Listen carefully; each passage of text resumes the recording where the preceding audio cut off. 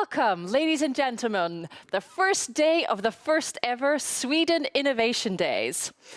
We meet digitally for obvious reasons, though the solutions to our challenges ahead are not as obvious. We have embarked on a colossal transformation, financially, socially, technically, and not the least, planetary.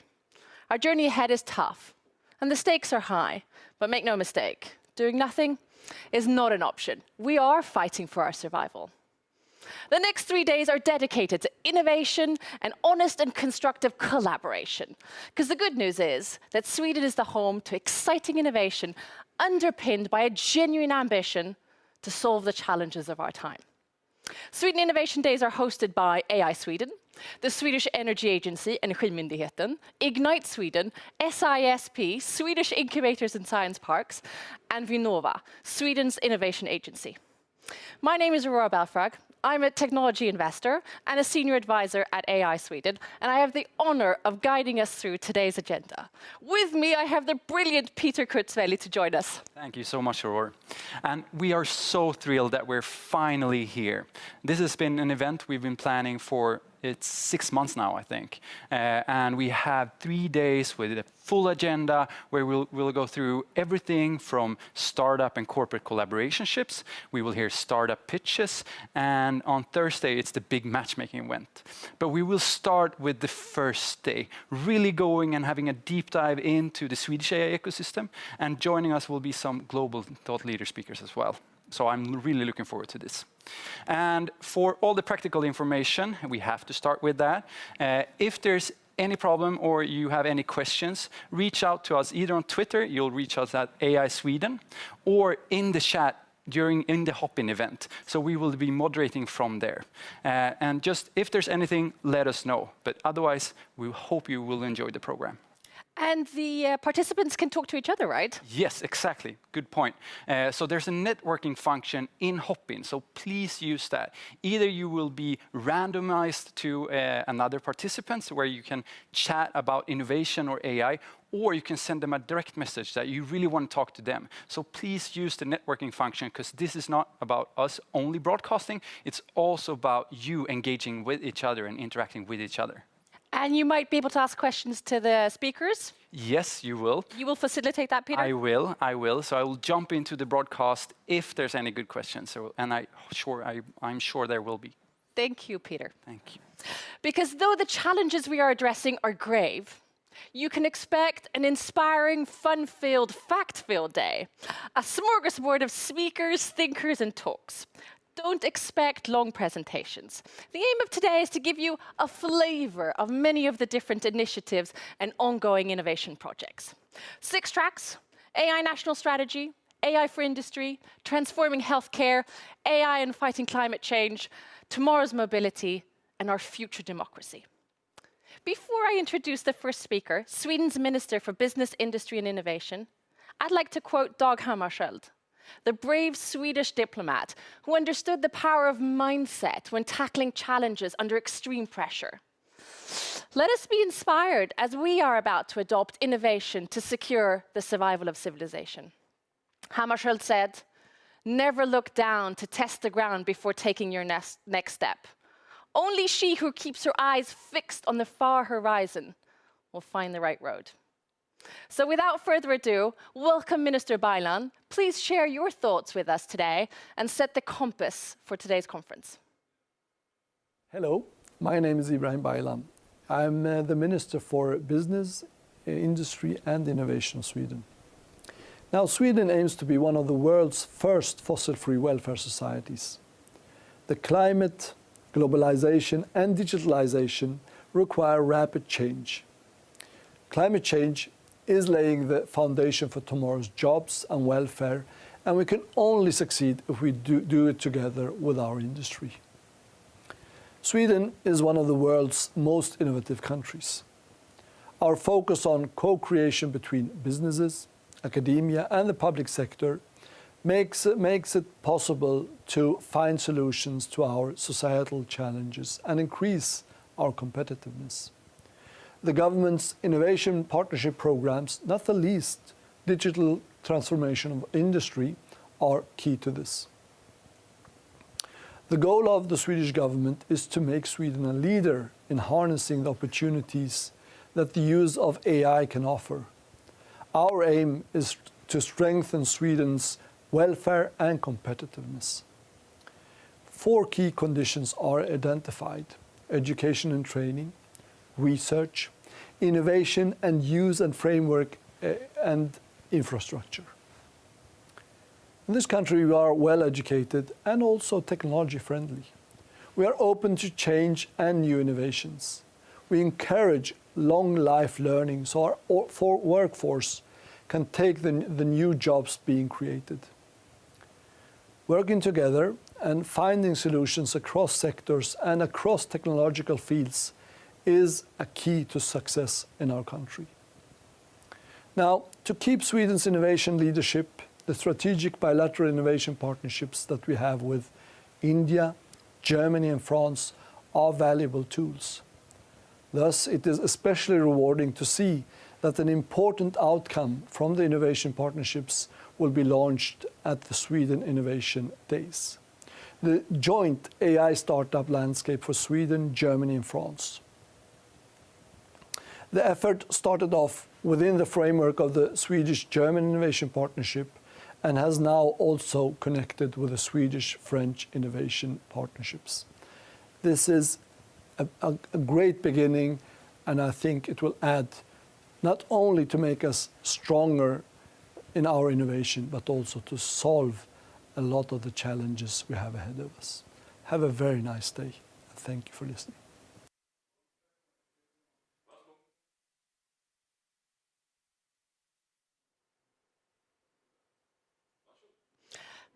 Thank you, Minister Baylan, for wise words and a clear direction for Sweden in general and for this conference in particular.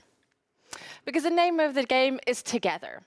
Governments together with industry, together with startups, together with academia. And let's not forget Sweden together with like-minded nations striving to build a fossil-free welfare state. The following track, a national strategy, will give you a feel for Sweden's strategy and progress, as well as international inspiration. We will learn from the best, which is a great segue onto the track's first speaker. She is definitely one of the best. Sweden's Director General of our innovation agency, Vinnova, Darja Isaksson. Many of us follow her work and thinking, and when I lose drive and direction and energy, her words ring in my ear. We are the last generation with a window of opportunity to make a difference.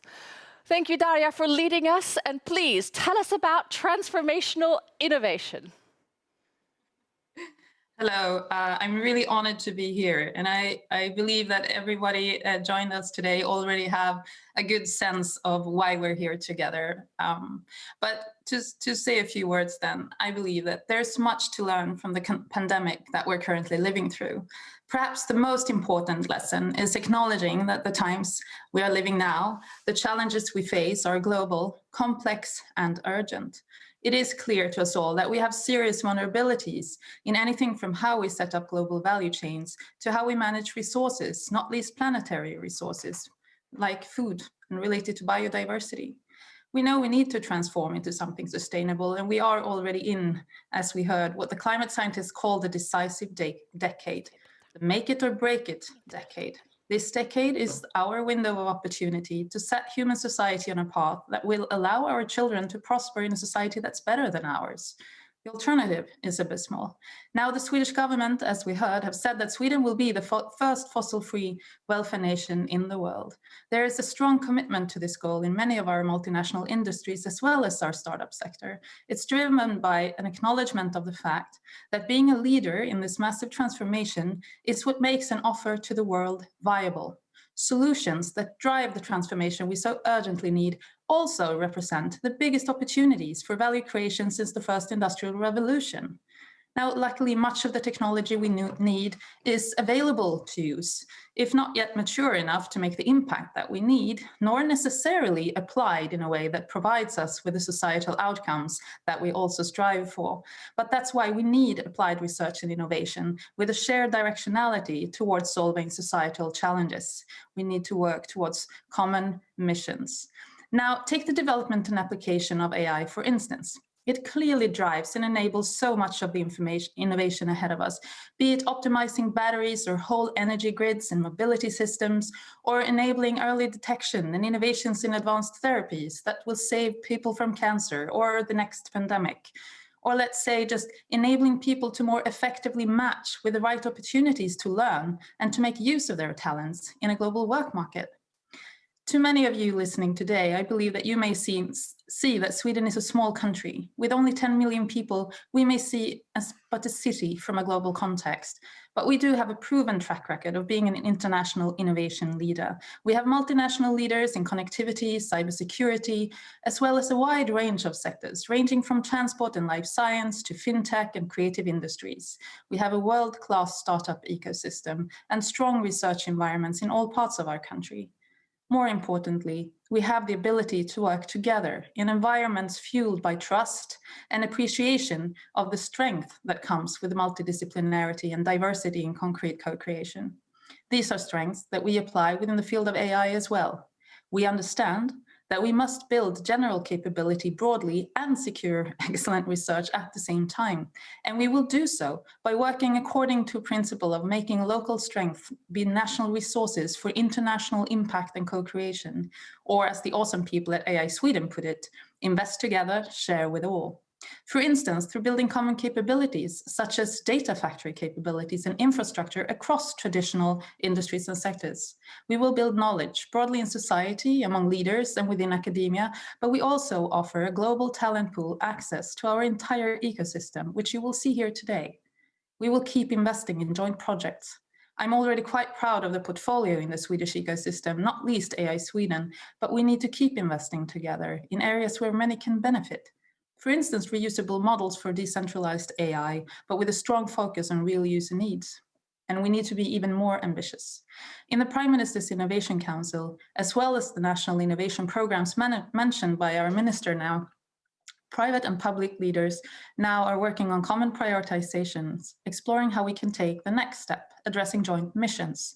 That could be about transforming industrial value chains related to goals in health and well-being. So I believe that these 2 days will hear plenty of the opportunities for industries, startups, academia, and public sectors innovating together. You will see represented the strength in the Swedish ecosystem. From a Vinnova perspective, there's been remarkable progress in the last few years. We will celebrate what has already been achieved, but we will focus on finding new opportunities ahead with a global community represented with us here today. And we will remain humble and acknowledge that we have much to learn from others. We will look forward to the program today, I do believe, knowing that we will keep building these capabilities together.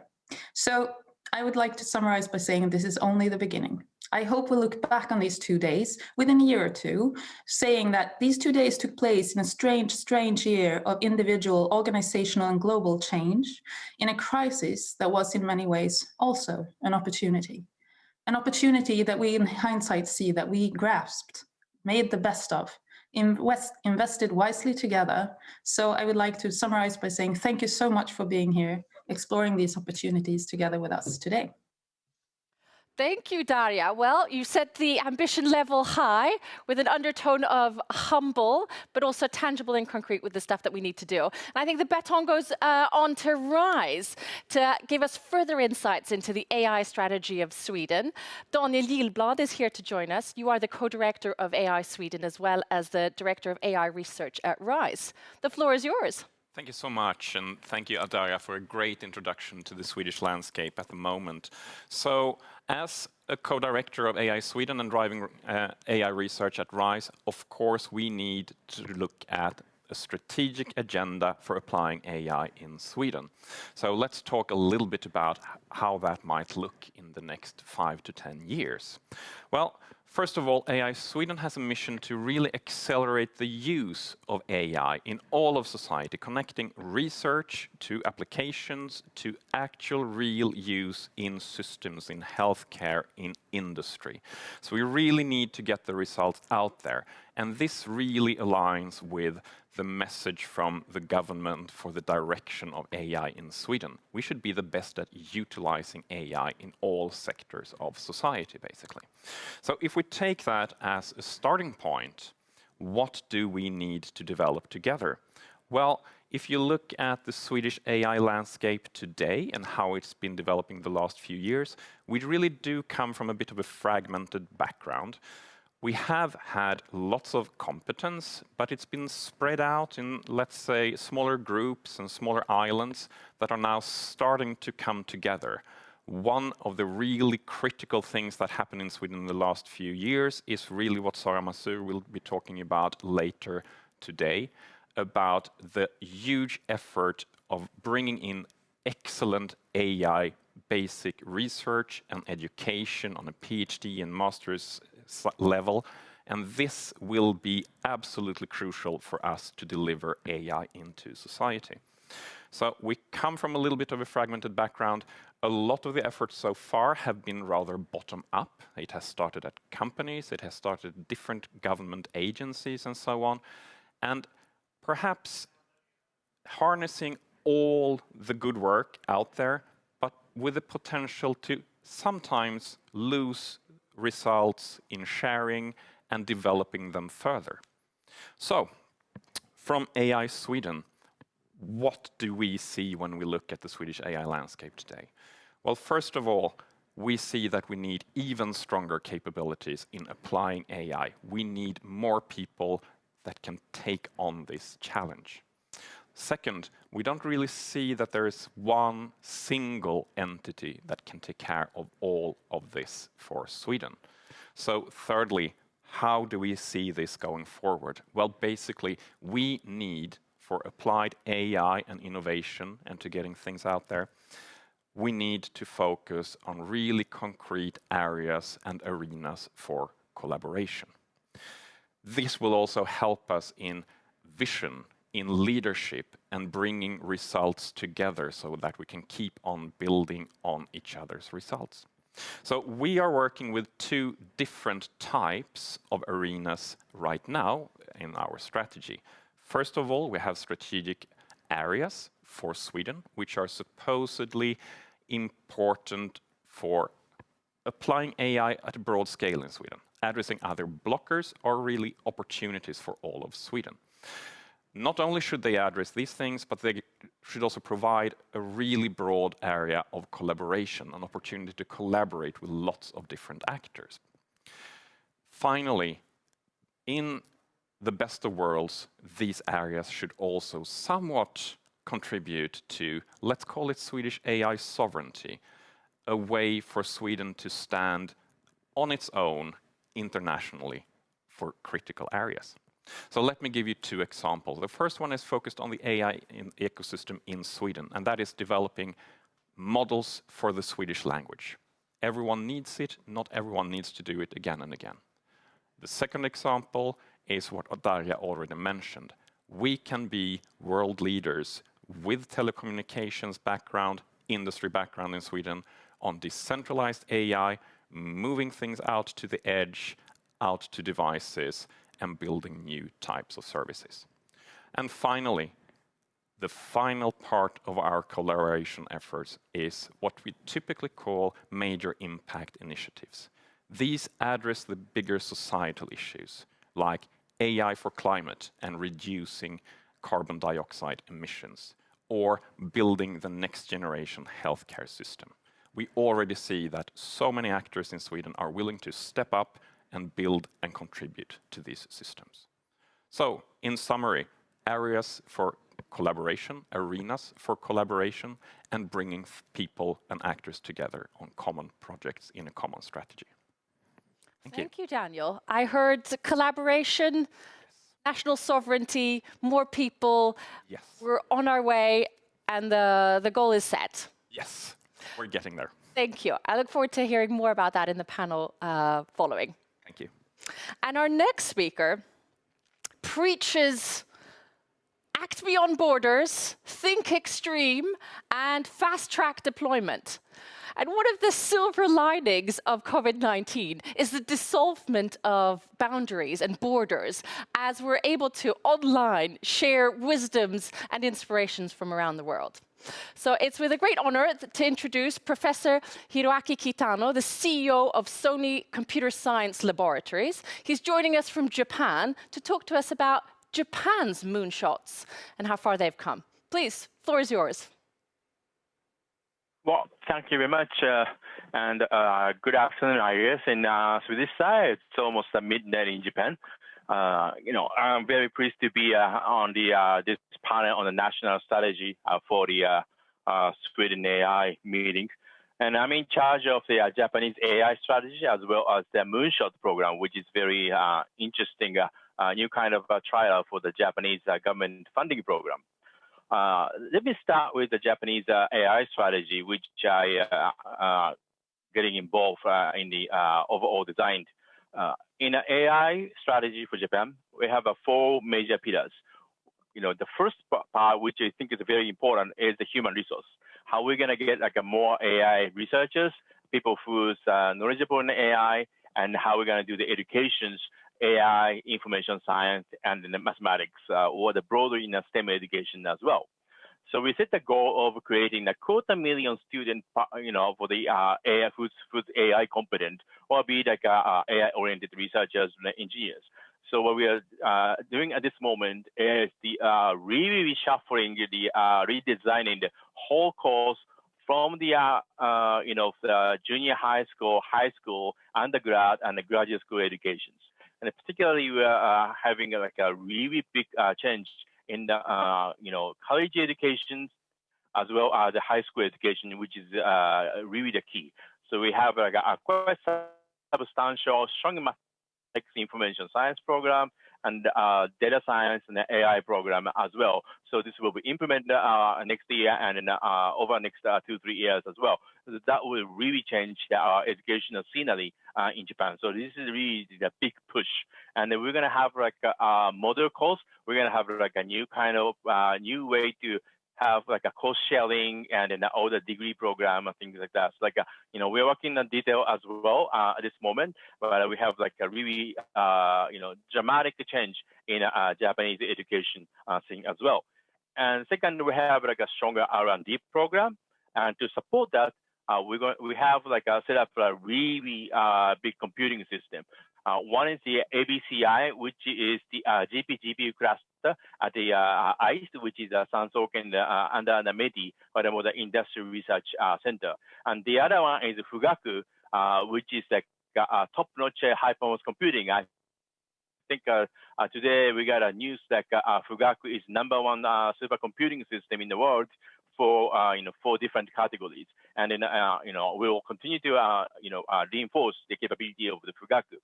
And Fugaku is very interesting. It's not only for the AI, but it's going really strong in numerical computing as well. And one of the best use of Fugaku in recent day is to try to simulate the aerosol and droplet dispersion in the COVID-19. So I'm also in charge of the government program for the AI simulation fight against the COVID-19, where we're going to use extensive HPC, data science, and AI to fight against the coronavirus.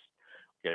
Now, the third section is the industrial applications. We actually going for the older industry, try to see how the industry application can be done, and also focusing on international collaboration as well. Now, so that's a big chunk of the AI program, and we started the AI R&D Network Japan, our AI Japan, which you have a website, just like you have a Sweden AI, and we have a consortium of the national research centers and all the universities, and we're adding a private sectors as well. So try to coordinate efforts and who's doing what, and then help each other in a Japanese AI scenery.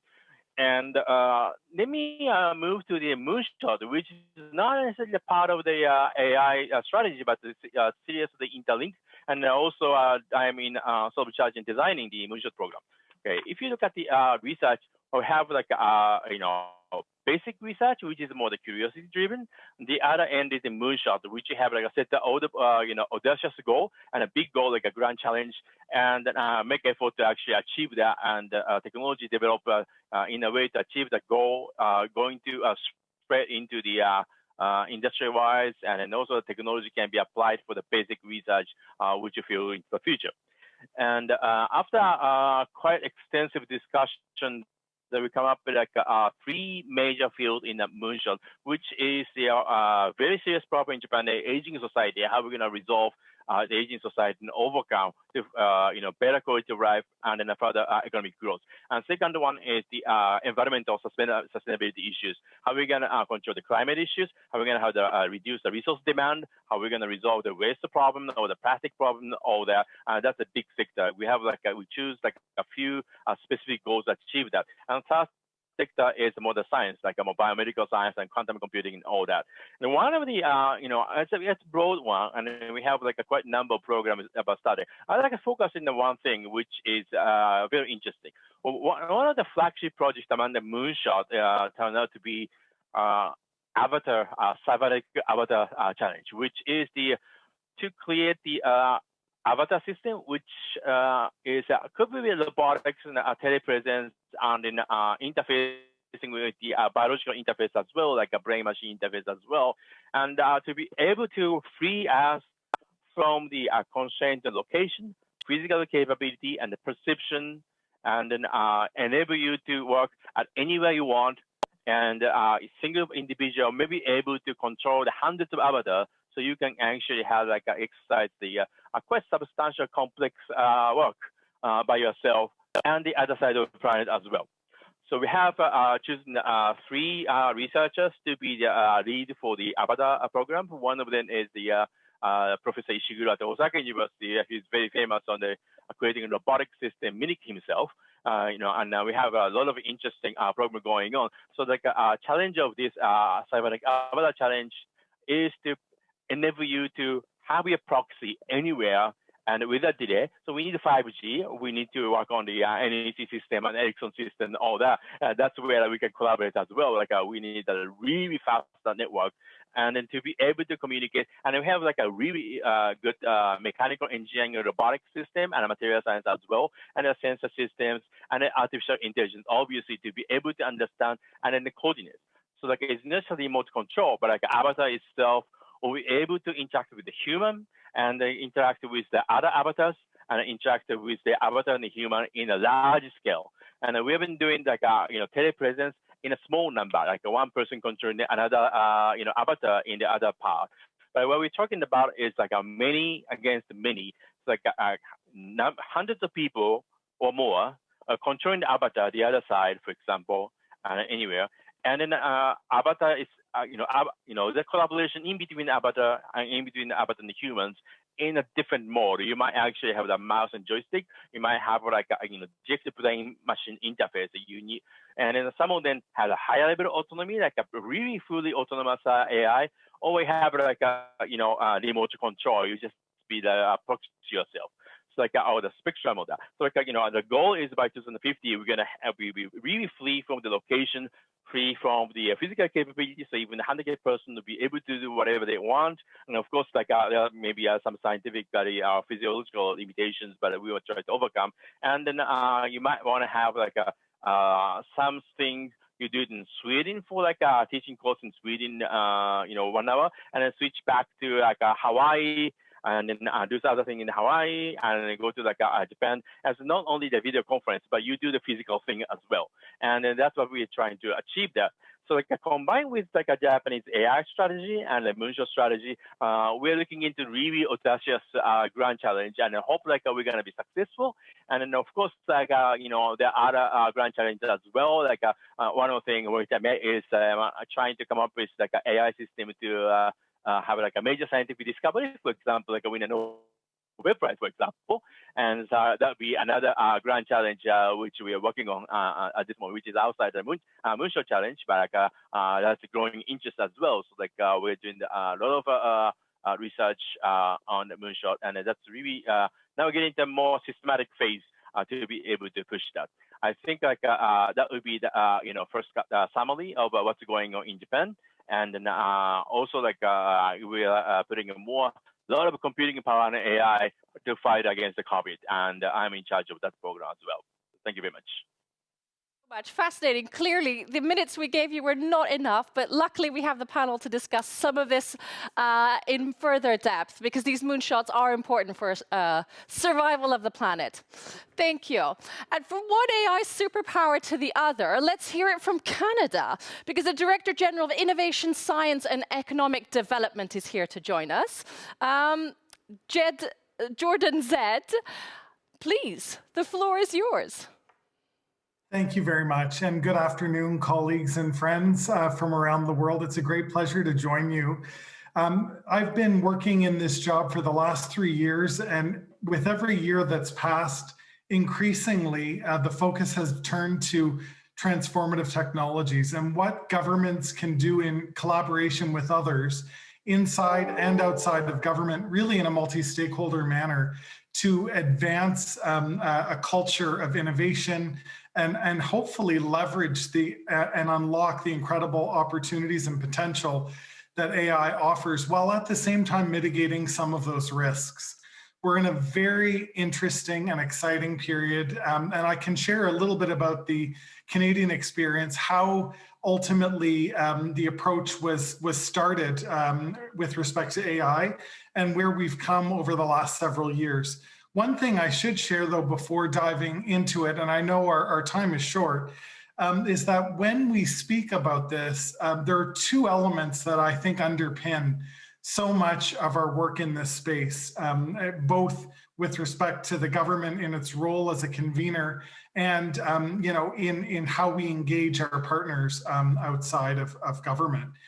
That is, whatever we do really is anchored in a sense of maintaining and growing public trust. So that really is a foundational element. And then the second piece is that whatever we're doing, that the fruits of our labor, that the opportunities are shared as broadly as possible, so that really the lens through which we're conducting our work is one of inclusion. And so my Minister Navdeep Bains, anchors much of our work and our focus and our objective in those two ways.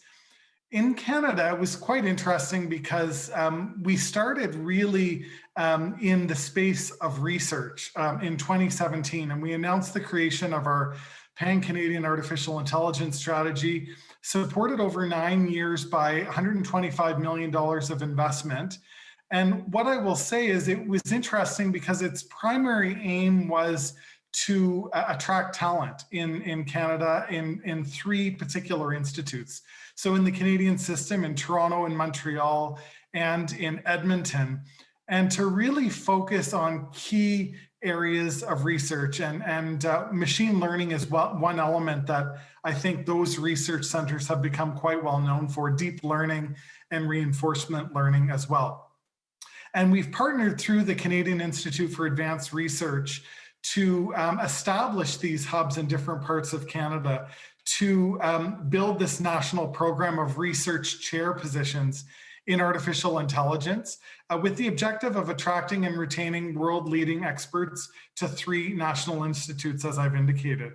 So I think one of the key things that really was helpful in the Canadian context was a sense of certainty and a longer time horizon for funding, so that it wasn't just a sense of 1, 2, or even 3 years, but rather a longer period in which those chairs could really begin to develop depth and expertise, and really a school that allowed them to grow their research in their respective fields. Building on that, we have also, I think, another key pillar to reflect upon in the Canadian context is recently established our AI Council of Advisors.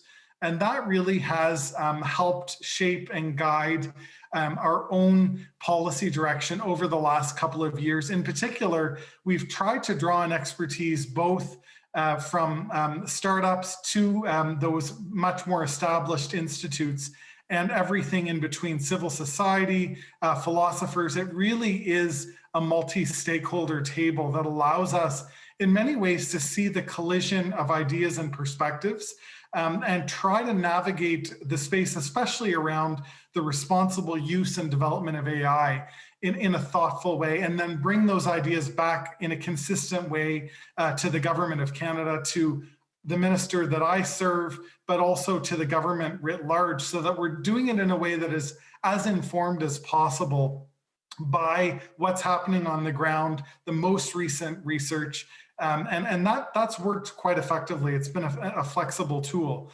And then perhaps the last piece that I'll focus on is the recent establishment of what we've called the Global Partnership on Artificial Intelligence. What we've aimed to do in the creation of that is essentially draw together global expertise in 5 areas. So the 5 areas that were prioritized include responsible ethical AI, AI and pandemic response, data governance, innovation commercialization, and finally, the future of work. And so far, 15 countries have joined this international initiative. The first plenary will take place just in a couple of weeks at the beginning of December. I've listened very closely to the remarks at the outset of today. I'm very excited about the prospect potentially of collaborating with Sweden and other partners to really build best practices that can be then shared with a broader international audience to help inform and guide and shape our thinking as an international community going forward. So we're very excited about this project, and hopefully there'll be opportunities to share more about the fruits of the labor of those 5 tables as they meet this coming December. So perhaps I'll leave it there, but very much look forward to our discussion and answering any questions you might have. Thanks very much. Thank you, Jordan. And yes, we look forward to your comments in the panel following this. But our last speaker for today for this track underpins the need for the fundamentals of success. Because it's all well and good to talk about an AI strategy and declare it, but you need the important building blocks for it to work. And WASP is a national initiative to support strategically motivated basic research, recruitment and education, and recruitment for faculty. And it's become one of the key pillar stones of the Swedish strategy. And it's an honor for me to introduce Sarah Masur, one of the dedicated heavyweights within AI in Sweden, as well as the Director for Strategic Research, as well as the Chair of WASP. Sarah, the floor is yours.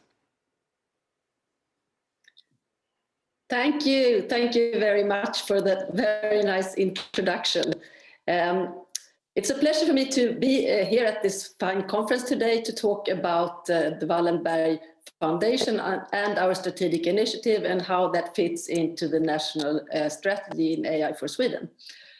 So our journey with the Wallenberg Foundation actually started 6 years ago, late 2014, when we started to think about how could we invest in research that would be for the benefit of Sweden and for Swedish industry. And the reason that we wanted to do this was because we thought it was extremely important to have a long-term competence build-up for Sweden in areas that were very important for Swedish industry. We also wanted to bring our different universities together to build a strong international competitive research environment that would make it possible for us to attract world-leading competence in these essential areas. And we wanted to do this together with Swedish industry in a joint force with them. And that was then the beginning of the WASP program that was started in 2015. The WASP program today has a budget of 5.5 billion Swedish crowns, and it's by far the largest individual research program in Sweden ever. And it stands for the Wallenberg AI Autonomous Systems and Software Program.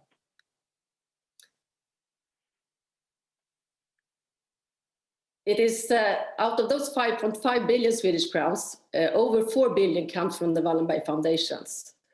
And why we're doing this is because we want to conduct excellent research and competence build-up in AI, autonomous systems and software for the benefit of Swedish industry.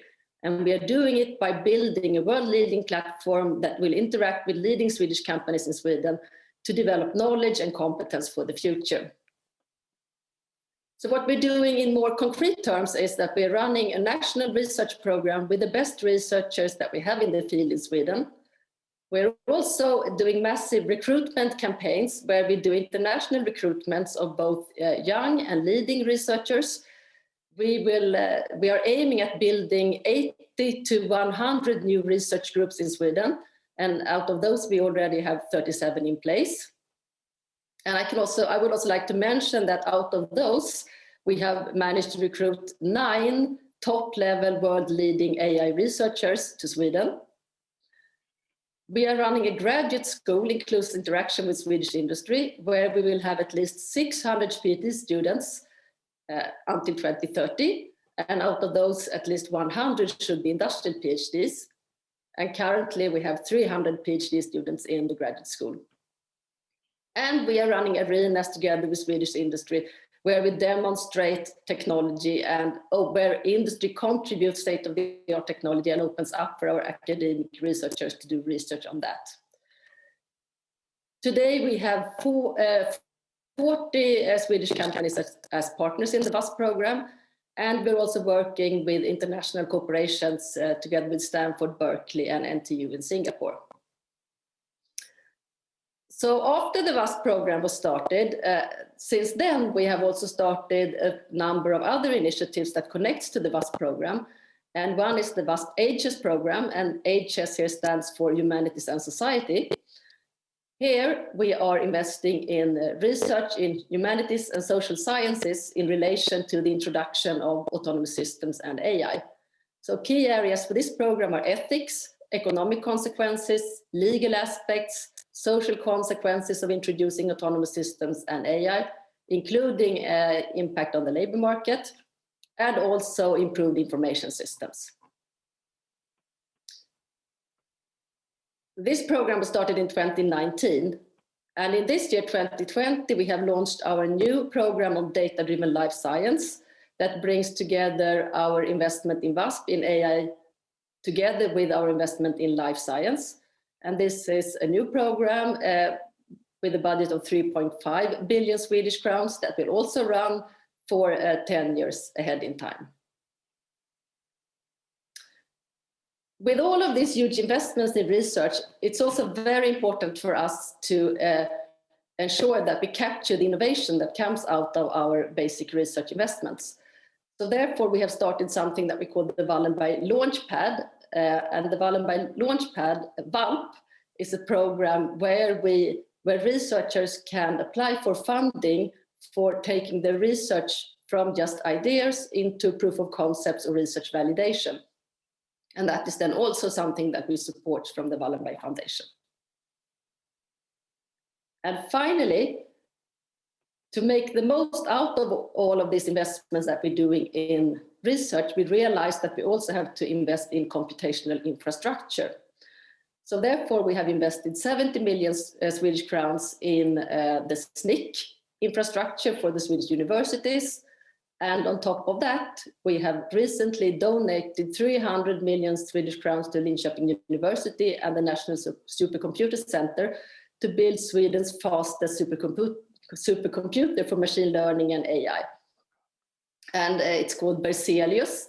It will be started in the beginning of next year. And it's a supercomputer based on 60 NVIDIA DGX A100 servers. And it's by far the most powerful supercomputer in Sweden with a capacity of over 300 petaflops. And it's then to be used for AI. So to summarize, we from the Wallenberg Foundation, we invest around 10 billion Swedish crowns in strategic research programs in the areas of AI and digitalization technologies. All of these programs are long-term programs, which means that they run for 10 to 15 years, and they will continue until 2030. We started 2015 with the VASP program, but that was the beginning. Since then, we have launched the VASP Ages program and also our program on data-driven life science. What we do is that we support excellent research at Swedish universities, but we also run extensive graduate schools where we will have almost 1,000 PhD students. And we have started the Wallenberg Launchpad to support innovation that comes out of our research. And finally, we have also invested in computational infrastructure for AI with 70 plus 300 million Swedish crowns. So that is how our part and our strategic research investments fit into the Swedish national agenda. Thank you. Thank you, Sarah. Both very impressive and very important for Sweden. And now let's move to a panel discussion, which we've broadly named Why AI Strategies Matter. Because there is a reason why we're discussing national AI strategies. Beyond the headlines, we see a clear undercurrent of competition versus collaboration. It's fair to say that many nations aspire to be the world-leading AI something or another.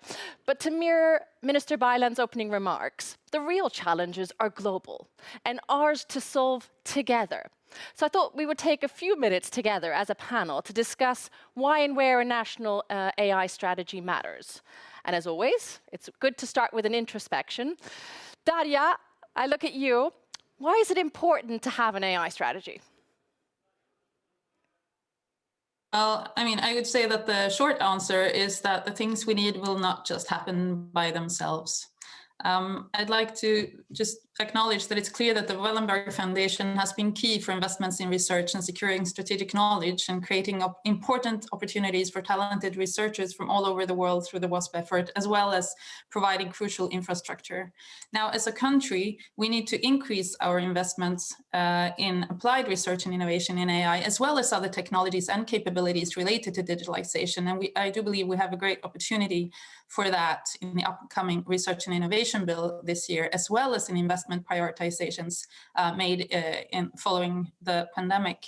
Now, in order to build the capabilities, the strengths that we need to work together. We need to excel at synergies and cross-sector collaboration. So I think that we're in a good position to do so right now. There have been excellent opportunities provided by the WASP, building our foundation.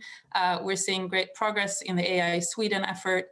And I also know that actors, both public and private, are finding common prioritizations right now on what we need to do further. In order to secure the infrastructure, we need computational power, opportunities for all the talent that comes out of the WASP effort, and more importantly, really enabling the cross-industry collaborations that can really make a difference. So, well, strategies are needed to create directionality, common goals, and pulling towards them together. And I think that's what we're doing right now. I take it from your perspective, you clearly wear the hat of Swedish industry.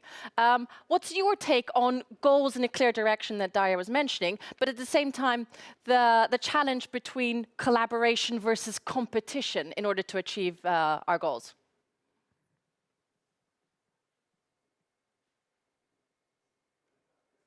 Sarah? Oh, sorry. Well, I didn't hear that the question was for me. Yes. Sarah, it's for you. First of all, I would like to say that AI is one of the most important transformative technologies, both for industry and for society. So it's crucial for Sweden to stay in the forefront to ensure that we have a competitive industry and also that we have an efficient public sector. When it comes to competition versus cooperation, for me, it is important that we cooperate within Sweden because we are a small country. We only have 10 million inhabitants in Sweden, but we have world-leading industries. We have a well-developed public sector.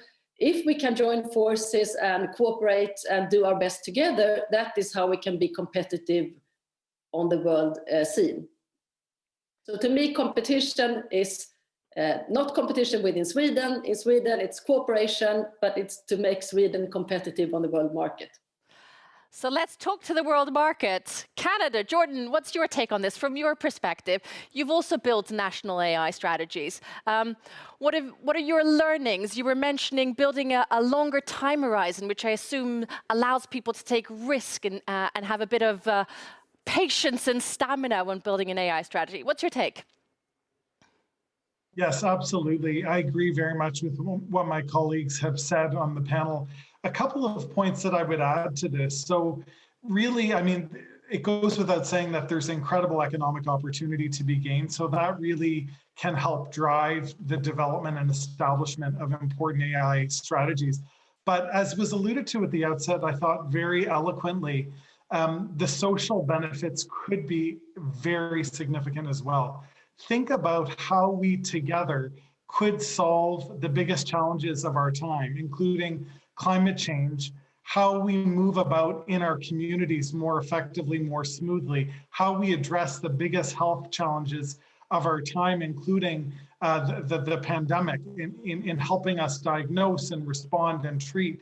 And so I think in many ways, governments can seize the opportunity to shape and direct some of the power that they have to convene to towards some of these huge problems that we face collectively. And of course, these are collective challenges. They're not Canadian challenges or Swedish challenges or Japanese challenges alone. They're challenges we face collectively.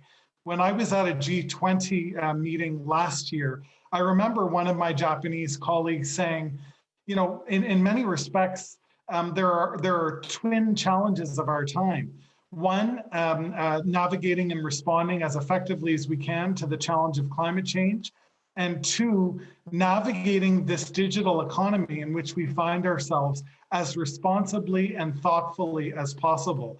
And so I think in many respects, coming together in these kinds of form can help us understand where are the guardrails, where are the opportunities, how can we iterate effectively and innovate in a way that spurs a sense of forward motion, but also at the same time potentially responds to some of the collective challenges that we're facing. So definitely significant economic drivers, but social ones as well. Jordan, we're going to speak later today about climate change specifically, but also the risk to democracy. But just on the back of what you've said, do we have the right institutions to go from talk, because it's easy for us to hear, say bombastically, together and collaborate. It's all nice words, but how do we do that in practice? The council you were mentioning, is that functioning well? Do you see positively on that type of collaboration? So the short and I think honest answer to your question is no, we don't have the governance yet in place or the institutions. I think part of the reason these kinds of discussions are so important is to try to navigate what are the elements that we need to put in place so that we can connect across governments, across stakeholders in different places so that we are more effective. The Global Partnership on AI that I referenced when I spoke a few moments ago is one example in which we are seeking to make those connections very concretely.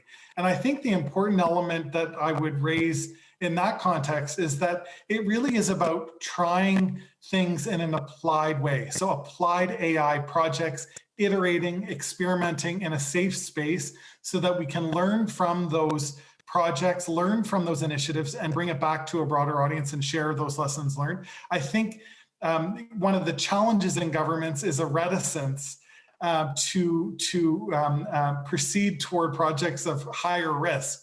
So how do we build in those spaces of greater risk tolerance so that we can actually learn from those experiences and then bring them back as effectively as possible? So we're not there yet, but I think some very good ideas emerging in an increasingly complex AI ecosystem. So navigating that ecosystem and trying to piece it together, I think is our opportunity collectively.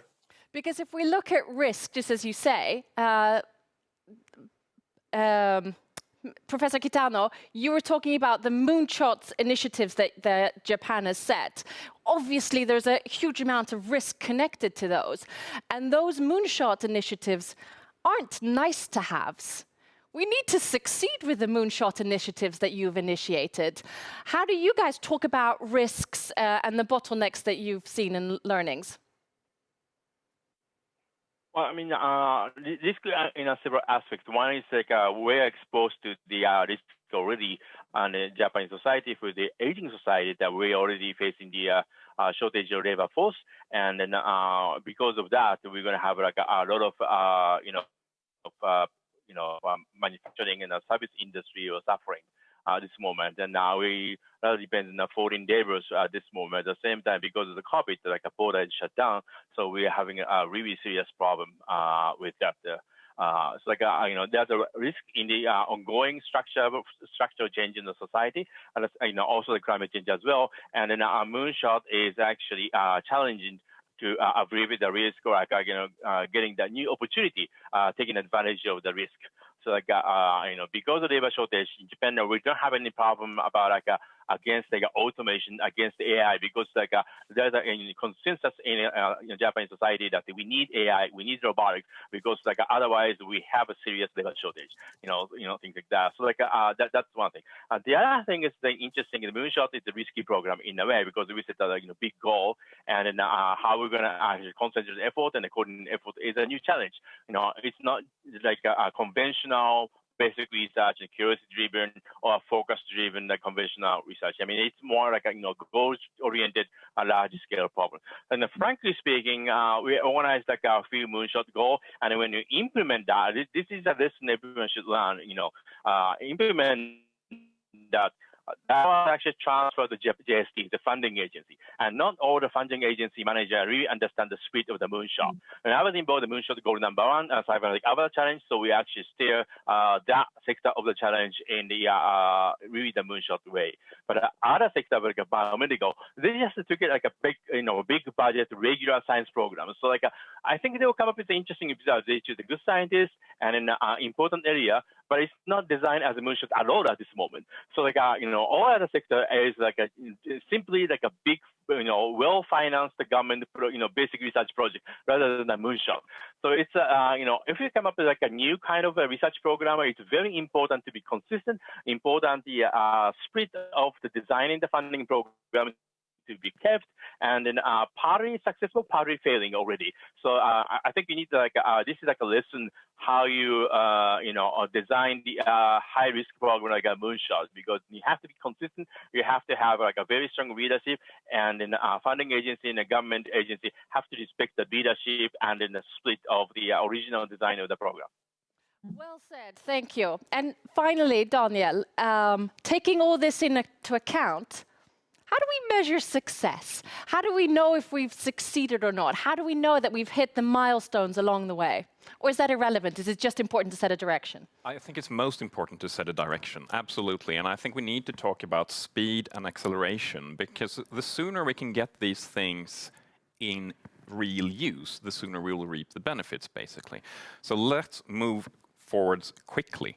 So measuring success, well, in a very general sense, of course, it's on the level of how much carbon dioxide are we emitting, how efficient are our transportation systems, and so on. But those are very difficult things to measure. I think that we need to look at the general competence base. How many people are talking about AI? How many people are using AI and leveraging AI continuously in their work, in new products, in new services, all along? And to do that, a national strategy would absolutely be of benefit to really work together and build on each other's results. Thank you, Daniel. And today we've talked about the big picture and the broad strategies and goals that we need to achieve to solve the big problems of our time. And I think it's always worth looking at the corner of the patchwork somewhere else to find a bit of energy and goosebumps. And I'm glad to say that we have a bit of a coincidence here at the Sweden Innovation Days, because we have two speakers that knew each other and haven't spoken for decades until they saw the program. Jordan and Amy, tell us, how did you guys meet in this circus of AI? Yeah, well, maybe I could start first. I want to say hi, Jordan. It's been a long time, 23 years or so since we've seen each other. We went to high school together, and we were in the same class. And I think after high school, we each went our separate ways. And I ended up in Sweden, of all places, and we lost track. And then I saw that there was your name on the program for Sweden Innovation Days. And I thought, is this Jordan? It was just absolutely, so unlikely that our paths would cross in this way. It's really nice to see you. It's wonderful to see you in this context. I think it just reinforces, what a small global community in which we find ourselves. I hope that we'll get a chance to work together on this and also see each other through this work.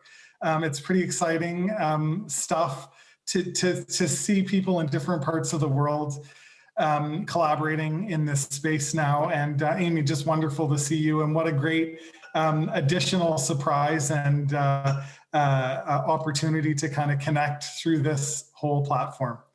Because, as we said, we need each other. It's all about relationships and networks and the personal glue to make AI happen, to solve our big problems. And the 5 of you, or the 6 of you, now have proof that you know each other and we will be able to collaborate in the future. And we will keep tabs.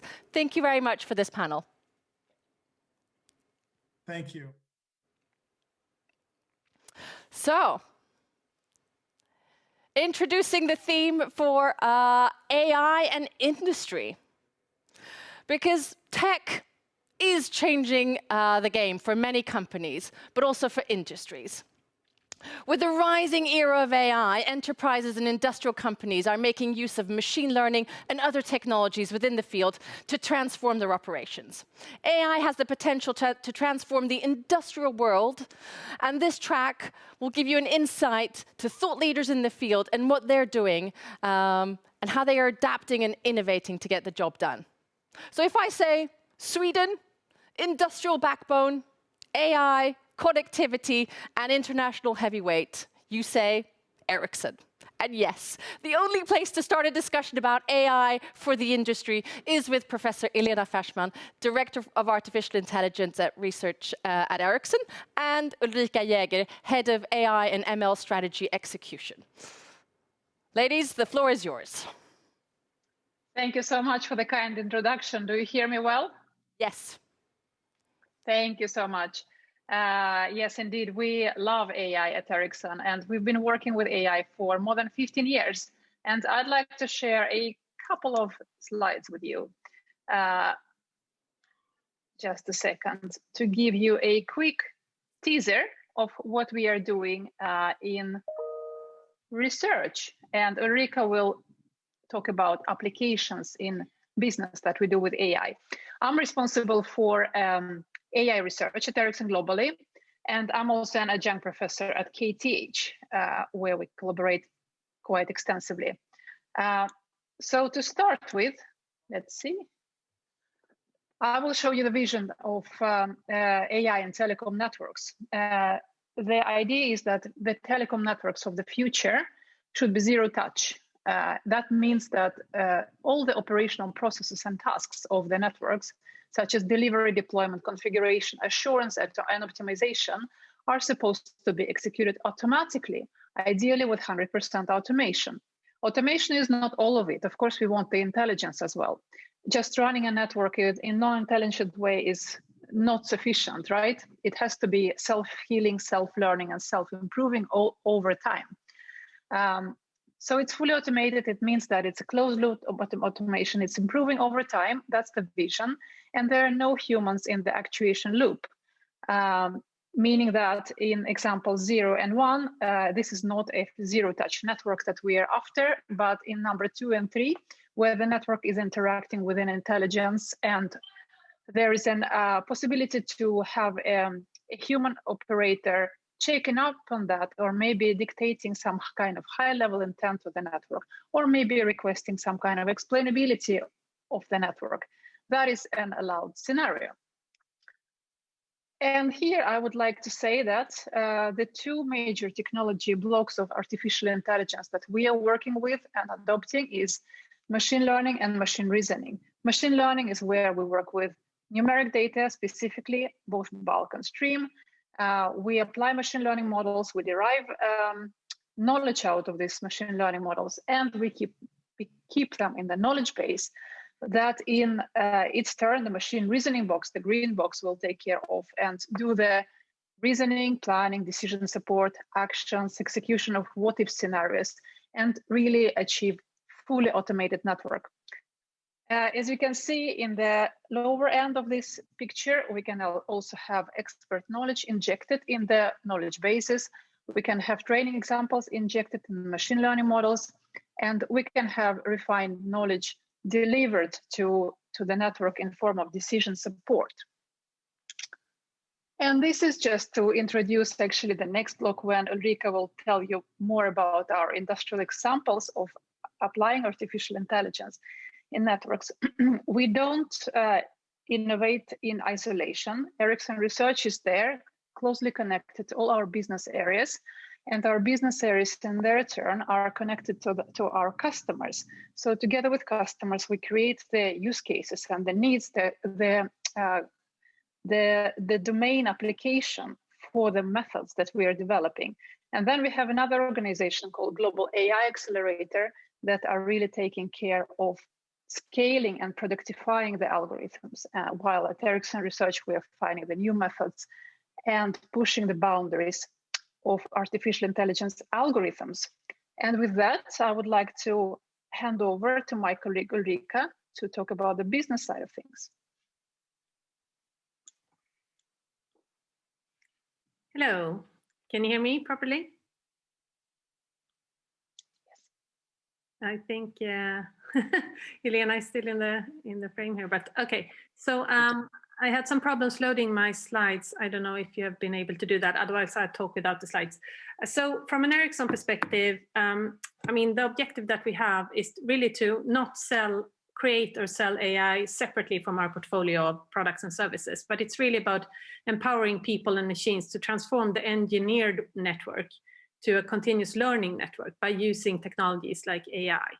And what we want to do is really to embed that into our products. So enhancing our software using AI, but it's also to, like Elena was describing, removing the person and the human out of the equation when we're, for example, performing services, and moving towards an AI-driven and automated network as far as possible. And how are we doing that? Well, we are doing it in our different business areas that Elena was showing, and we're doing it in different ways depending on how the portfolio actually looks like. The area where we have actually come furthest is in the managed services domain, which is and has been traditionally very human-centric and human-dependent and very little automation. We started the journey by automating most of the processes as far as possible. And then we added the step of thinking data-driven, re-engineering actually how we do things, and also adding the AI technology to the mix. And by doing that, we have actually been able to automate around 40% of the processes that we're using in managed services, where we are managing the operators' networks, let's say.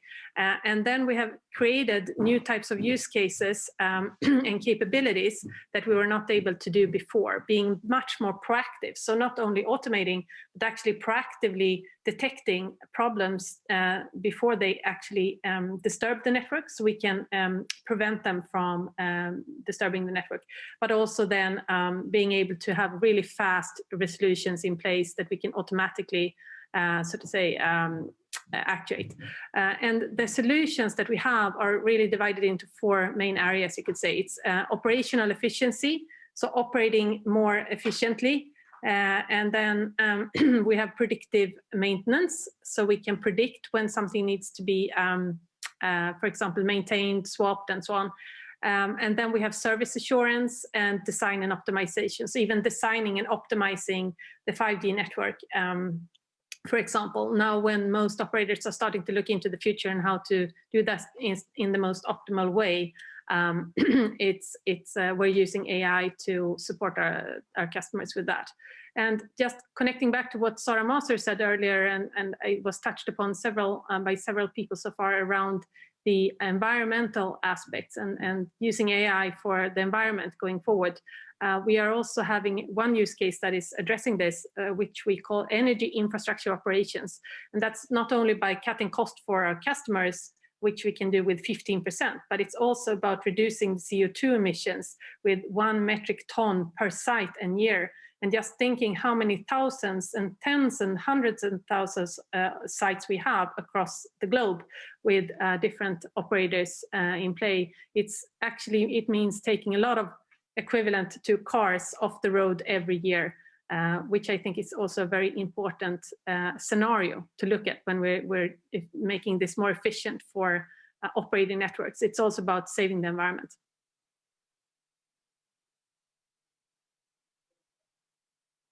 Ericsson, always setting the bar higher, and a great inspiration for all of us. Our next speaker is the chaired professor of machine learning at Luleå Universitet, Marcus Lewicki. Marcus focuses on machine learning, which is one of the important cores of artificial intelligence, and he looks at how artificial intelligence can help solve human tasks. Research on applied AI towards industry. Marcus, the floor is yours.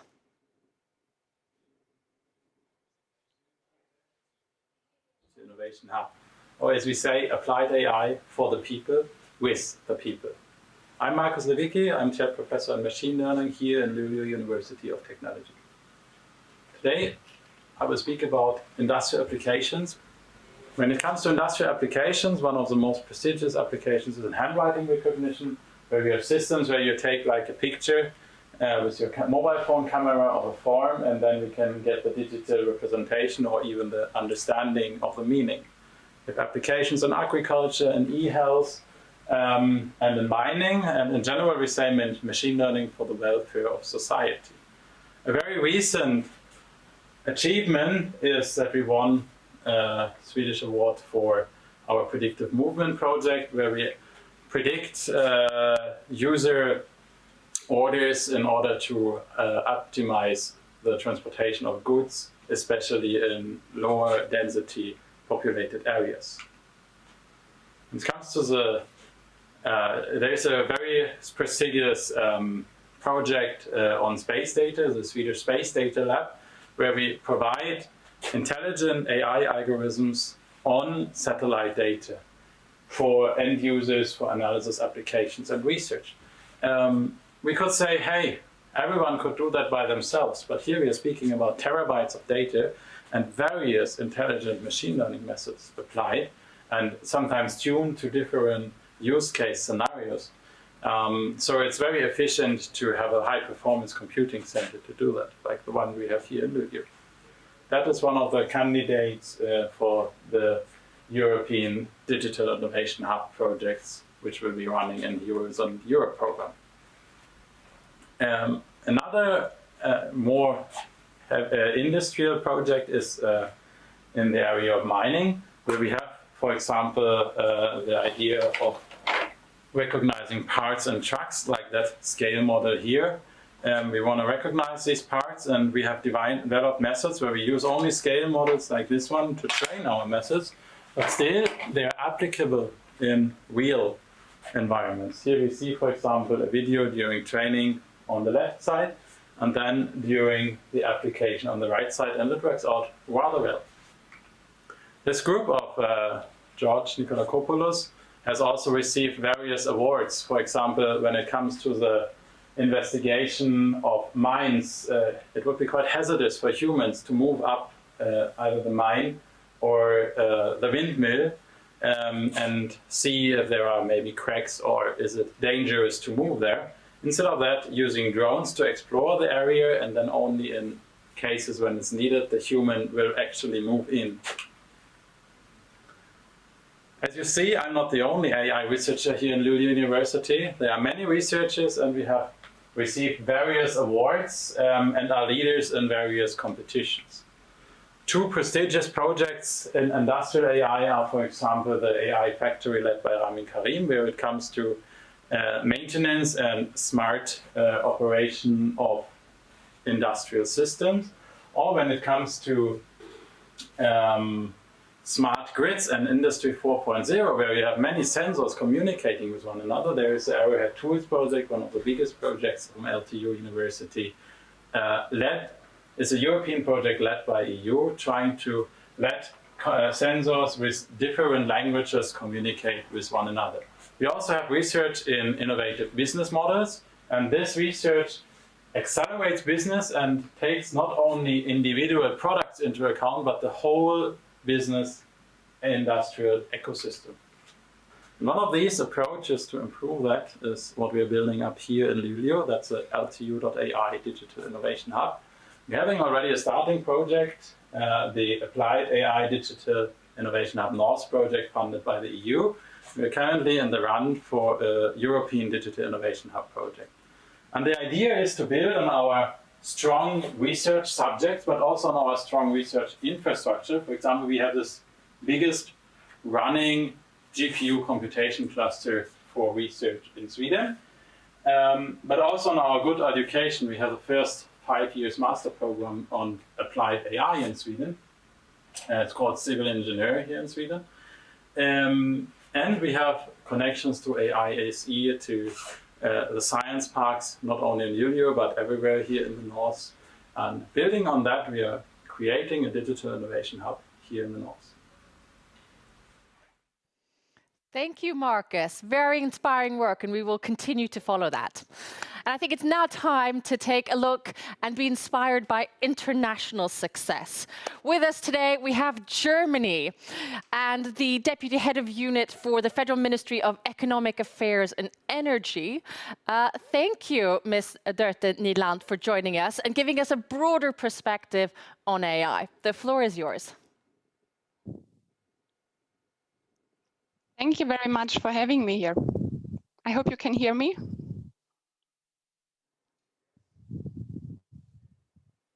All right, thank you very much. I'm very happy to talk about the perspective from Germany about AI and industry. AI is the future technology and the growth driver, as we all know. It will determine the innovative and competitive ability of tomorrow across all industries.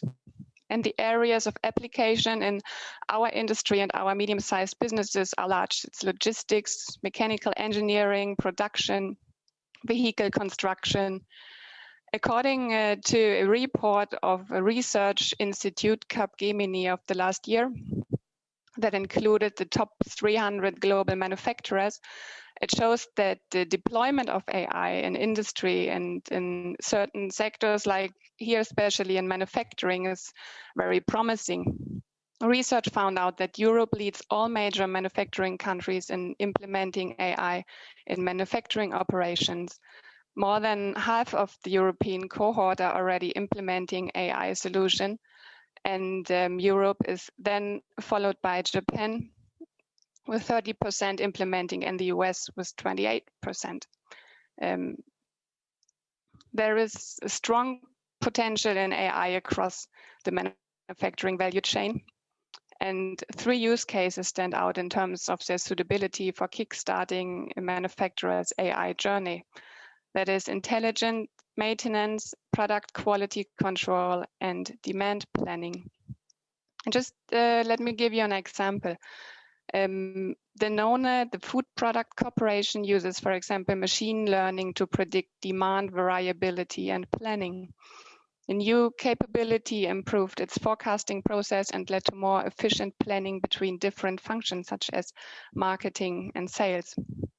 It had led to a 20% reduction in forecast error and a 30% reduction in lost sales. However, the German and also the European industry is shaped by SMEs. No fewer than 99% of all the enterprises in Germany are estimated to be in the mid-sized sector. And these medium-sized enterprises generate more than half the added value and provide over 60% of all the jobs in industry. Particularly in the industrial mid-sized sector, smart products, flexible production, efficiency, and interconnected added value offer tremendous potential, but also some major challenges.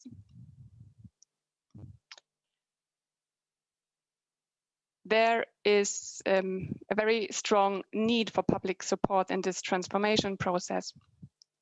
We are lucky that we have in Germany a very good starting position. We have been funding research on artificial intelligence already for many years, and we have a strong, internationally competitive and well-positioned research landscape. The central challenge that we face is the transfer of AI basic research results into applications. And that's why the German AI strategy highlights transfer measures to support especially SMEs and startups in their efforts to create value in AI. So this is why we are especially focusing precisely on supporting the mid-size sector in its way into the digital age with a wide range of amenities. A large number of protagonists are already promoting digital skills in SMEs. This is really essential. We launched the course Elements of AI in Germany as well. I know you have it in Sweden, and I think Finland was the first country that had it. It's a free online course that explains the basics of AI to everyone, what it is, what it can do, and what it cannot do. We also have a number of mid-sized 4.0 centers of competence, that's how it's called. These are competence centers that are based all over Germany. And what we did is we started with special AI coaches at that centers, a program to effectively reach especially SMEs with the topic of AI. Since June last year, more than 50 AI trainers have started their work in 18 selected competence centers so that AI innovation can be adopted across the whole country. With AI innovation competitions, my ministry is promoting AI lighthouse projects to increase the application of AI. In response to the Corona crisis, a special call for funding has been launched to promote AI to overcome epidemic crisis. So we were very flexible here. And we are also promoting Gaia X, the European initiative to strengthen the digital sovereignty. And last but not least, what we do have in Germany and what I think is also quite crucial is we are promoting cooperation platforms like Platform Industry 4.0, which aims to promote the digital transformation of manufacturing in Germany. It ensures a space for competitive exchange between relevant stakeholders like from politics, businesses, academia, trade unions, and also associations. And we have another platform that is called Platform Lernende Systeme, a platform of learning system that brings together leading experts in self-learning systems and artificial intelligence from science, industry, politics, and civil organizations. I think I'll leave it at this point here. Thank you. Well, vielen Dank. And it was truly inspiring and also very interesting to hear the German perspectives, both in terms of learnings and challenges, but also successes. Thank you. And without further ado, we have one of Sweden's stronger AI heavyweights with us today, who heads up the Center for Applied Autonomous Systems Center with the questionable abbreviation AASS of Örebro University. Her resume is beyond extensive, but I will do her justice by mentioning at least one of the things that she's done above and beyond Örebro, which is she was a key part of the Swedish Omstartskommissionen and addressed how we can use technology to reboot Sweden after the pandemic. Amy, the floor is yours.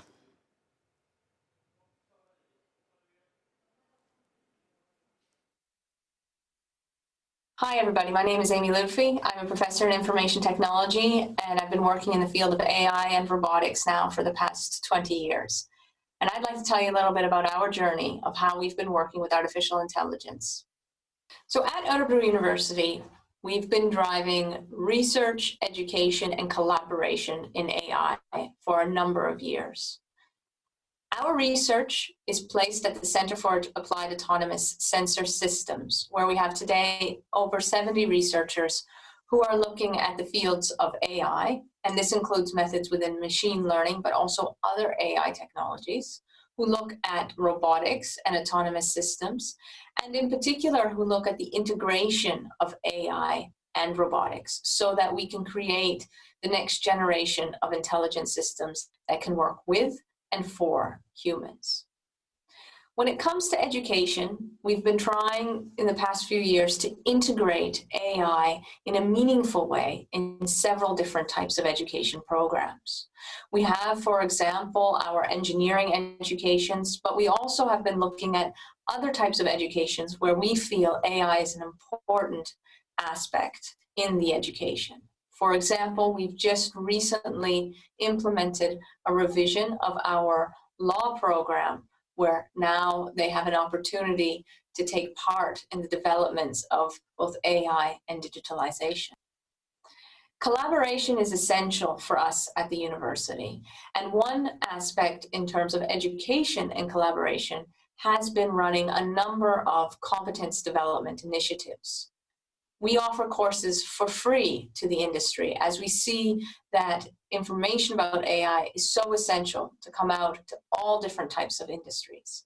And we now have a specialized program called Smarter, where industry partners can come to the university, can share their different AI challenges with us, and together we try and find new solutions to these problems, but also increase their level of awareness and competences about AI. We find that by working with industry in terms of education, we also lift new research problems that feed into the research environment. In terms of collaboration, we also see that there is a need not only to provide competences in AI, but to ensure that the need and demand of AI is also happening and occurring in an equal pace. And so for this reason, we've been working with our national partners on the implementation of AI. And in particular, what we do is we work with companies, but also the public sector, to see how they can take the knowledge that is being produced in academic environments and really transform that into something that can be implemented into concrete solutions. There are a lot of different aspects that need to be looked at when it comes to the implementation of AI. It's not just the technical ones, but also legal aspects and aspects about IT infrastructures that are important to see. Although we are in these pandemic times, we are working our best to nevertheless create good meeting places where researchers, industry, students, and the public sector can interact and discuss various challenges about AI. We have our robot lab, which is a very useful tool for us to explore pilot projects within the area of AI. We also have a newly built innovation arena where we will hopefully have a chance to meet face-to-face in order to discuss our challenges. Our aim and our vision is to create a sustainable ecosystem around AI. When I say sustainability, I mean that all the different pieces of the university need to feed into each other. We see that the research feeds into education, the education feeds out into industry and collaboration, and these awaken new research questions which feed back into the research environments here at the university. Our objective and our aim also is not to work in isolation, but really to work together with our different international partners and national partners. In this way, we hope that AI can be an instrumental tool in confronting some of the biggest challenges that we have before us, and that we can show how AI can really be used for the good and the betterment of society. Professor Amy Lufti, that was truly inspiring, both in terms of being practical and showing us the work that you're doing, but also explaining how the broader ecosystem works and how these different insights and knowledges feed into each other and therefore become successful for real. And one of the key words that I heard throughout your presentation was collaboration, which is also a key red thread throughout these days of conference. And I think that is a great segue to let us look at an opportunity to collaborate and learn from other parts of the world and perspectives. And I think we should move to glorious India, because who better than Amitabh Kant, who's presently the CEO for the National Institution of Transforming India. He's the author of Branding India, An Incredible Story, and Incredible India. He's been the key driver in Make in India, Startup India, and the list goes on and on. Thank you for joining us. The floor is yours. Ladies and gentlemen, I'm greatly honored to address you here at the Sweden Innovation Days. India and Sweden have individually recognized the importance of artificial intelligence and are both working towards realizing their national strategies. There are certain characteristics such as a rich data ecosystem and a vibrant talent pool, which makes India an exciting artificial intelligence destination. India has the cheapest data rates in the world, and with close to 700 million internet users, it is a data-rich country. India is systematically building more infrastructure to bring more people online. Every 3 seconds, we add an internet user. Thus, not only we are creating a rich data ecosystem, but also propping up India as a global playground for research and development of artificial intelligence. Ladies and gentlemen, it is expected that artificial intelligence will be adding close to US $957 billion to India's economy by 2035. Recognizing this opportunity early on, Niti Aayog released the National Strategy on Artificial Intelligence in June 2018, ahead of many other countries. The strategy was especially significant in the global context, as it was the first to explicitly prioritize the AI for all, or the AI for social good positioning, something which has not only been appreciated globally, but is now being widely adopted. The national strategy of India sees the roadmap for realizing India's larger vision and identifies some key steps which needs to be taken. Firstly, we have to incentivize both fundamental and applied AI research through the setting up of centers of research excellence in artificial intelligence and international centers for transformational artificial intelligence. These institutions will be supported and driven by the top tier technical institutions such as our institutes of science, institutes of technology, and the triple institutes of technology, and robust public-private partnership. Secondly, we believe that we have to democratize access to this key AI-specific computing infrastructure.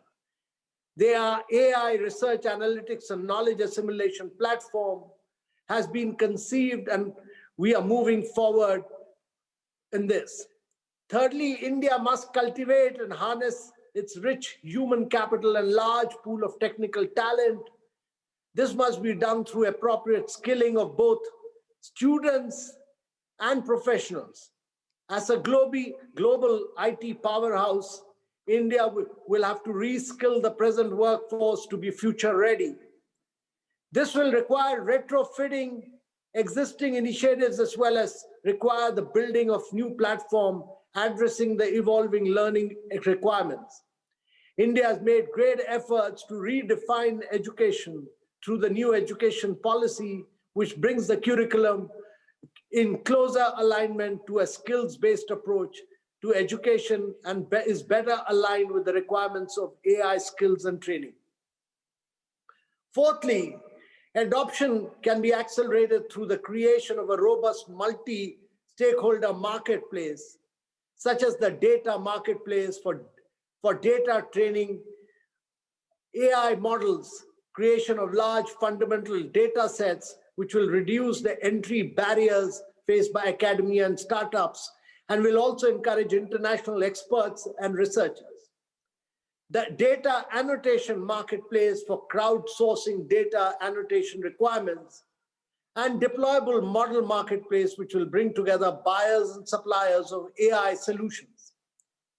Finally, and most importantly, all developments and deployment of artificial intelligence must be done in a manner which carefully accounts for considerations pertaining to ethics, privacy, and security. In July 2020, Niti Aayog released a draft document towards responsible AI for all, containing the principles of responsible AI, developed in consultation with various national and international experts. We were one of the first countries to emphasize the need for AI to be developed and used responsibly. To build upon this legacy further, and to strengthen our commitment, the Government of India recently organized the Global Summit on Responsible AI for Social Empowerment. Ladies and gentlemen, India is a diverse country in terms of its geography, people, languages, and challenges. This makes India the perfect test bed for not only developing AI products for India, but the diversity allows for solutions to be developed which are also deployable in other economies, potentially establishing India as a global tech garage. The country has been ranked second on the Stanford Artificial Intelligence Vibrancy Index. We have more than 1,000 artificial intelligence startups, and we are moving with a rich talent and vibrant data ecosystems that are necessary to build AI products. And India is well positioned to become a leading destination for AI solutions and products. The government is playing a critical role, serving as a catalyst for building new synergies. As a founding member of the Global Partnership in Artificial Intelligence, India is already leading from the front as it champions the responsible use of AI for social good to realize a more inclusive society. Through artificial intelligence, not only will be taking India forward, but we'll be taking the world along with us as we find solutions to the challenges of India on education, health, nutrition. We'll be finding a solution not for the 1.3 billion people of India, but for the 7 billion people of the world as they move from poverty to middle class in the next decade. Thank you very much, ladies and gentlemen. Thank you, Mr. Kant. I will take that as a promise. You've now said it on camera. You will take the world with us with India's success and learnings. And this is a conference of collaboration. And you unfortunately won't be part of the panel discussion later, but I'm sure that you will reach out to the different participants and share knowledge and learnings with us. Thank you. Sure. Ladies and gentlemen, we are on a global roll, so I think we should continue the journey to Brazil. I'm super excited to have Silvio Meira with us. Again, an extensive resume, and I won't do you justice by only mentioning your current position as Chief Scientist at the digital strategy company, but I know that your talk will show the depth, knowledge, and experience that you have of both research and academia, as well as government. Silvio, the floor is yours. Well, thank you very much for having me here today at this impressive seminar. I'd just like to add a few considerations to what many people have said already this session in the previous one. From my point of view, what we are dealing with is with learning how to use data to generate benefits across the whole value chain of just about everything that we are trying to consider as fields of application for artificial intelligence all over the place. In our particular session here, which is about industry, I think the problem is how to combine data and algorithms, and not only AI algorithms. We have to be smart on choosing things. There is a lot of algorithms out there, the AI algorithms, and not everything that you need to use data as input to generate benefits as outputs needs AI somehow. So there is a question of choice to start with. So using data and algorithms to combine products with services in or into or with experiences, substituting sales and deliveries with results for clients. That's what we want to achieve in the end. And why do I say results for clients and considering the whole value chain? Because a lot of people are considering, and we saw quite a few examples here, on how you're going to use artificial intelligence on the factory floor, on the plant floor, increasing efficiency, efficacy of production processes. But there is a lot of disruption coming around, I think, when you consider that retail and distribution are actually migrating what they understand of the whole value chain and processes to create, to develop, to deliver products, and to manufacture them as well on behalf of the clients. When you look at at things like consumer to manufacturing, on how you use data on the client side, on the consumer side, in B2C, to understand what the clients want, what they don't want, but you think they might want in function of the data you have on what they ask for, they look for in e-commerce platforms, in social network conversations, and so on. It might be the case that industry could expect disruption coming not only from other industry that's using AI to increase the efficiency of their manufacturing processes, but also to understand the whole market in which they are embedded somehow and consider markets around that one, because in digital markets in general, in markets that are powered by digital platforms, you do not necessarily have borders. So the problems we have to face are more or less connected to what data we have, where is it at the moment, what systems, which systems are using that data and what for, and did we solve for conformance, our own rules about the data, and regulation, rules of the market about the data we have, to ask the following questions. How can we be more agile? That's a question of the competitive present. How can we reduce risks and costs? That's a question about survival. And that has implications on how do we create, considering costs and risks, opportunities, new sales, and profits. Profits that we need to invest in more, maybe technology, more marketing, more wealth, more results for society and not for the firms only.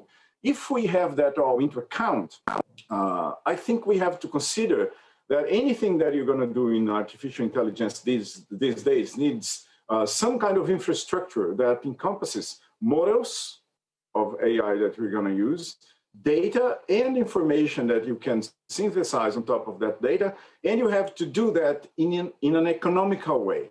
You have to take into account that, for example, training certain current AI models is extremely expensive when you consider, for example, the cost of training models with billions of factors involved. That's, of course, not the case of most applications you're going to see in industry, but you have to think about that if things get too complex. Also, I think AI for industry is more likely to benefit that kind of industry that's going to look for new business models that inject AI as an essential part of them and not an improvement of old business models. And when you look at that, both the comparison between old and new business models, you have to think that at least you not consider bad business models that are only good for you, industry or any kind of business, but not good for people and society. And to have that as a sort of a more wider picture that we'd have to take into account, I think we have to consider what kind of ethics we are going to have when you have very large-scale AI applications in industry, in the market as a whole. We have to take account of transparency. What are we doing to people or with people's data? Why we reason about it? We have to be explainable. How do we do it? What do we do and how do we do it? And at some time in the future, if not necessarily now for all kinds of applications of AI that we have, we're going to have to be accountable for that.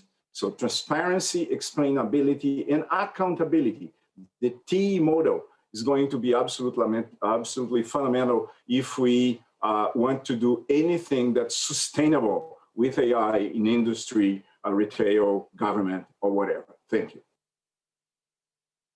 And clearly, we will have lots of questions and would love to dive further into that. But staying true to the format of the conference, which is giving the audience a flavor of the different types of perspectives and innovation, we will continue with a panel discussion about AI transforming industry. Because it's valuable to take the time to connect the dots and see if we can make some sense out of these latest talks and what that means for us, and maybe using a bit of brain power to do some predictions into the future. But let me start by welcoming Professor Christian Gutmann, who is the Vice President, Global Head of Artificial Intelligence and Data at Tieto Evry. Welcome, Christian. Thank you. Could you give us an elevator pitch of what you do? But more importantly, you've listened to all the talks today. What is your perspective or your reflections on how AI is transforming industry? Yeah, absolutely. Love to. So first off, yeah, thanks for having me. Great panel, lots of good discussions, introductions. So from my side, I mean, as some of you know, I mean, I've been involved in AI for many, many years and now focusing a lot on industrialization, commercialization, end-to-end processes in AI. What my team at Tieto Evry does and what I'm also doing at the Nordic AI Institute is focusing a lot of linking all this technology to value creation. So how do you actually get value out of this technology that exists? That's one. I'm advising and talking a lot to leaders and to CXOs, CEOs, government leaders, different key stakeholders for them to understand the art of the possible.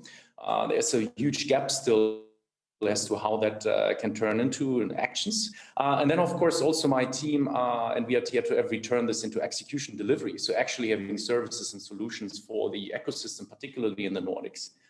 So that's sort of an elevator pitch, a couple of thoughts. And then you asked me also to reflect on the talks. So there were obviously a lot and quite diverse. But if I attempted in this way, I think one part that I'm hearing a lot is this, there's a lot of applied AI that we have been hearing about now from Ericsson, from Amy, also from Dirk and Silvio. And I think that is very good, basic research, applied research. Greetings from Berlin, by the way, also. I have just been speaking to a colleague of Dorothea Baer. Perhaps you, yeah. Exactly, you know each other. But of course, there is a lot of, you know, this application needs to turn into commercialization. It needs to turn into business. And there we are actually having a big challenge here in Europe. I hear it here in Germany too, and we need to be much quicker. I think there's a big gap to fill. And the second one is the SMEs, these small businesses. We need to be very careful to give these small businesses, small or medium-sized businesses and startups, the opportunities to access data and to not be overburdened by massive amounts of regulations in Europe. I think that is a very important part.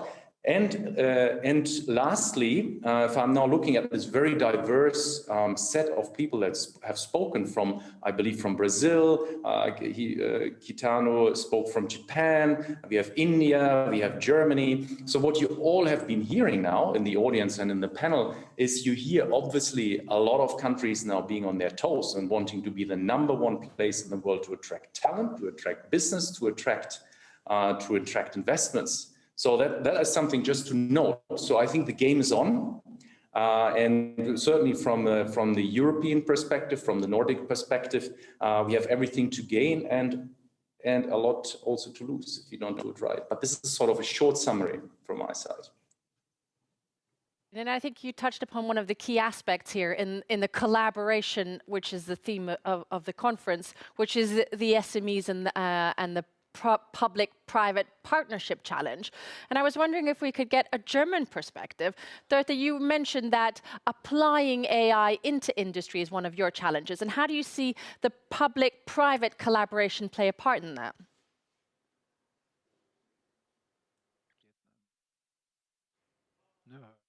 Dörte?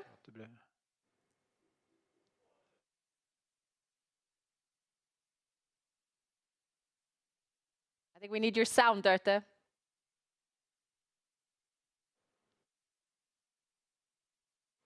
Is it working now? Yes, welcome. Thank you.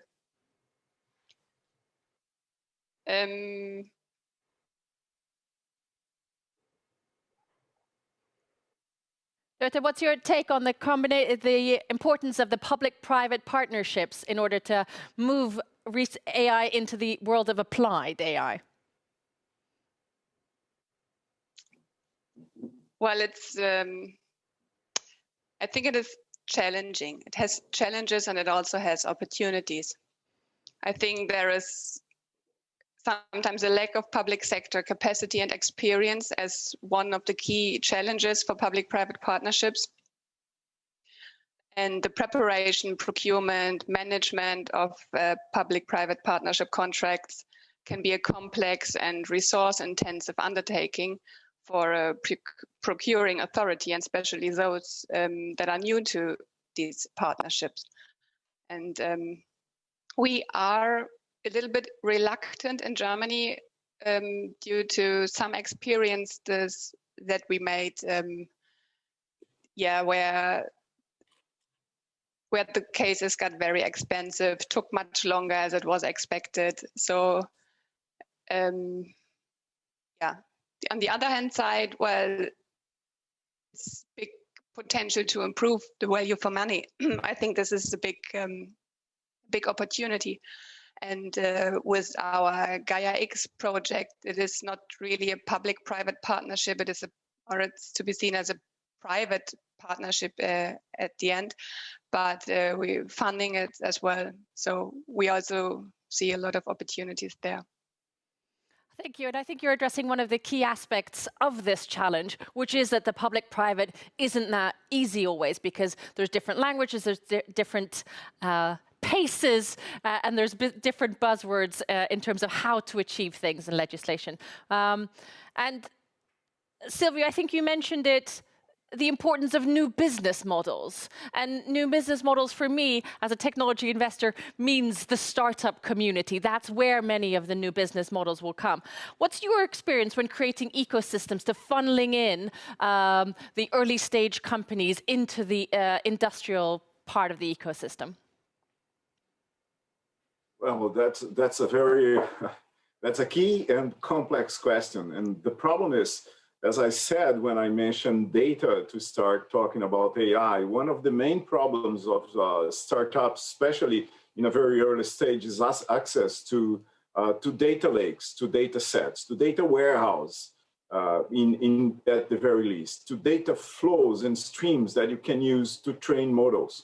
You don't do artificial intelligence when you think about machine learning and deep learning without having access to at least bad data, let's say. It could be bad data, but it has to be high volumes of data. And if it is good data, it's even better. So the biggest problem, if you're gonna start something from scratch that has to do with a business model, a new, from in the world business model that has to do with AI, is access to data. In that aspect, partnering with big companies in retail, industry, even government, and in some places like Brazil, you have a lot of open data that's available for the community to use to train models that have to do with prediction, for example. It could be a very good start as well. Key aspects there. Thank you for sharing that. And I think there's an interesting segue into what is ultimately one of the elephants in the room, which is the pandemic, which changes the name of the game. And Amy, we haven't really addressed it so far in this conference, but given that you were part of Omstartskommissionen and looked at how we can use technology to reboot Sweden, do you want to share some learnings here for the AI industry perspective? Yeah, so I think certainly digitalization has been our fallback during this pandemic. Without it, we wouldn't have been able to have distance work, distance education, and we wouldn't have been able to have this conference. But I think we need to really step up and accelerate how we are using digital technologies. And when it comes specifically to AI, one thing that we've looked at a lot with this Restart Commission, part of the Swedish Chamber of Commerce, is the balance between the supply and the demand in AI. And if we look at Sweden, there's been fantastic efforts to really ensure that there is a supply that is building up research talent, building up, an ecosystem that will allow, for example, an implementation of AI. But we have to also make sure, and I think this is the challenge, given that we are in a pandemic, that the demand for AI is also growing. that means that we need to kind of look at what are the bottlenecks that currently hinder organizations from truly adopting AI. And they can be legal bottlenecks, they can be bottlenecks about competence levels, they can be bottlenecks, for example, about data that was previously mentioned, but what are the bottlenecks that are stopping the uptake of AI so that we are not currently investing a lot of investments in the supply, and in a year or so, we don't have the demand. Now, I am an AI researcher. I've worked in AI for many, many years. And I think one of the things that I like to sort of lift is that if we don't balance between the supply and demand, as an AI researcher, we always are very afraid we're going to throw AI into the next winter. And also as an AI researcher, I can sometimes think that we are just in the midst of a very big pandemic, and we've been in it for some months. And I had maybe wished to see AI come up with a brilliant solution to address this pandemic, and I haven't seen that yet either. So I don't want to rain on anyone's parade. I think, the progress here is fantastic, but we should be demanding more out of AI and ensuring that, as I said, there's a good balance between supply and demand. Amy, supply and demand, and you mentioned possible AI winter, which is obviously not something that we're interested in. And Elena, from your perspective, how do we make sure that we don't hit these bottlenecks and a potential AI winter? Because we need to go from a competitive AI industry landscape to solving the big problems of our time. What's your take? Yeah, so I think I'm very lucky to be sit close to the core, all that perfect data. Being an AI researcher within a big corporation is kind of nice, right? And I'm not saying that we are not collaborating. We are collaborating a lot with academia and public sector and other industries. But just tapping into what Silvia was talking about regarding the data and the importance of applying algorithms on something very relevant, I do agree. And we also know how difficult it is for companies to share business sensitive data sometimes. And that's why some companies start big AI research organizations within the companies, right? So, from my perspective, from Ericsson's perspective, it's not, it's quite easy actually, because we don't come up with an algorithm for the sake of the algorithm. We always start with some kind of concrete need from the customer that we are solving using different technologies. And when there is a fit for AI, then it's AI essentially. So, coming back to this, like how to avoid the next AI winter, I think the relevance of problems that we are solving, as long as we kind of pick the right problems and have the right data, then we'll be fine. Silvio, how do we pick the right problems?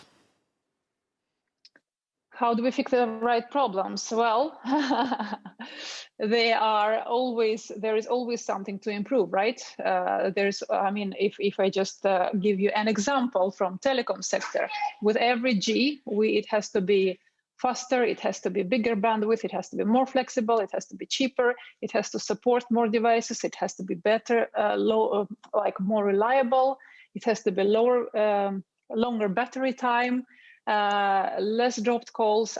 All these characteristics, there are plenty. And then it means that that is everything is a problem in itself. And then, well, how do we I love that's a beautiful tweet. That's a beautiful tweet. Everything is a problem in itself. There's always something there's always something to do. But we have a little time left, and Silvia, I'd like to segue into you. How do we pick problems? How do we use artificial intelligence the best, given this supply and demand challenge? That's for me? Yes, please. That's right. What are the problems that the clients have, the customers? I think a lot of R&D, the old kind of R&D I grew up with in industry, in university research and development centers, and so on and so forth, center too much of the focus on what we can do from what we know. What are the problems that we already know? I think we are about time to change the focus really to what customers want as experience. And if we discover more or less about that, even less than we discovered about that is often more than what we know about the products and services we already have in our minds. Well, there you go. We've heard it from all the corners of the world. AI is a question of supply and demand. We need to collaborate between public and private. We need to take the research into the applied world of artificial intelligence. And I think so far today we've seen a lot of big ideas, lots of will and genuine interest in collaboration and sharing our thoughts. Thank you, panel. I wish we could speak longer, but we have a time schedule. But thank you for AI and Industry panel.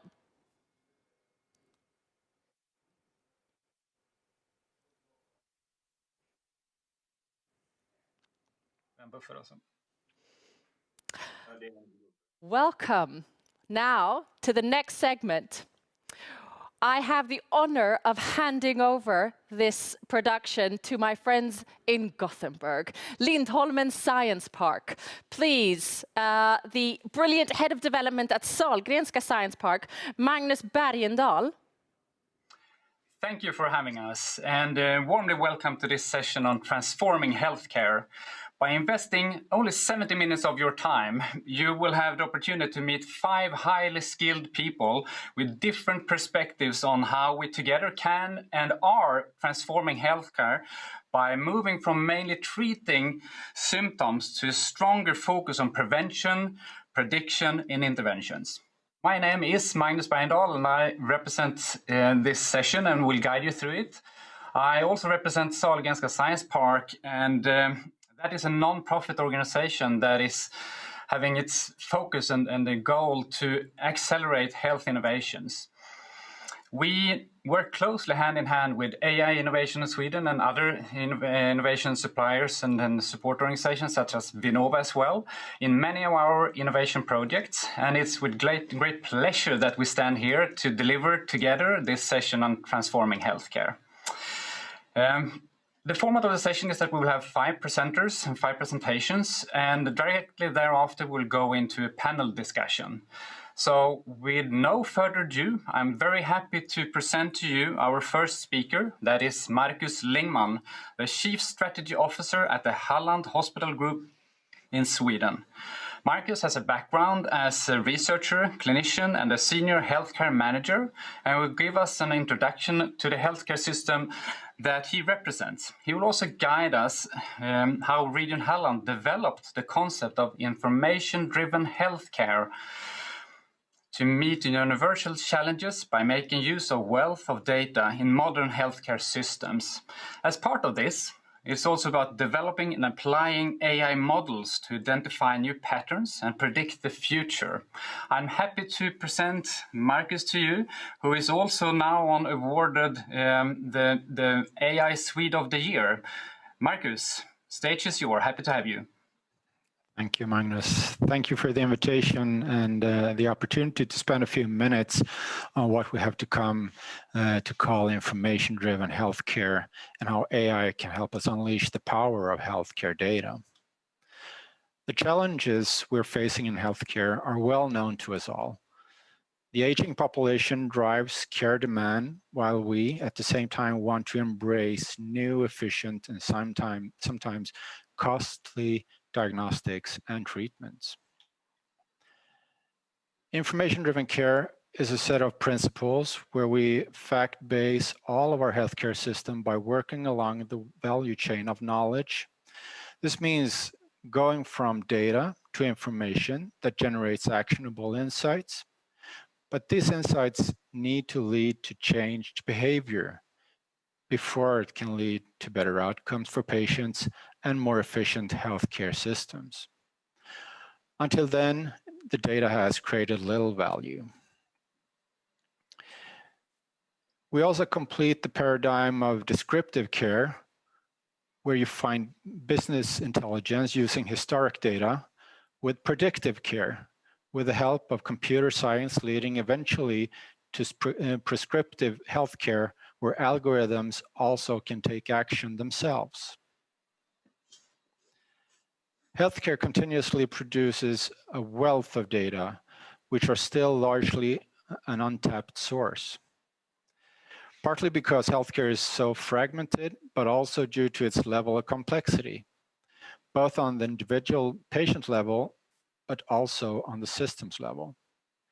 This is where machine learning, neural networks, and natural language processing have huge roles to play. The main obstacle that we faced in our now 5-year work in the field was data access. But even in a highly regulated environment like healthcare, many of those problems can be solved. The role of AI in healthcare is and will be pattern recognition and risk assessment, supporting both the managerial level and in the clinical encounter. We have shown that healthcare data can be used to inform proactive interventions to reduce readmissions after patients have left the hospital, identifying patterns of mental illness before the stage of psychiatric disease, predicting death in the emergency situation, identifying risk of sudden cardiac death based on the ECG, and also being able to differentiate between dangerous and benign chest pain in ambulatory care. We also know that there are numerous commercial applications now approved by the FDA, for example, and the list is getting longer. AI is entering specialty by specialty, starting with radiology and other image-depending areas. So what is needed to move forward? My strong recommendation is that we build ecosystems of all competencies needed to proceed from data to information, to insights, and further to behavioral change. This includes clinicians, computer scientists, legal expertise, management, and connection to academia.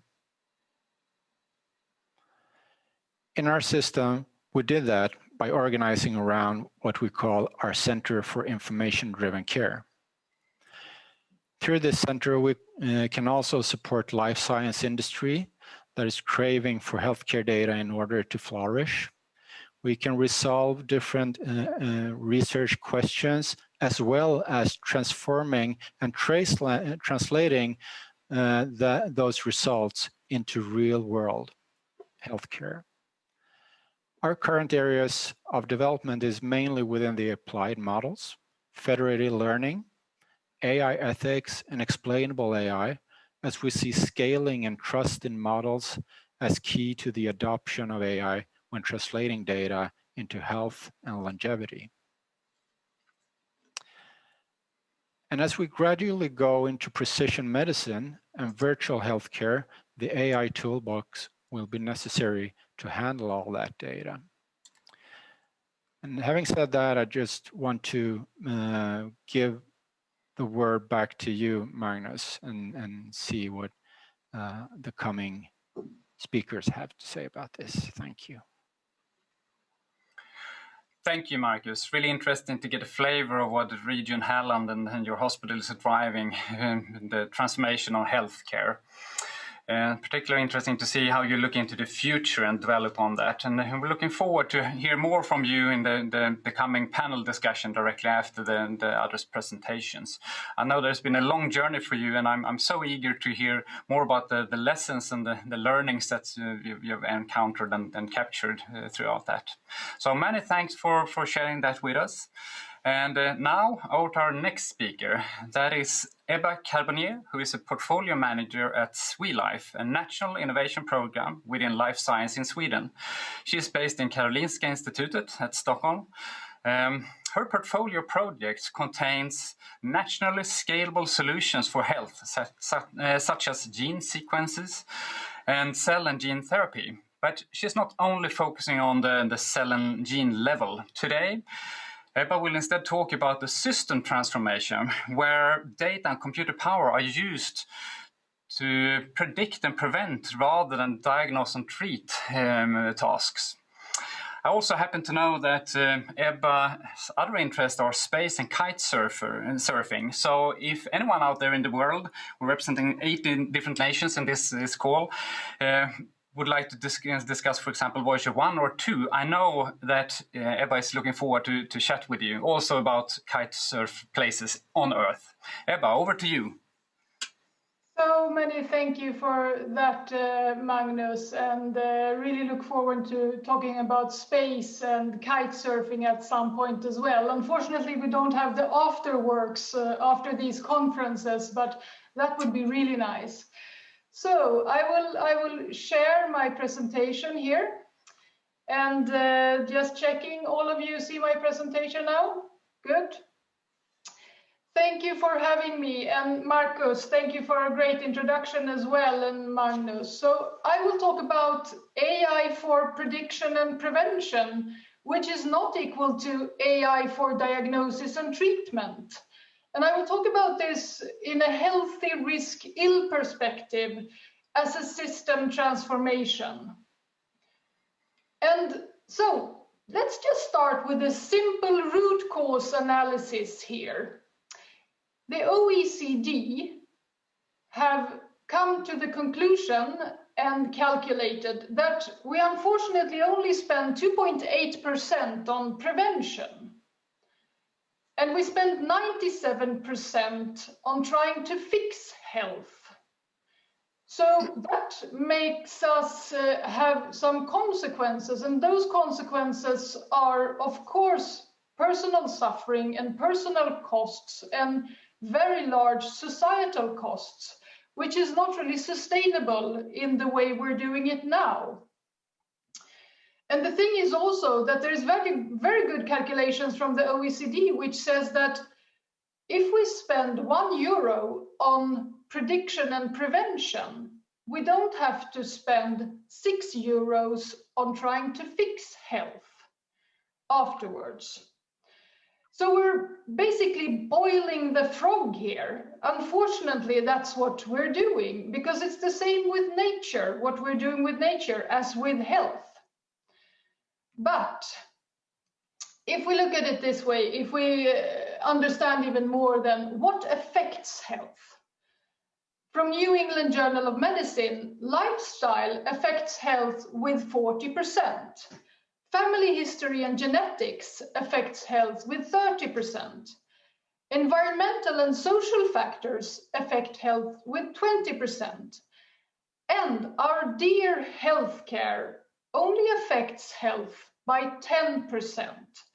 And we spend 97%, or let's say 90 or 95 or 97% on the healthcare part, which can only affect health by 10, 20, maybe 20%. And all the incentives and payer models and business models are made for focusing on the healthcare. So we have to really talk to our dear Nobel Committee to give more incentives to really trying to do it right from the start. So AI for prediction and prevention is not equal to AI for diagnosis and treatment. We spend most of our data and AI and ML projects on medicine, the ill part, and even more so on precision medicine. But what really contributes then to prevention and preventing, for example, diabetes type 2, heart and cardiovascular diseases, cancer, and even COVID-19, of course? It's actually prevention of obesity, and even more so, to do it right from the start, prevention of childhood obesity. And we have to go on affecting the incentives, the payer models, and the business models so that we do more of our AI and data projects on the prevention part. And thankfully, we work with that because we have a large project now, Zero Obesity at School Start 2030, where there is definitely this prediction and prevention, and also with gamification. So we should really use our gaming industry, for example, not only to produce Candy Crush, but really prediction, prevention, behavioral and motivational applications, maybe addictive health applications. So we're also having a grand challenge. And since we are working in this with multinational companies, for example, SAS Institute and Microsoft, I would actually like to invite other countries and welcome you to contact me if you would also like to work in this way, because we've had many good contacts with many countries now. So it's actually a bit of of course, it's a global problem that we have to challenge together. So you can contact me on that one. And we also have another project which I think is fantastically interesting, because we have, of course, quantum computers being built in Sweden and in our wonderful Gothenburg. And there we are developing quantum computing algorithms as engine for AI in health.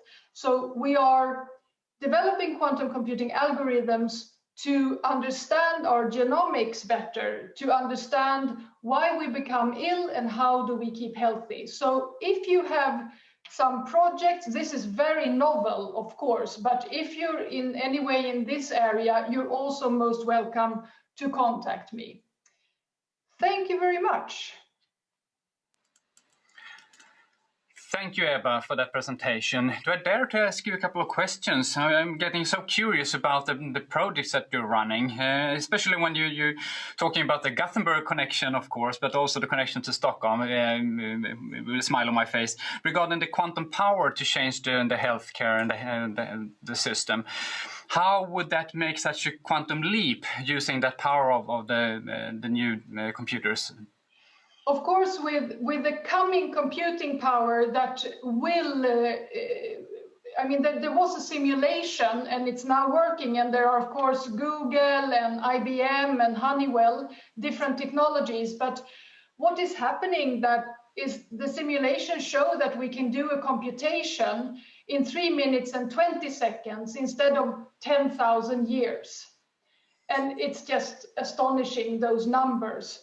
But what we then really have to get going on is using this computing power, not only for the medicine part, of course, for finding the quantum chemistry, for doing the medicine, but to really predict and prevent. And of course, then there can be enormous matching within such computing power. So, but it's really in the early stages and development.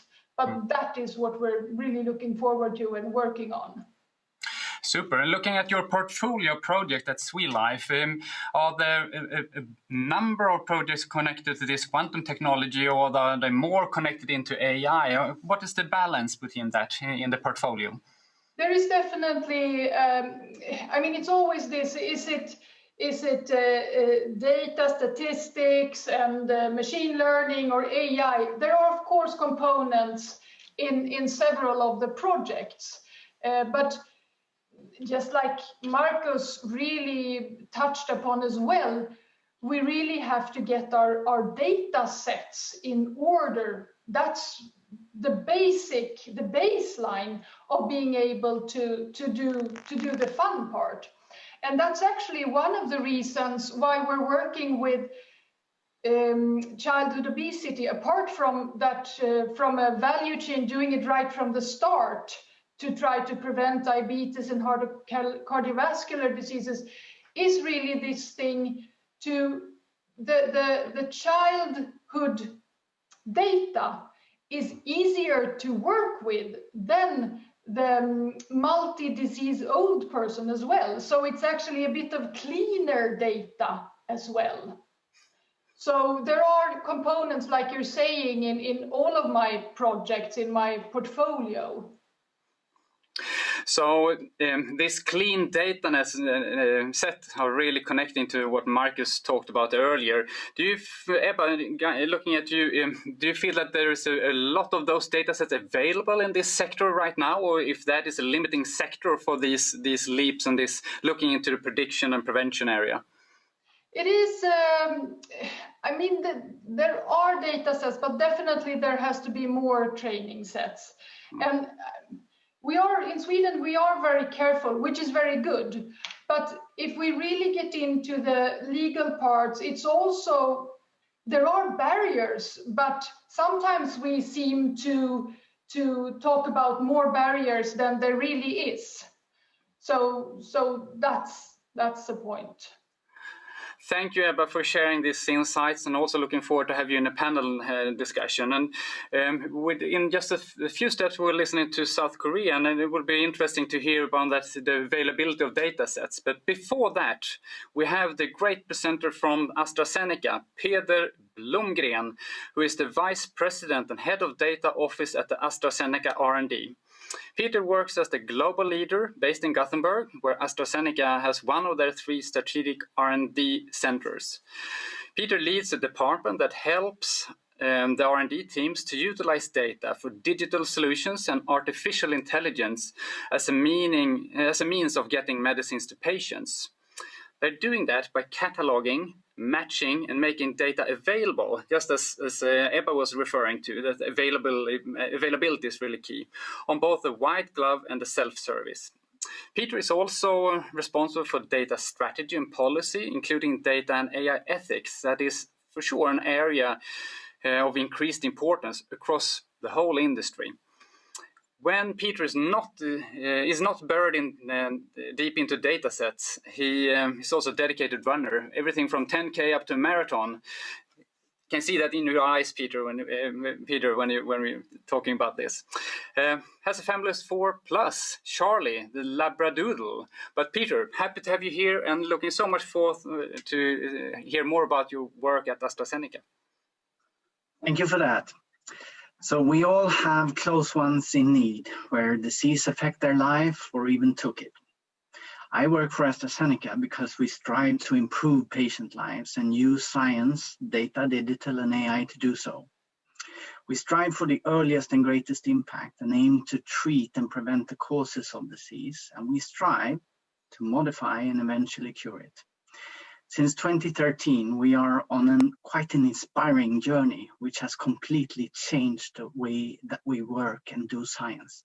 It's been quite an amazing journey. It's like opening up your shirt and discovering there's a Superman dress underneath.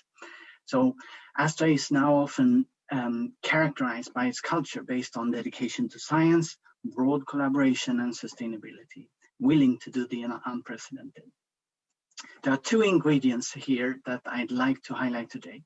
1, innovation doesn't happen in isolation, so collaboration is absolute key. We've heard it already. And 2, how to apply data, digital, and AI to improve patient lives by early detection and personalized treatment. So we'll watch 2 video clips that showcase examples of this, and please run the first.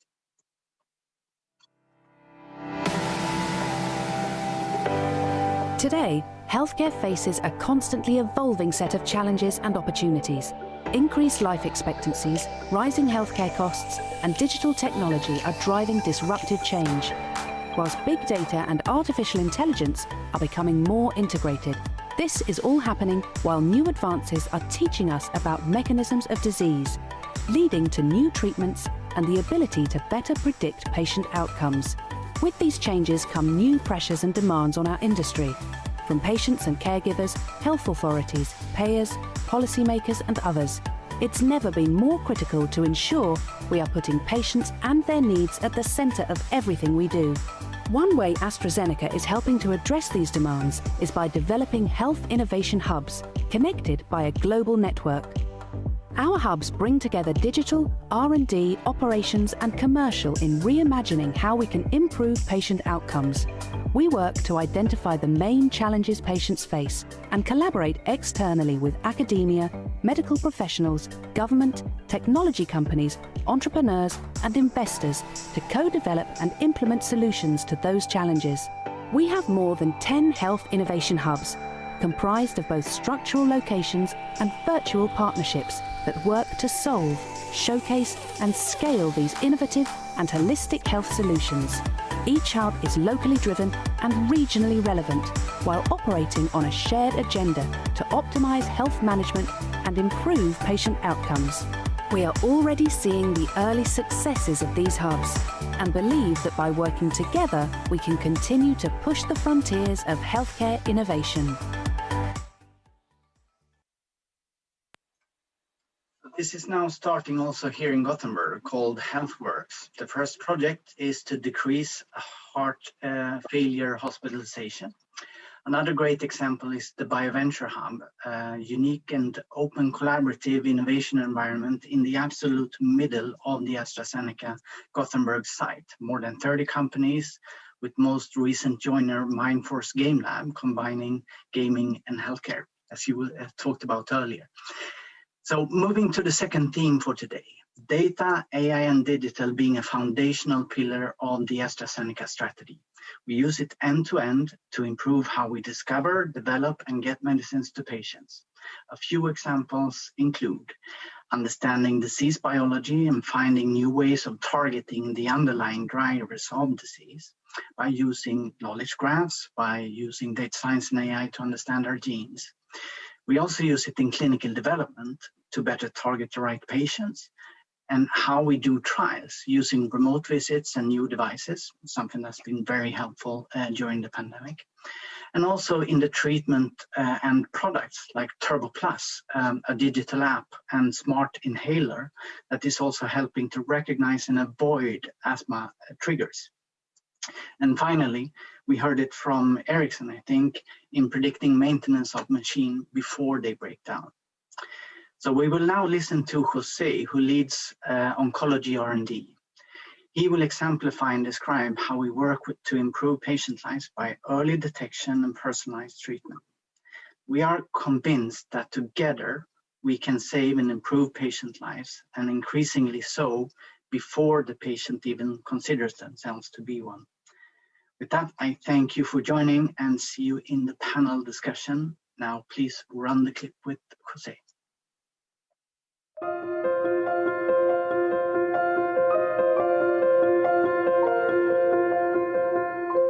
Pues bien, yo creo que estamos en un momento en que estamos a las puertas también de la cuarta revolución en lo que se refiere a asistencia sanitaria. Todo empezó hace siglos con el concepto de que el médico iba al domicilio. Mi abuelo era un médico de pueblo, iba al domicilio para todo, para partos, facturas, para lo que ustedes quieran. La medicina avanzó muchísimo cuando pudimos empezar a proporcionar asistencia de calidad en centros hospitalarios. El nacimiento de la radiología, de las pruebas diagnósticas, laboratorios, la posibilidad de dar tratamientos intravenosos con antibióticos. Esto cambió y mejoró en lo que fue la tercera revolución industrial, cuando pudimos ofrecer tratamiento especializado. Yo mismo trabajé durante muchos años en hospitales que lo único que hacían era tratar a pacientes con cáncer. Y finalmente entramos en la cuarta revolución, que es la vuelta al principio. El paciente vuelve a estar en su casa. El tratamiento y el manejo médico de cualquier paciente se realiza en el entorno donde el paciente vive y donde el paciente realiza sus actividades. Esto es una revolución porque además se hace con mayor calidad. Es el momento de ofrecer soluciones que son centradas en pacientes, soluciones remotas, soluciones que permiten el controlar la situación de salud a tiempo real. Es lo que nos va a dar la tecnología digital, la inteligencia artificial y la capacidad de tener algoritmos que nos den predicciones muy precisas. Y lo que quiero proponer es que la cuarta revolución ya está pasando.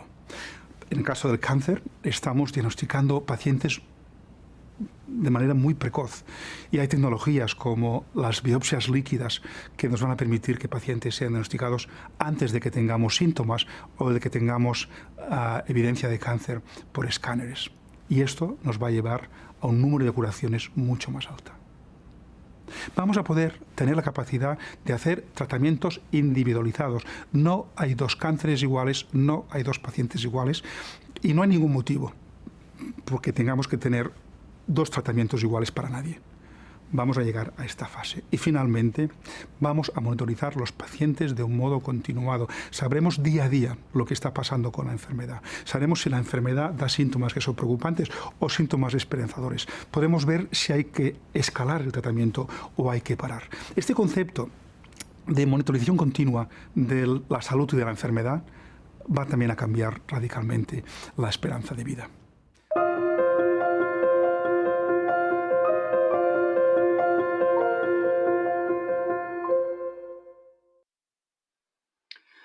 Thank you for that, Peter. You clearly have a very important role in the big organization to capture that data and AI opportunities. And then I'm happy to hear that collaboration is a key in your organization, because being big is also simultaneously being humble to the world, and then that is very important for the forthcoming successes. Going from big to something that is growing very quickly, I'm happy to present our next speaker. That is Min-Hong Yang, the co-founder and chief business officer of the South Korean healthcare startup called Lunit. It's especially exciting with the Korean perspective on this topic, as South Korea was the first country to implement specific regulatory guidelines for digital health solutions. So Min-Hong is in charge of the business development for radiology products, and previously he was devised online business strategies and analyzed customer behavior in the home health department at InBody, the world leader in body composition technology. Min-Hong is a graduate from Korean Advanced Institute of Science and Technology and will share the experiences about how Lunit grew from an idea to a successful South Korean startup, providing novel AI-powered solutions for cancer diagnostics and therapeutics. Min-Hong, I'm very happy to have you here, and stage is yours. Okay, thank you very much for your kind introduction, Magnus. Can you see my screen? Yes, we can. Okay, hi everyone, my name is Min-Hong, co-founder and chief business officer of Lunit. Before we get started, I would like to thank Sweden Innovation Days team for giving me this opportunity to share our journey. Lunit actually has a deep relationship with Sweden. In August, Karolinska Institute in Sweden published a paper in the JAMA Oncology, which compared the performance of radiologists and 3 different AI solutions for detecting cancer, breast cancer, including our solution. And Lunit's algorithm was proven to be the best. So today I'd like to share with you all how we built our AI-powered solution in South Korea and how we are actually selling our product worldwide. I organized in my presentation based on the order in which our solutions were developed. So I will talk about how we collected medical data for development, how we worked with government agencies to get approval as a medical solution or devices, and finally, how we successfully started to commercialize our solution. So Lunit is a well-established startup company based in South Korea. Founded in 2013, we have raised over $50 million so far from remarkable investors from Korea, Japan, China, and the United States. We have over 130 employees and a branch in Boston, Amsterdam, and Shanghai. We're especially focused on conquering cancer, one of the leading causes of death worldwide, with AI technology. We are developing 2 main products in our lineup. The Lunit Insight diagnoses cancer early in patients by analyzing screening modality images such as chest X-rays or mammogram images. We are also developing Lunit Scope, therapeutic biomarkers that predicts treatment outcomes for cancer patients. Lunit's co-founders are deep learning specialists. Our technology has proven itself in multiple deep learning challenges where it has beaten entries from prestigious companies such as Google, IBM, and Microsoft. And Luni has been selected as one of the top 100 AI startups by CB Insights and was included in the Technology Pioneers 2020 by the World Economic Forum. While we have cutting-edge deep learning technology, it is actually meaningless without data from hospitals and medical institutions. So let's talk about how we leverage it, Korea's unique healthcare system. Let's take a look at the two tables about the top 5 hospitals in Korea and US. They're the largest hospitals in the US and Korea. As you can see here, the top 5 hospitals in Korea have more number of beds than the US hospitals. In addition, more than 40% of cancer patients have surgeries in those hospitals. Very, very concentrated, and they are all located in Seoul City, same city. And under the universal insurance system, there are a huge amount of data in Korea healthcare system. Korea's population is close to 50 million, and we take more than 40 million chest x-rays and 4.5 million mammograms annually. The average outpatient visit to doctors by Korean patients was 16.6 visits a year. That's actually 2.3 times higher than that of the OECD's average of 7.1. However, it was not easy to convince doctors to cooperate because they did not believe in the power of AI. And AlphaGo came to Korea in March 2016. It was a great event that caught the attention of the whole nation. People talked about this event everywhere during the week. It also changed doctors' mind about AI. Doctors started to paying attention to the power of AI. Then we started recruiting in-house medical doctors, and there are currently a total of 7 doctors, including radiologists, oncologists, and pathologists. And we assumed that the trust in our solutions from doctors was the most important factor for success. To build that trust in the medical society, we have published more than 40 papers or abstracts in prestigious medical journals such as JAMA Oncology and Lancet Digital Health.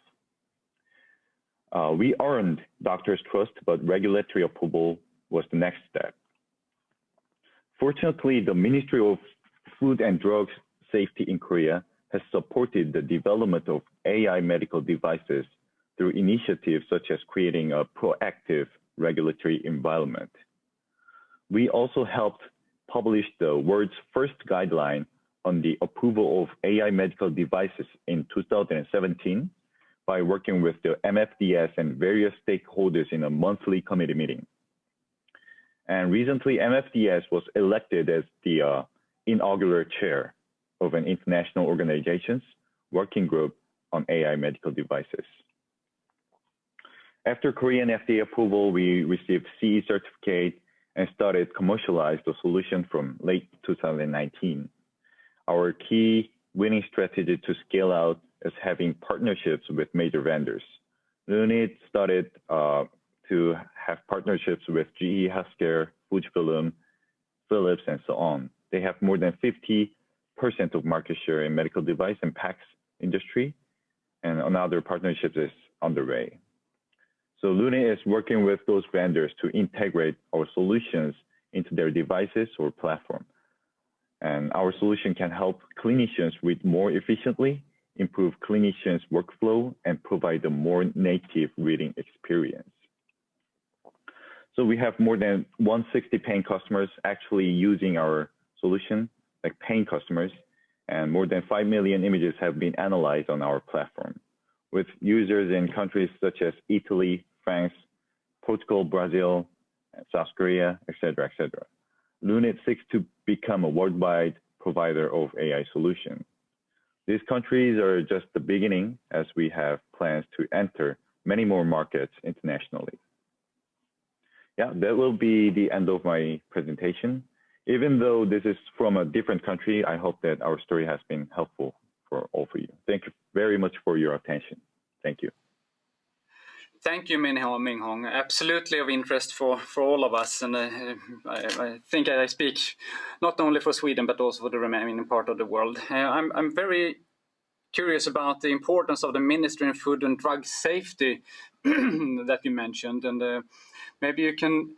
What would the situation have been, or how much have that helped you? Yeah, because there's no guideline or regulation policy for AI-based software. So they actually gathered all the different stakeholders like universities and government research centers and industry people like us.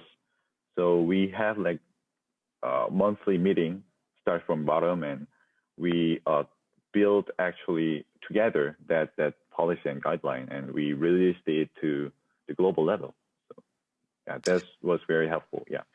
When was that in time? Sorry for that question, but was it recently or? Yeah. Yeah, we released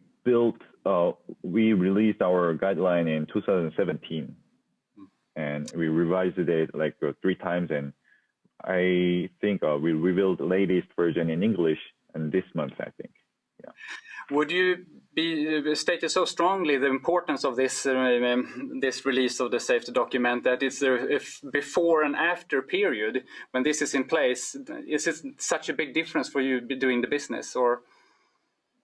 Yeah, because there was no guideline before, so we have to ask and directly ask to like Korean FDA people.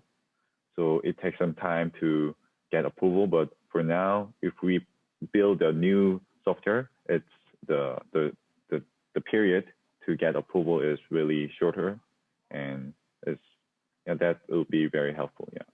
Super. Min-Young, once again, very much thank you, and you will be also joining the panel session afterwards. And I'm so happy to have you on board here, despite it's way past midnight in your time zone. It's okay. Thank you. Thank you. Thank you. And now, our final speaker, Leif Nordlund, is leading the AI healthcare and life science research for NVIDIA in Nordics. Leif works with researcher partners and customers to accelerate artificial intelligence within the pharmaceutical, biotech and healthcare industry and research. Leif is based in Stockholm, Sweden, having a master's in computer science from Uppsala University, and he will be talking about accelerating clinical decision-making and drug discovery with the use of AI, and share examples from the many projects that NVIDIA and its partners are working on. Leif, happy to have you on board. Welcome. Thank you, thank you. Yeah, I'll try to mix big and small today, as I think that has been a little bit of the theme today. Of course, we are working on many groundbreaking projects with NVIDIA, but we're also working on where to take these projects into the care system and to be practically using this. I think that's a combination that we are doing to both target the really complex projects, but also to be able to use this technology to be able to support a suffering care system in different countries. So we've been doing this technology now for 25 years at NVIDIA. The GPU was invented in '93, and then we have been sort of introducing it more and more to do advanced stuff. And it has been happening a lot of technology changes during the last 2 years, actually. One of the biggest things in our approach is that we want to do what wasn't possible to do before. And we do that by inventing new technologies, both hardware and software. And we call this a full stack approach. So we want to make sure that there is a full portfolio of the software and hardware for our partners to use when they are, in their case, building the apparatus or building the algorithms to solve the most challenging scientific problems. We are today working with about 2.3 million developers all over the world. And these are both, of course, researchers, but also commercial developers who are building solutions then to introduce into the, for example, the care system or in other industries. What's happening and the trends that are happening right now is that using these technologies, we are more and more seeing that we can use technologies both for learning more about the human body, the proteins, the details, the DNA, to pull together and look really in the depths how a human and our interaction with the nature around us is working. So that is one thing. That is what called the grand challenges. I'll be talking a little bit about those projects we are doing. Also, we'll talk a bit about the projects that we're doing, which are more in the care system. So that is more like, since we're coming from the graphical side with our GPUs, you know, to present to the doctors and to the other peoples in the system pictures of radiology pictures, pathology pictures, DNA strings, etc. We are working a lot today to using AI to analyze these pictures and to introduce this kind of apparatus then in the care system together with our partners. And partners here can be both software vendors, but also vendors of these machines then. We mentioned a couple of names earlier today, like, you know, Siemens and such, who make these machines. So it is a complex ecosystem, and NVIDIA is not working on this alone. We are working on it together with our partners and together with our 2.3 million developers all over the world. Some of the really grand challenges we're working on, really complex stuff, I can mention. There is some really interesting work going on. One is that we are working on generative models for de novo chemistry design. So actually designer drugs then that we can create new molecules that have never been existing before using a chemistry and AI in combination. What we're also doing is multi-omics R&D. So that's combining different types of data, so genetic data, phenotypes, pathology data, cell and how the cell is looking, cell imaging analysis, all of this combined. That wasn't possible to do by humans before because this data is extremely complex. So we're using AI algorithms to be able to analyze these very complex data sets in order then to really understand what we're dealing with here when it comes to diseases, and also being able to work then in a proactive way that was mentioned today by Ebba, that we can actually target the lifestyle if we know more about what is not good for us. Some other really large-scale work we have been doing is, of course, quite recently related to the COVID. So we just finalized a project called Deep Drive MD. So basically what we did is that we gathered most of the GPUs we could find of our technology, and together they were used then to look at the complex structure of the COVID virus when it is infecting a human cell, how it is working, using simulation technology together with AI technology, and 27,000 NVIDIA GPUs at the same time looking at this problem. And this research work has now been downloaded by more than 4,000 researchers all over the world, where we are sharing this in this ecosystem to be able to find out, you know, if there's anything that we can do in order to look for a new cure for this, really. So that was some of the really big challenges that we are working on right now. When it comes to the sort of, you know, the practicalities of using AI in the care system, we have a number of projects going on. One is the SMILE project at Karolinska in Stockholm, which is basically a translation hub. So that's where the clinicians, the researchers, and the students can come together and benefit from the collected competence in image analysis, visualization, and quantification that we are doing there.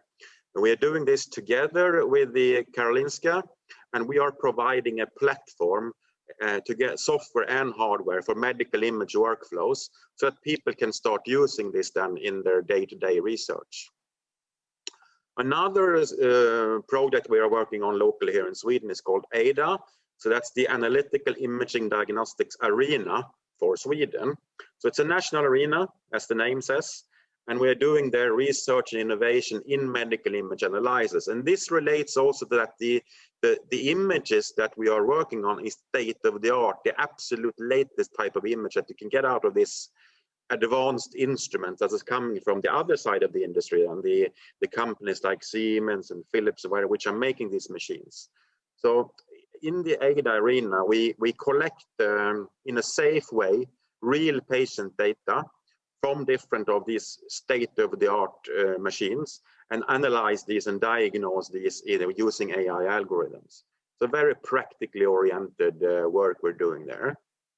I don't know how many was listening also earlier today in the beginning of today's session, where Sara Masou was describing the Berzelius system. So that is another project we're doing here in Sweden. So the Berzelius system is going to be the fastest supercomputer in Sweden. It's going to be located in Linköping, and its purpose is to advance the AI research in Sweden and to enable industry use of AI, like in industries like pharmaceuticals, telecommunications, to enable breakthroughs in those industries using this kind of technologies. So compute does matter, and in a lot of these projects we are doing it in a combination of academia, industry, and our knowledge, then where we are transferring our knowledge to the researchers, to the academia, using different forms of transfer knowledge. One being that we have AI algorithms and AI models which can be transferred from NVIDIA into these ecosystems. We are also, of course, then educating on what work we have done in our research. And eventually this will lead to an even growing ecosystem then of people that understand large-scale AI. So that's a lot of my purpose in life, is to make sure that I can make this a democratic model so that more people can use AI technology. And that is, of course, something that we are working together with a number of other organizations in Sweden. So Berzelius is the WASP supercomputer, or at least funded partly by WASP, which will be located then in the Linköping University to do this breakthrough research. Another computer that we are working on right now is called Cambridge One. So that has been presented as well, and that's going to be one of the UK's absolute biggest supercomputers. And this is built by NVIDIA in order to do more research for life sciences, healthcare, pharma, etc. So we are going to use this platform then to develop even new models, new AI models, new algorithms, which we can then transfer back into science to benefit science, and both in academia and in research in these companies. So this project is starting together with AstraZeneca and GSK, and also Guy's and St. Thomas's NSA's Foundation Trust, which is basically the English healthcare systems where they can have their funding model, and also a couple of customers to NVIDIA, which are developing new solutions for healthcare. One being King's College in London, and the other one is Oxford Nanopure, which is a company which is focusing entirely on DNA and DNA sequencing. Super. So all in all, these are the number of the most interesting projects we are working on right now, I would say. And I'm happy to share more details with you, the community. If there's interest in a specific project or in a specific technology, I'll be happy to do that. But for now, I'm going to keep it short so that I don't break anybody's time schedule. Thank you, everybody. Thank you, Leif. Very interesting, and then it's interesting to see how NVIDIA is actually making the platform for others to build and continue the forefront of the prevention and prediction work. Leif, stay tuned and stay here, because right now we reached the stage of the panel discussion. So I'm happy to welcome back all of the presenters. So Marcus, Min Hong, Peder, Ebba, and Leif all together. I think it goes beyond saying that due to the pandemic situation, we are situated in different studios. So I hope that we all can hear each other in a crisp and good format without too much delay to South Korea and Stockholm and other places. We have now seen a lot of ambitious and inspiring opportunities about how healthcare can be and are about to be transformed into the more stronger focus on prevention instead of having the focus on mainly treating the symptoms. This is really a new land to conquer, and we see that we all are trying to do our best. We're talking about platforms and data and strategies and startups and big companies and so on. And we found out through these presentations that equally there are ethical and humanitarian reasons for doing this job. And also there's societal and then also financial reasons why we should push into this transformation and look into the prevention part of healthcare. So we started with you, Marcus, about 50 minutes ago, and listened about the valuable insight from Region Halland, how you are shaping the future. And when you presented and talked about it, it sounded like a massive work that is ongoing like a train, that is simple and quick-footed. But I do think that you've been through quite some struggles and hinders and hurdles. So with all your experiences, what is a key point and what kind of hinders do you still foresee? Why is this transformation not going quicker than it is? Well, summarizing 5 years of work into 8 minutes makes things appear a bit simpler than they actually were. I think the main challenges that we faced during the 5 years of workup was actually uncertainty.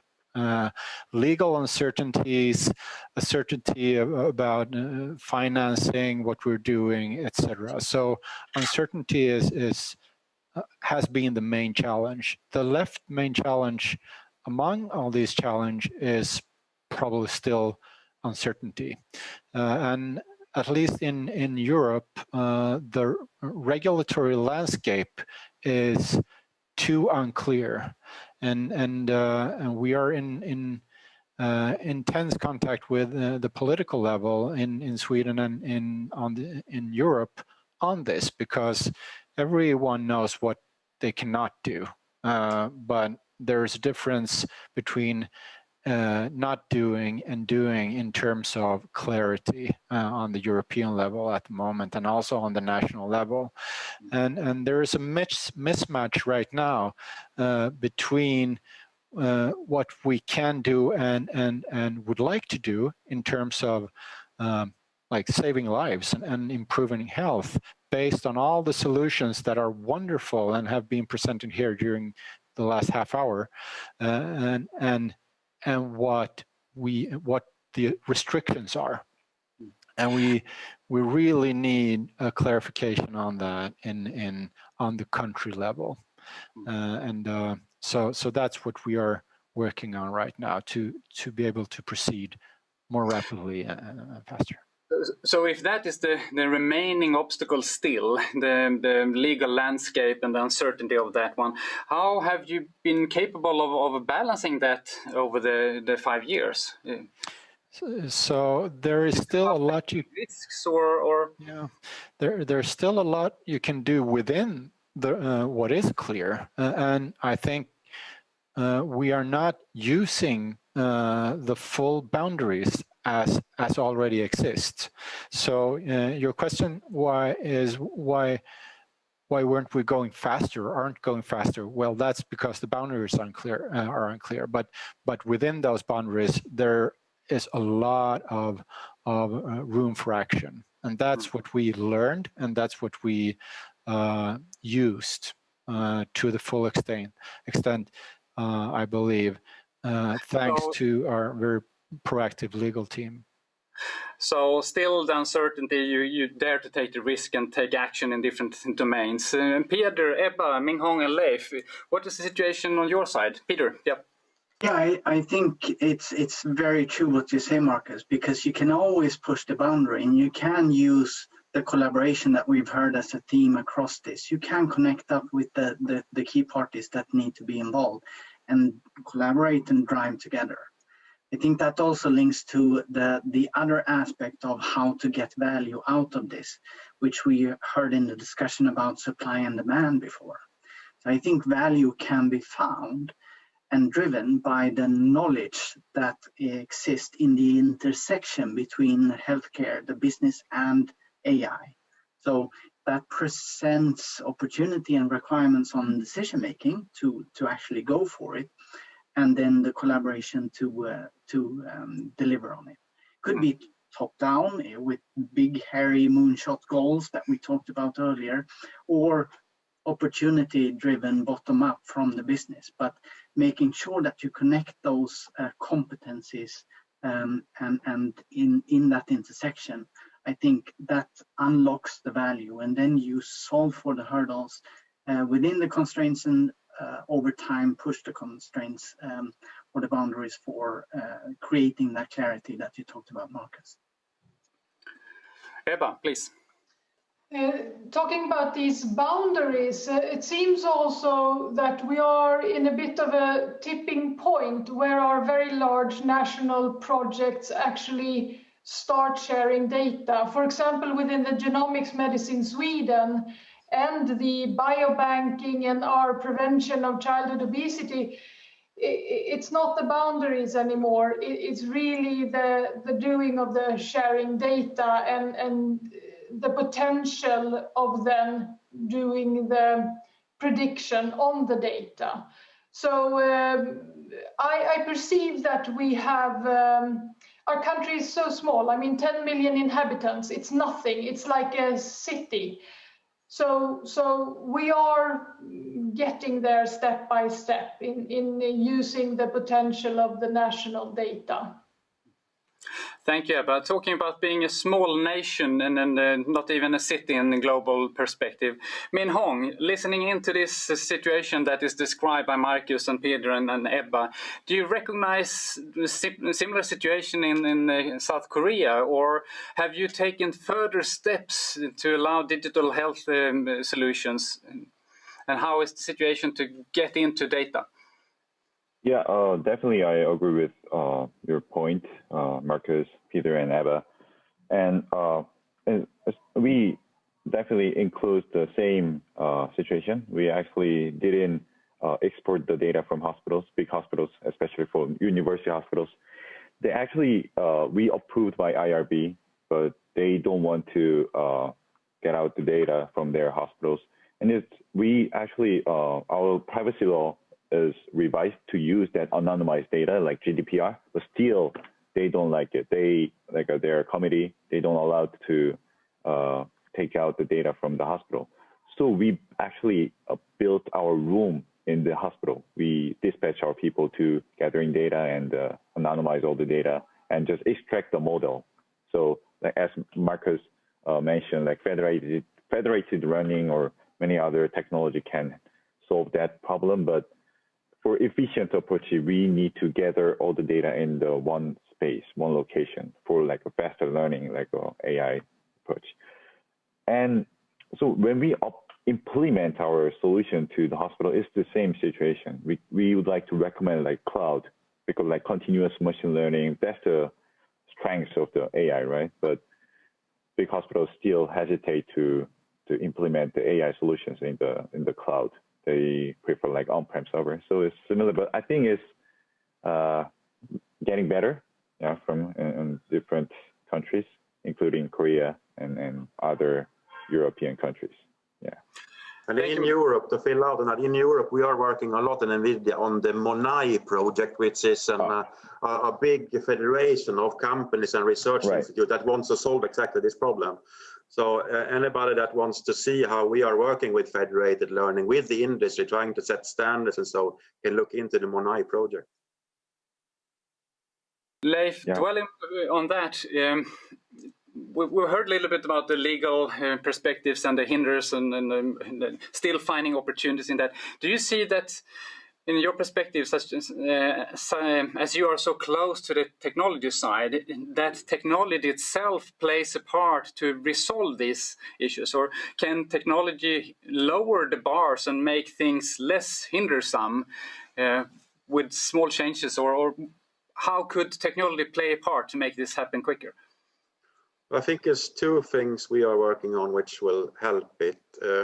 One is things like the MONAI project, where we are implementing technology that is sort of, comes from a number of companies, and also some research organizations can put a stamp on it that this is actually a secure handling of data, so that nobody is fearing that they will not give their data to the system due to the fear. Another one is, of course, to develop further technology of explainable AI, that you can actually reason with algorithms, so that you know how it sort of came to this diagnosis. You have to be able to track it back. and avoid a black box concept. That's going to help us enormously as well. So the explainable AI, I could see a lot of head nodding. Peter and Marcus and Minghong, are you waiting, expecting for that to come eagerly? Would that make a big change for you in how we can utilize data to predict the health situation? Well, I can start there. Trust in the models is key to deploy them in real world. You cannot get past that point. And that brings me to the question, when a model is actually mature to be able to serve as a clinical decision support system. That's one of the unclear borders that we're handling right now. And hopefully the clarification from South Korea can guide Europe there, maybe, because the discussion on the European level is nowhere to be found, unfortunately, in that sense. We have the MDR regulations coming up, and they're good, but still they're very novel to us, and they have not been applied in any way thus far. So we still have uncertainties to handle, but bit by bit, the awareness is there, at least. So I'm sure that it will be resolved, but there will forego a thorough discussion before we feel really we have that kind of highway from idea into application in the real world healthcare system. So, thank you, Marcus. Peter. Yeah, just to build on that we want to make sure that both man and machine live our values, and in order to do that, we put together data and AI ethics and both principles and how we put them to practice. Explainability and transparency is a key piece of that. But of course, with the current situation, that's one of the examples that you need to do. You need to take charge and drive that yourself, because it's not fully established across industry yet. But I think it's absolutely essential in order to dare go all in and really apply it across the chain. Talking about the chain and so on, there's a lot of things needing to be in the right position and spot to make this thing happen. And then we can easily talk about the system that this is all living inside. And right now we're talking about bits and pieces of the system. And the question is, do we have the right system in place for capturing and allowing the power of AI in predicting models connecting to health aspects? Ebba, you have a great portfolio and a lot of work on this one. Do you see that the system is rightly tuned for the situation that we are getting into, or is there some change needed? It's a very good question. And the thing is that we're sort of living in the 200-year-old perspective here, when the surgeon is still the star.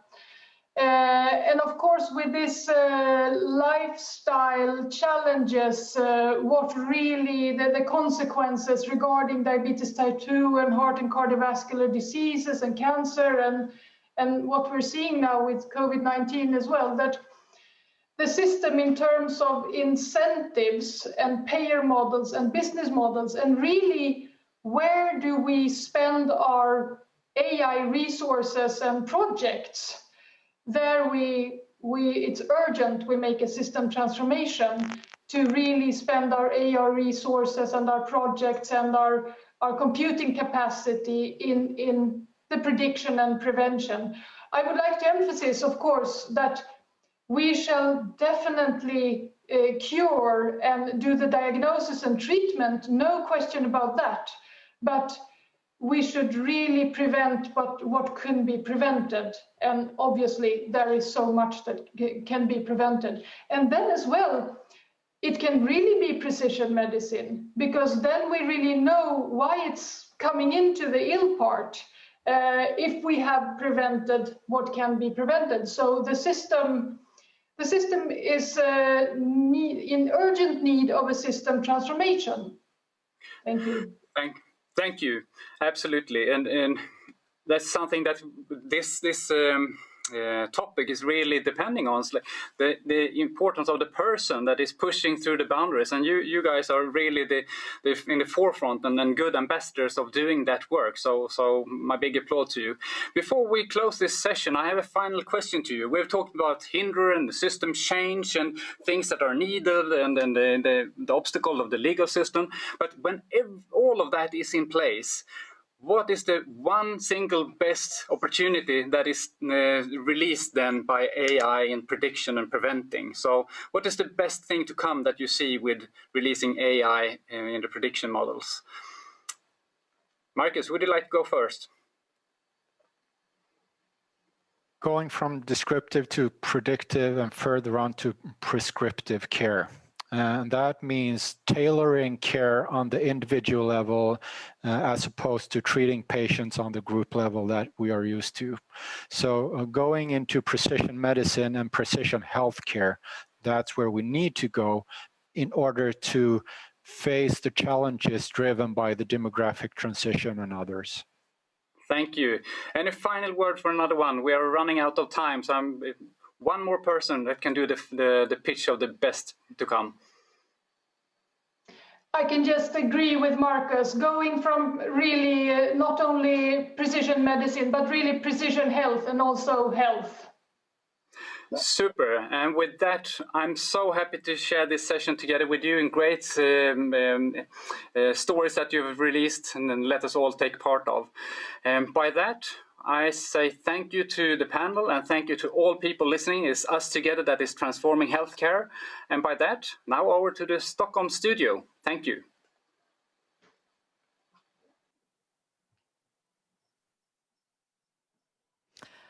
Thank you, Gothenburg. AI clearly has a role to play in transforming healthcare. And now on to track 5, which is AI for sustainability and climate change. Maybe the universe has a rescue plan for us. Maybe it's a lucky coincidence, a very lucky coincidence. Either way, I thank the stars that the power of artificial intelligence surges 5 to midnight on the eve of a potential climate and planetary collapse. To echo our young climate activist, Greta, we shouldn't be having this conversation. Above and beyond the fact that climate change is scary and deeply existential, it's embarrassing that we've put ourselves in this situation after centuries of ruthless overusing the resources and decades of knowing about it. As we speed towards the cliff, the power of AI might be able to play a role to help us recalibrate strategies, recoup carbon dioxide, and readjust to a new world order, fossil-free. So hail the power of innovation. And let's kick off this track with the Stockholm Resilience Center. Deputy Director, Associate Professor Victor Galles knows better than anyone that the clock is ticking. Thank you. Victor, the floor is yours. Thank you so much for that nice introduction, and congratulations for a marvelous program. I mean, what an amazing lineup. I don't have a lot of images and I can't share them now, but that doesn't matter, so I'll do it without slides. I think that the most important thing for me at the moment, listening to these discussions, and you already mentioned AI and climate change and fossil free, is to think about how the climate challenge is so connected to the living planet. So the forests, the oceans, agriculture, and all the other systems where we as humans depend on for our well-being. We should remember that the pandemic that we're trying to cope with at the moment, with such big impacts on our planet and our people, is the result of not only a globalized society, but also the fact that we haven't managed the living planet in a good way. Deforestation, intensified agriculture, etc. So I think, to me, one of the key messages whenever we talk about AI and the climate challenge is, first of all, the sense of urgency. There is an urgency to act, and we need to act quickly. But the other aspect of it is direction, to make sure that the innovation that we drive through AI has the proper framing and direction. To me, that is key. Another aspect that I find increasingly important and that people have raised numerous times is the role of diversity and the role that diverse knowledge systems play I mean, just when we talk about applications of AI for any issue, whether it's health issues or social issues, that you need domain expertise and you need a diversity of knowledge that contributes to this challenge. You need to make sure that your AI systems, wherever you apply them, whether it's in farming or for the climate challenge or forestry, nurtures and build on diversity and doesn't create bigger vulnerabilities as we move into a more turbulent future. So diversity. And the last point that I think is critical for whatever innovation we talk about and becomes increasingly important when we talk about AI is distribution. The distributional impacts of the AI revolution. How do we make sure that the systems that we design to be able to cope and navigate the climate challenge doesn't create negative impacts on the most vulnerable? To put it a different way, how do we make sure that those innovations actually contribute to the Agenda 2030, resolve serious poverty issues, and make sure that we hear the voices of the most vulnerable as tech development continues to develop? So AI has a big potential for the climate challenge if we are open to acknowledge these four ingredients, I believe. It is about urgency, direction, distribution, and diversity. And with those four things together, there's a massive potential that's not quantifiable, but that's also what's so exciting with this, to really tap into the power of that development. Thank you. Victor, and thank you for sharing your thoughts. And I think we will address that later in the panel discussion, which is both climate change and artificial intelligence, but also making sure that we address social inequality, so the full 2030 agenda. Moving swiftly on, we can't talk about fossil-free welfare states without addressing emissions. And we can't talk about emissions and sustainability without talking about the tools to measure impact. And that's easy to say, and it's harder to do. And I'd like to welcome Dennis Pamlin, the Senior Advisor at RISE, and you will tell us about the emissions framework that you guys have developed and why it's important. Over to you.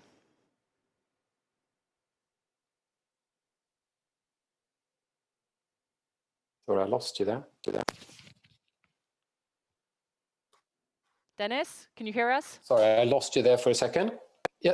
Yes, now I hear you. Thanks. Dennis, you have a framework. Tell us. Thanks. Yes, I do. Can you see my screen? Yes. So I'm going to be quite frank here and open. I think we can have I can echo what Victor was saying, that this is an interesting lineup, etc. But I think we also need to be very frank about the challenges we have here now, and the fact that we are basically having AI as part of the problem today, rather than part of the solution. So let me show slides here on running, and it has measurable negative contributions today, and it can have measurable positive contributions tomorrow. So I'm leading a project that was launched in Paris that is really about taking the next generation of solution to market. And we see primarily today AI as a problem, but as a huge potential here. And let me just explain that, because we have seen that Sweden already have a gigaton of solutions ready to be exported and implemented on a sort of a startup scale. But AI is largely making those invisible or making it harder for this new solution to reach markets. And the reason is that the current AI focus is adding a new smart tool into an old system. So we're basically having this idea that we are optimizing things. We are making things better in mines. We are making distribution slightly less inefficient. But that is not where sustainability lies. That is in the disruptions of today. And very few AI systems are helping with that sustainable transformation. They are stuck in optimization of those systems. And that is linked to the second part. The AI focus is on the big polluters very much today when we talk about climate. It's about how they make it slightly less bad. But it's very seldom that we see AI really putting forward the next generation of solutions. So, and this is sort of a framework that we have to sort of, in a small set of solutions, we saw that 100% of the AI solutions that was suggested was focusing on the problems, just making the problems less bad, not putting solutions in place. And this is really, the fundamental challenge is that AI scientists and projects, they love big data, quality data, but those are rarely available for where we really need them, for where transformation is needed. So when you tweak a system, usually a lot of data is available, but when you transform a system, that's less data availability. And also, we want large sets of data, and that usually go back into history, the unsustainable area, rather than in the future. So we have some fundamental challenges for AI. And if we changed AI to statistical assessments, then I think people would be more aware of the challenge of where data is coming from and how we assess that. So just to take two examples, strategies today are sometimes using AI, but based on ideas on how the new solutions are linear or not really successful. This is the International Energy Agency. Their data sets are often used when you use energy projections, and they have been fundamentally wrong about the future of solar, for instance. So by using AI, we get strategies that are bad.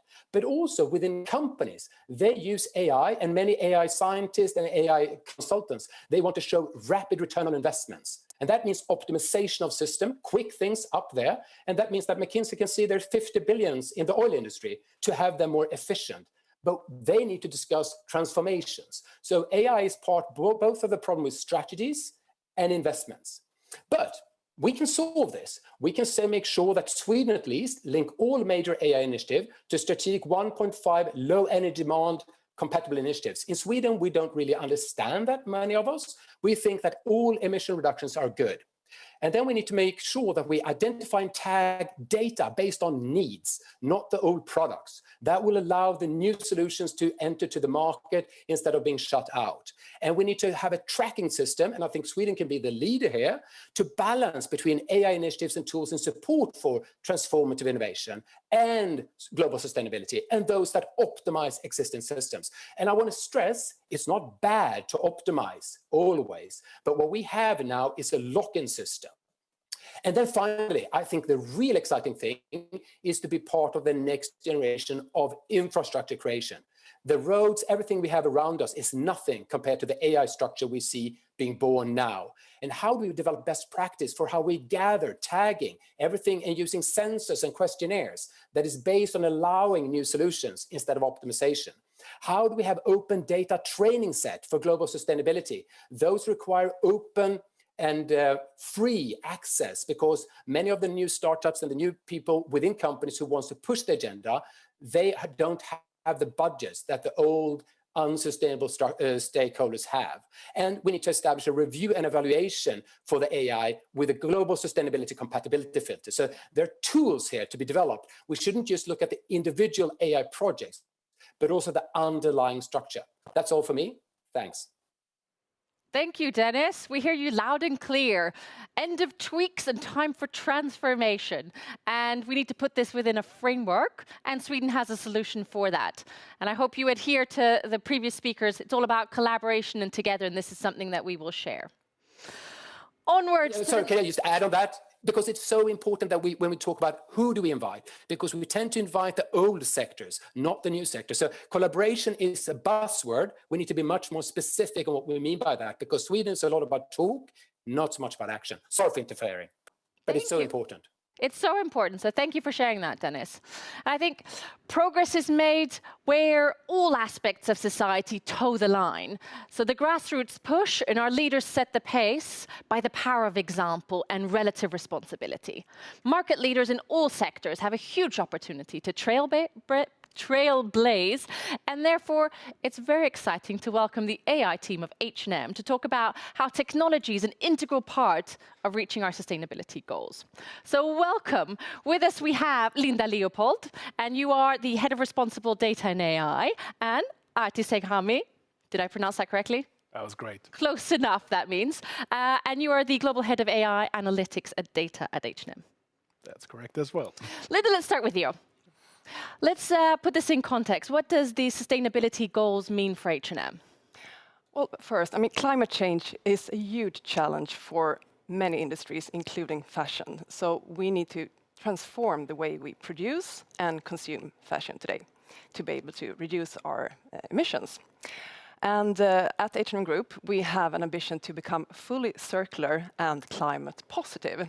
So we have set goals to only use recycled and sustainably sourced materials by 2030, and to have a climate positive value chain by 2040. And that means the whole value chain, from the cotton farms to our customers' washing machines.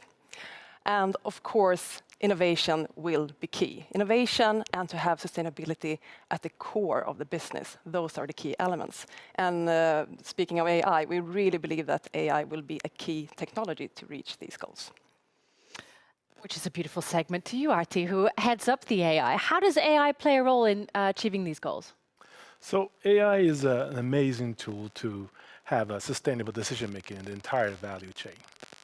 And looking how we implement AI, it is in the entire value chain. You look at it from the start, where fashion forecasting, or understanding how many pieces you're going to buy of certain product to a certain market, or how we allocate them. All of that is different part of the integral part of the value chain.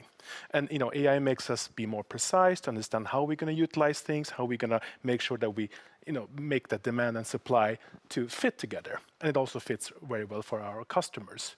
And the central part of the circularity is about avoiding overproduction. So understanding how we can calculate and make sure that we have right amount of garment for right amount of time, the right amount of market at the right moment for the right customer, that ensures that we can reach that. So we not only that we're not utilizing the resources in the wrong way, but we also ensure that we don't over transport, over warehouse things, utilizing too much energy and all that. So in totality, it's a great win-win solution, both for us, but also for our customers. H&M Group have always looked at meaningful growth as a key element of its growth. It's about happy planets, it's about happy customers, it's about happy colleagues. That will give you good money. So that's the important part of it. AI is an amazing tool for us to reach those goals. And of course, to reach our sustainability goals. And I'm assuming you're using AI for all this, reducing all this over that you mentioned. Could you give us a specific example? So, as I mentioned, quantification is a very great example of that. We need to understand how many pieces of a garment you're going to buy for certain markets, and that could differ depending on the demand of the market, demand of the store, how the market constitutes, what are they interested in, what are the fashion in that market. All those things are different signals that we can bring in to understand, because it's not a one size fits all. And looking at globally how the market looks like, everything is changing, and it's not that back in days maybe we could dictate fashion in a different way. Today is different. All the kids have access to the fashion in different ways. They have their phones, and they look at all the influencers. We need to be more precise, and we need to be on top of that. And that's how AI helps us to be more precise in that decision making. Super exciting. And Linda, as Victor was mentioning, sustainability is not only about climate, it's also about ethical and social sustainability. How's the H&M thinking about that? Yeah, definitely. So the area that we call responsible AI, the mission there is really twofold. So we want to use AI to do good and to reach our sustainability goals. But then we also want to work actively to prevent causing any unintentional harm when we are working with AI solutions. So it's that twofold goal of do good and do no harm at the same time. And all this sounds great. But how do you make it work in practice? How do you build a team around it? Because ultimately your core is fashion and not necessarily climate change. How do you make this work? How do you make people run in this direction? So in the essence, this is not a technology thing. We usually talk about this 10% AI, is 20% tech, is 70% people and processes. You need to shift people's mindsets in the business operation to think differently, ask different questions. On a Monday morning, they come to the office, they're going to ask different questions around what they want to do with their business, what they want to do with the operations. And that mindset shift is about changing and transforming the people. So we work a lot on the transformation. We have looked at it holistically, on the totality. It's about, that is also why we address the entire value chain. A lot of companies look at one part of it. They do AI, they do customer-facing stuff, fancy, sexy apps, and that's really cool. But it doesn't impact the totality. And we need to look at the totality. That's why we look at all over the place. And we usually internally, we don't call it AI as artificial intelligence. We call it amplified intelligence. Because what we're doing, we're amplifying existing competence of our colleagues to make better decisions. And that's super important, because that's exactly what the transformation is about. People transformation, mindset transformation, not much AI. That's a great tweet. This is not about AI. But to give us a sense of, because I assume there's different parts of this smorgasbord that is pulling. But could you give us a feel for where it comes from? Grassroots, internally inside, from your customers, from above? How does all this play into strategy in the movement? Yeah, it is holistically. It has to come from all over the place. You have to look at what customer wants. You need to look at the business. Look at the people inside it, because you need to, as I said, move and shift the mindset of our operations. The people in the store, the people in design teams, and wherever you look at. This is also why we address the entire value chain to change the mindset of each of the people. And it expands more than just sustainability. It also expands the areas that Linda was talking about around ethics, around the responsibility. Do we do good? We do no harm. We need to understand the data, because the data that's out there is our own data. It's my kids' data. It's, we need to be careful about that. It's not GDPR. It's about creating those relationships. And that is super important for us. A company with huge amount of values, long-term relation with our customer, and meaningful growth as the core of it. So AI is in everything, and everything is not AI. Linda is making a very important part of that, working with the ethical side of it. That's super, super important. Yeah, and your customers understand that. They know. Yeah, I mean, they do, and that's really important, transparency. That's one of the core values for our work with responsible AI. But I want to get back to what Arti said about creating this culture, and it's all about people. And I really believe in creating a culture of responsible AI, because we can have all these assessment tools, principles, etc., but you really need to get people talking about the ethical questions and to really make it top of mind for the people who are working with our AI products. That's so important. I've heard that you have AI debates internally. Is that true? That's true. That's one of the tools we have to make it top of mind. I mean, AI and ethics, it's a very abstract topic. So how do you make this super abstract topic more tangible and easier to relate to? That's why we created this debate club. So we let our colleagues debate fictional ethical dilemmas. It's almost like mini science fiction stories, scenarios that could potentially arise in the fashion industry today or in the near future. And they are giving an assigned standpoint that they have to argue for, no matter what they think themselves. That's fantastic. I look forward to maybe when you one day publish these, just to get a feel for how the brains inside H&M reflect on these topics. This is an important point. What Linda is doing is amazing, because it's about intervening what happens here in a programmer and what happens there. How do you intervene before that happens to make sure, are we thinking about this in an ethical way or not? That's not easy. That's shifting our mindset. Thank you. Thank you guys for being a market leader and taking your responsibility within the fashion sector. Thank you for having us here. Thanks for having us. Thank you. So 2 more talks on this track. And the first is Johan Granström, who is Partnership and Business Development Manager at ABB Sweden's Industrial Automation Division. Johan focuses on making cities and energy systems smarter, greener by utilizing the potential in digital technologies, people, and partnerships. It's all about optimizing energy use and surveillance. Johan, the floor is yours. Thank you so much. Thanks for having me. Thank you so far for a wonderful event.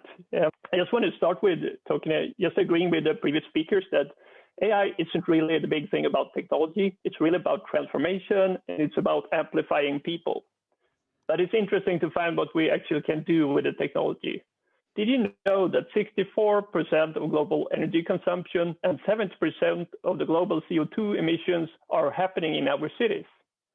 As you heard in the introduction, my name is Johan Granström, and I work a lot with making cities and energy systems smarter and greener.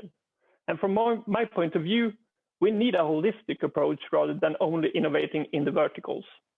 And access to clean energy is fundamental for the creation of sustainable cities, but it's also an enabler for most other sectors to SDGs and fight climate change.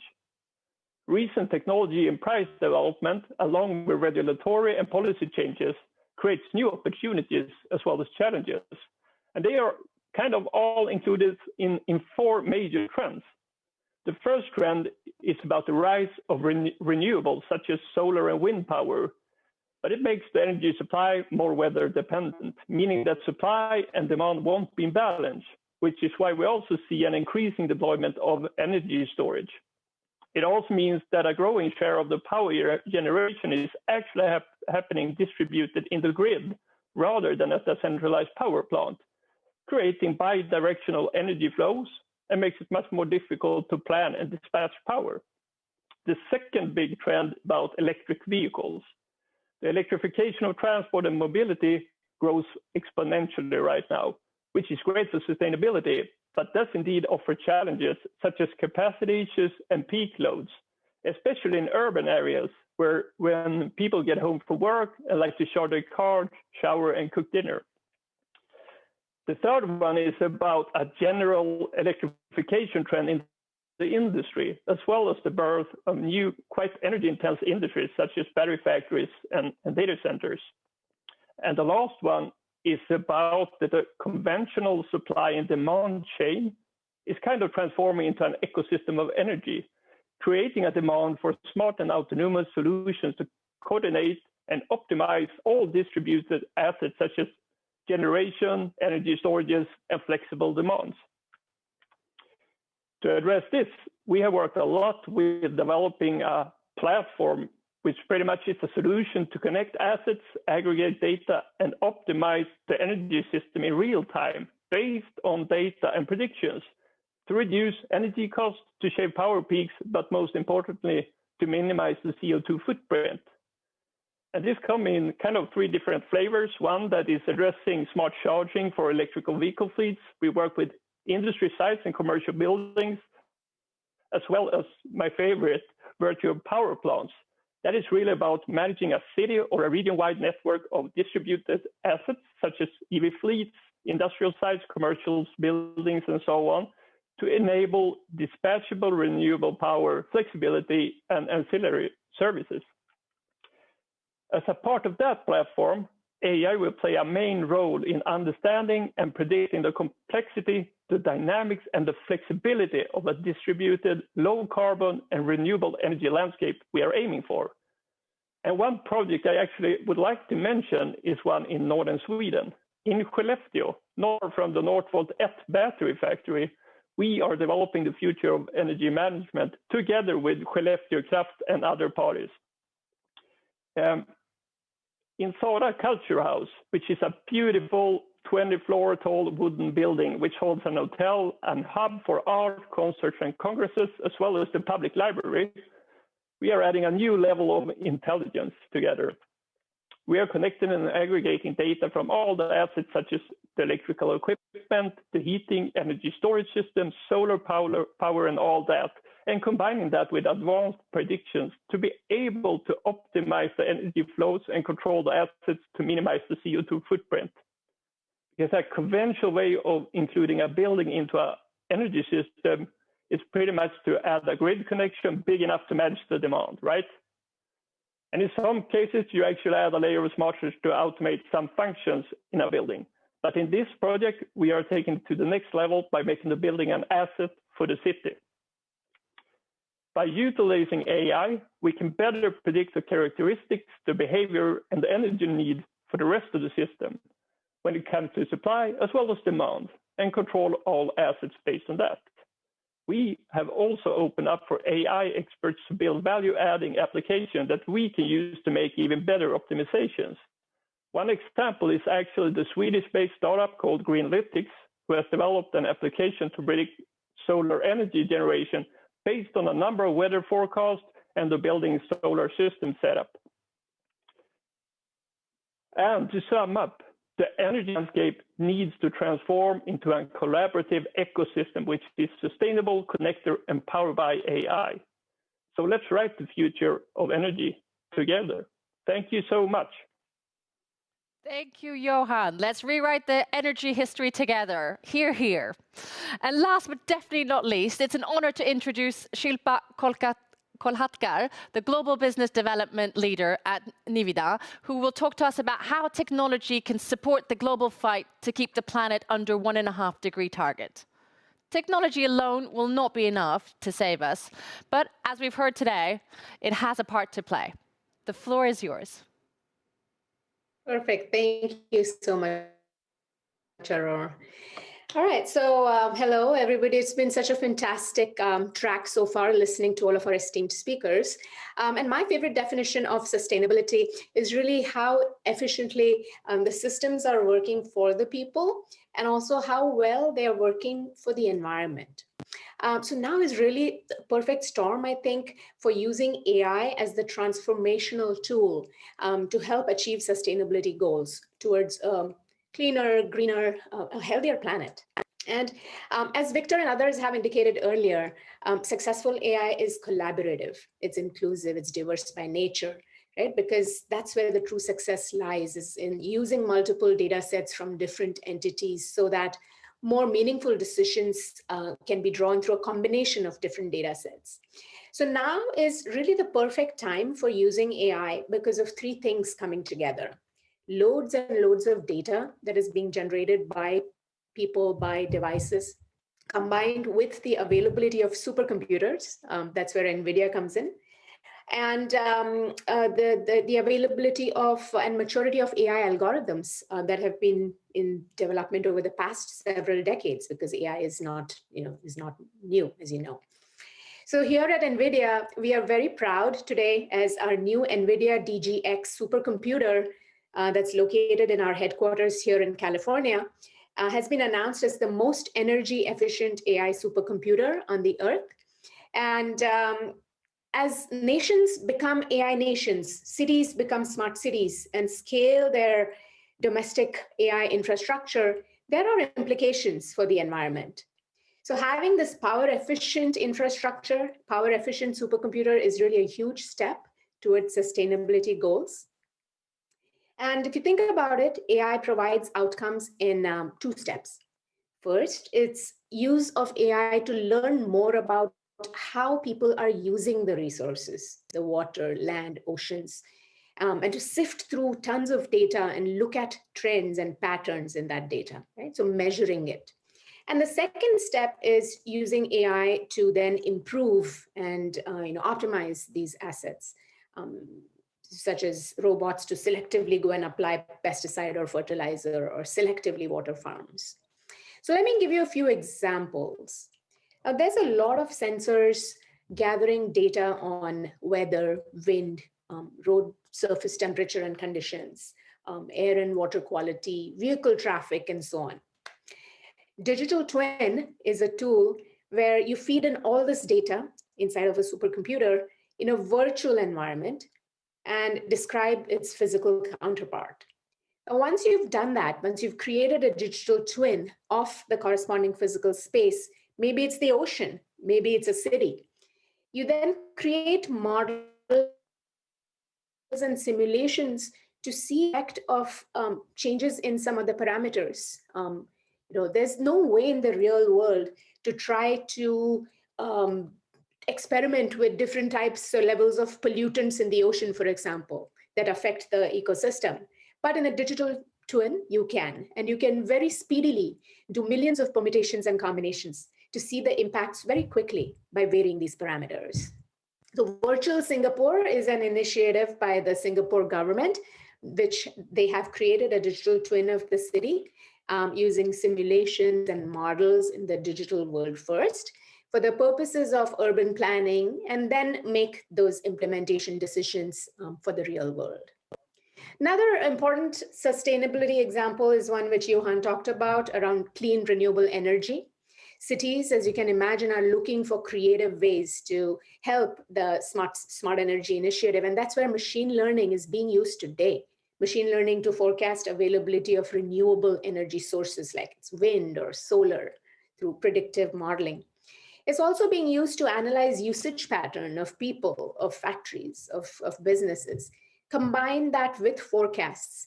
So you may be part of rush hour rewards. We have something like that here with our energy company. It's an incentive where you earn rewards for saving energy during the peak demand periods.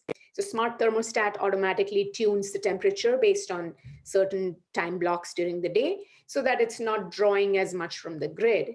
And when this is done across tens of thousands of homes, it helps the city tremendously by stabilizing and load balancing between the traditional grid, and the renewable sources, and even preventing rolling blackouts. Another example of AI for sustainability is one where NVIDIA actually plays a very big role in is autonomous vehicles. Our friends mentioned that earlier. So autonomous vehicles, AI-guided AVs will be helping mobility on demand over the next coming years, decades. We are all going to see that.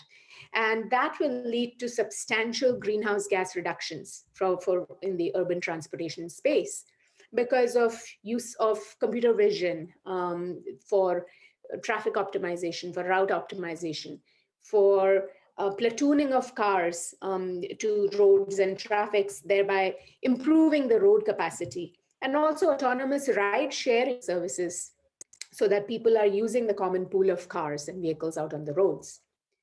And one last example is AI for sustainability in agriculture. As you can imagine, computer vision, it's very, very powerful. And it's currently being used by some of our partners who've developed robots. Agrobot is one such partner. And it's a harvester. It's a harvester robot which goes and inspects whether a strawberry is the best time to pick a strawberry, whether it's ripe to be picked. John Deere uses computer vision for selective application of pesticide only to the impacted areas. In another example, satellite data is used so satellite images and soil sensor information is being combined, and that is used to plan the watering needs and the application of fertilizer. So in computer vision, when spots of green are visible in a space between the crop rows, then that's when the AI knows that it's likely a weed. So these types of techniques really help. Sorry that I have to break you off here. Okay, no worries. That was kind of my last example, and over to you.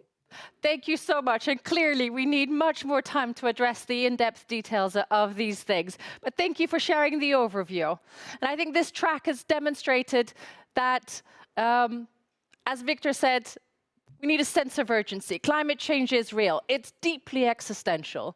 And the speakers today have addressed both the technology that we have and that we need to develop. But basically, what I learned today is we have most of the technology. Now it's a question of what Arti said, a mindset. We need to create the change, the movement forward, and address these things. Within the framework that Dennis spoke about, using people and also never forgetting the social inequalities to make this happen, as Linda mentioned as well. It's complex, and we can't set a detailed plan. We don't know the outcome. We need a visionary leadership that, just as Dag Hammarskjöld said in the outset of today, is the eye fixed on the horizon and iterate. Thank you for joining us all today on the climate change track. And I'd like to now hand over to our colleagues in Gothenburg. And Sofie Wennersten, over to you, track 5, tomorrow's mobility.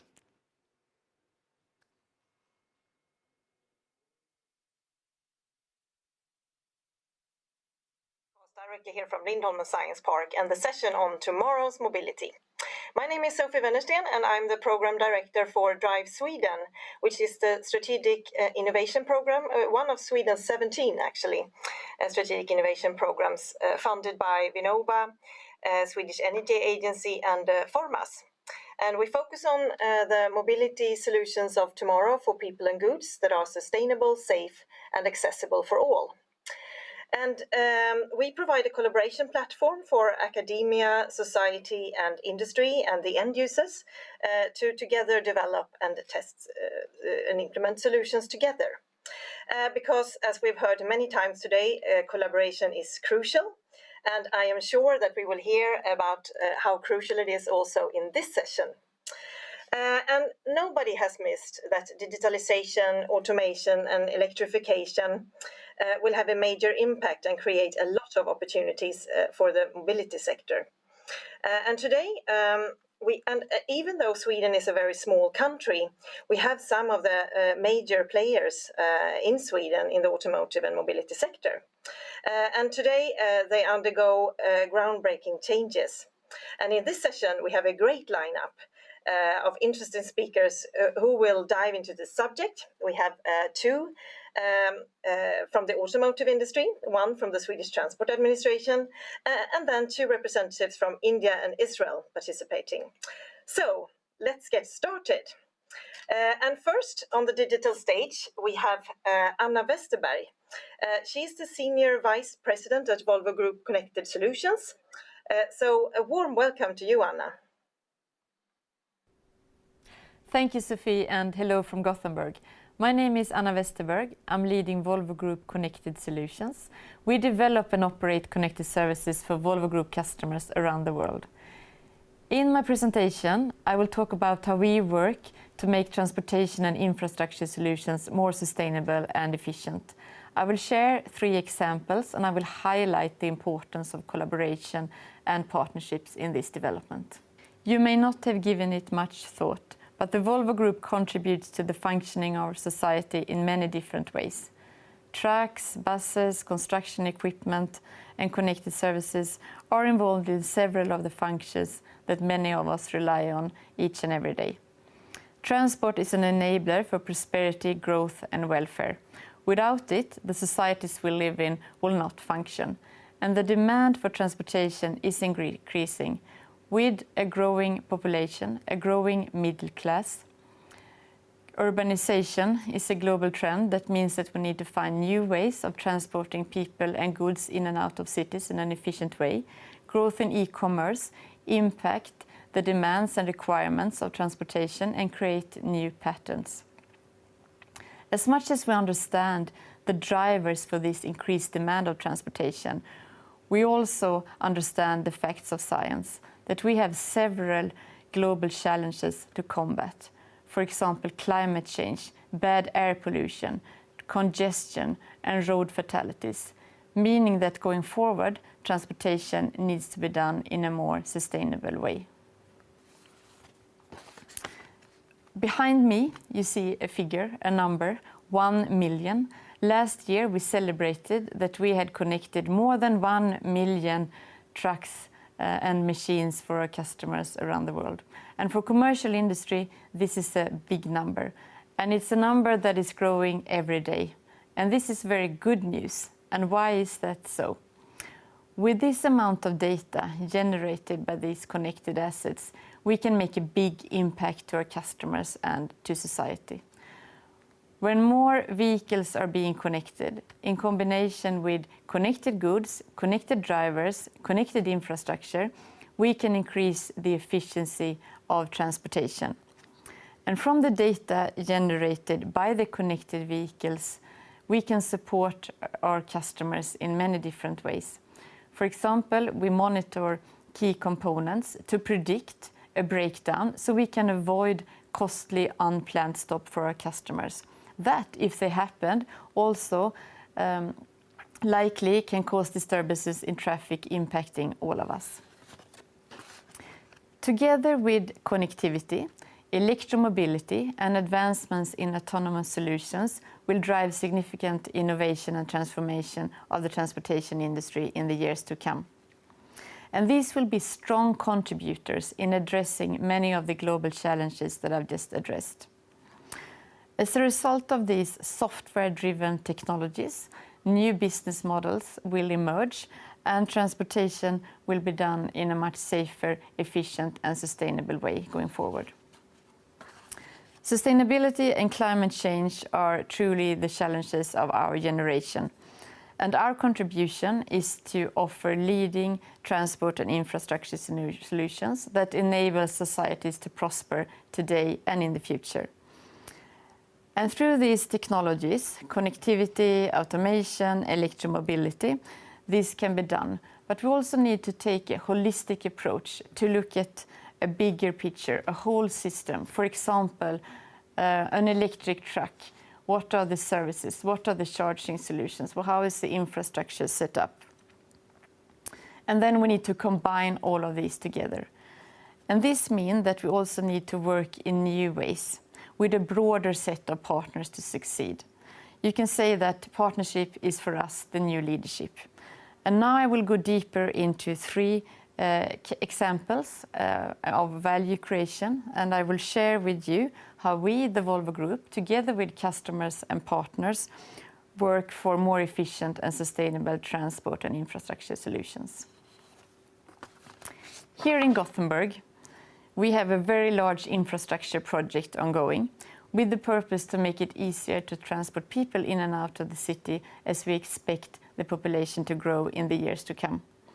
So there is a lot of digging going on, and there are several 100,000 tons of clay and mud that needs to be transported out of this city during this infrastructure work. And since this is happening in the center of Gothenburg, there is also a high focus to minimize the environmental impact from this work.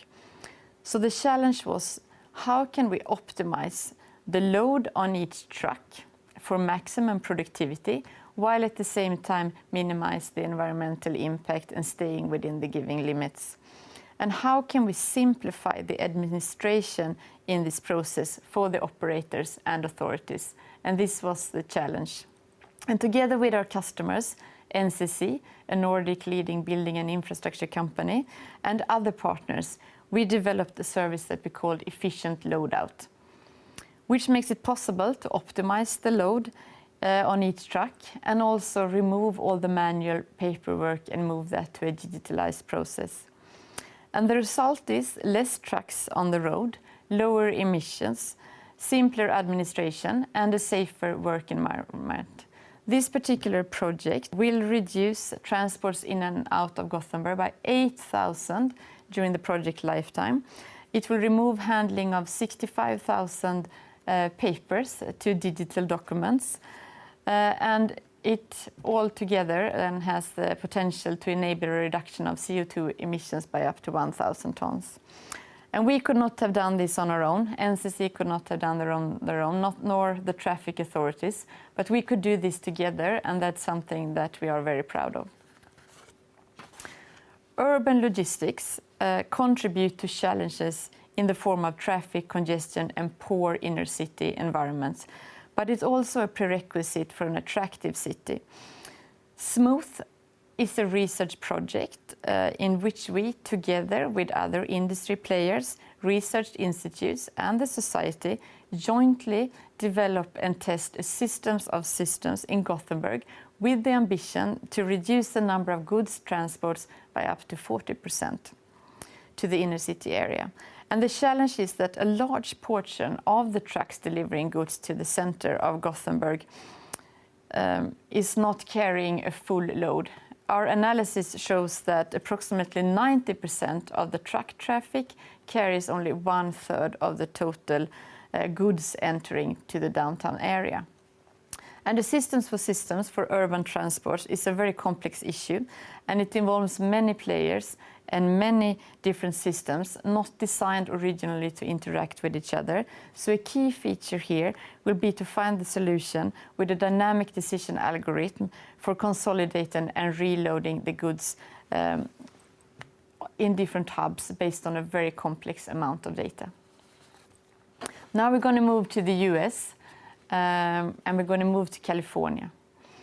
And the people living in California is in a dramatic way experiencing the effect of climate change, bad air pollution, and traffic congestion. And to improve the situation, the state of California is investing in initiatives to reduce greenhouse gas emissions, to strengthen the economy, and to improve the public health and the environment. And one initiative called the Volvo Lights, standing for Low Impact Green Heavy Transport Solutions, is a unique collaboration between the South Coast Air Quality Management District, Volvo Trucks, and 14 other organizations to pioneer a range of vehicle charging and workforce development innovations critical for the commercial success of battery electric trucks and equipment. And over a 3-year period, Volvo Lights will demonstrate the ability for heavy-duty battery electric trucks and equipment to reliably move freight between major ports and warehouses throughout the region with less noise and zero emissions. And this is one example how public-private partnerships can accelerate industry transformation for the benefit of all stakeholders and for the overall society. So very much driven by the new technologies, enabled through collaboration between industry, society, and academia, we are creating the transport solutions of the future, and they will be more efficient, more sustainable, and safer. Thank you.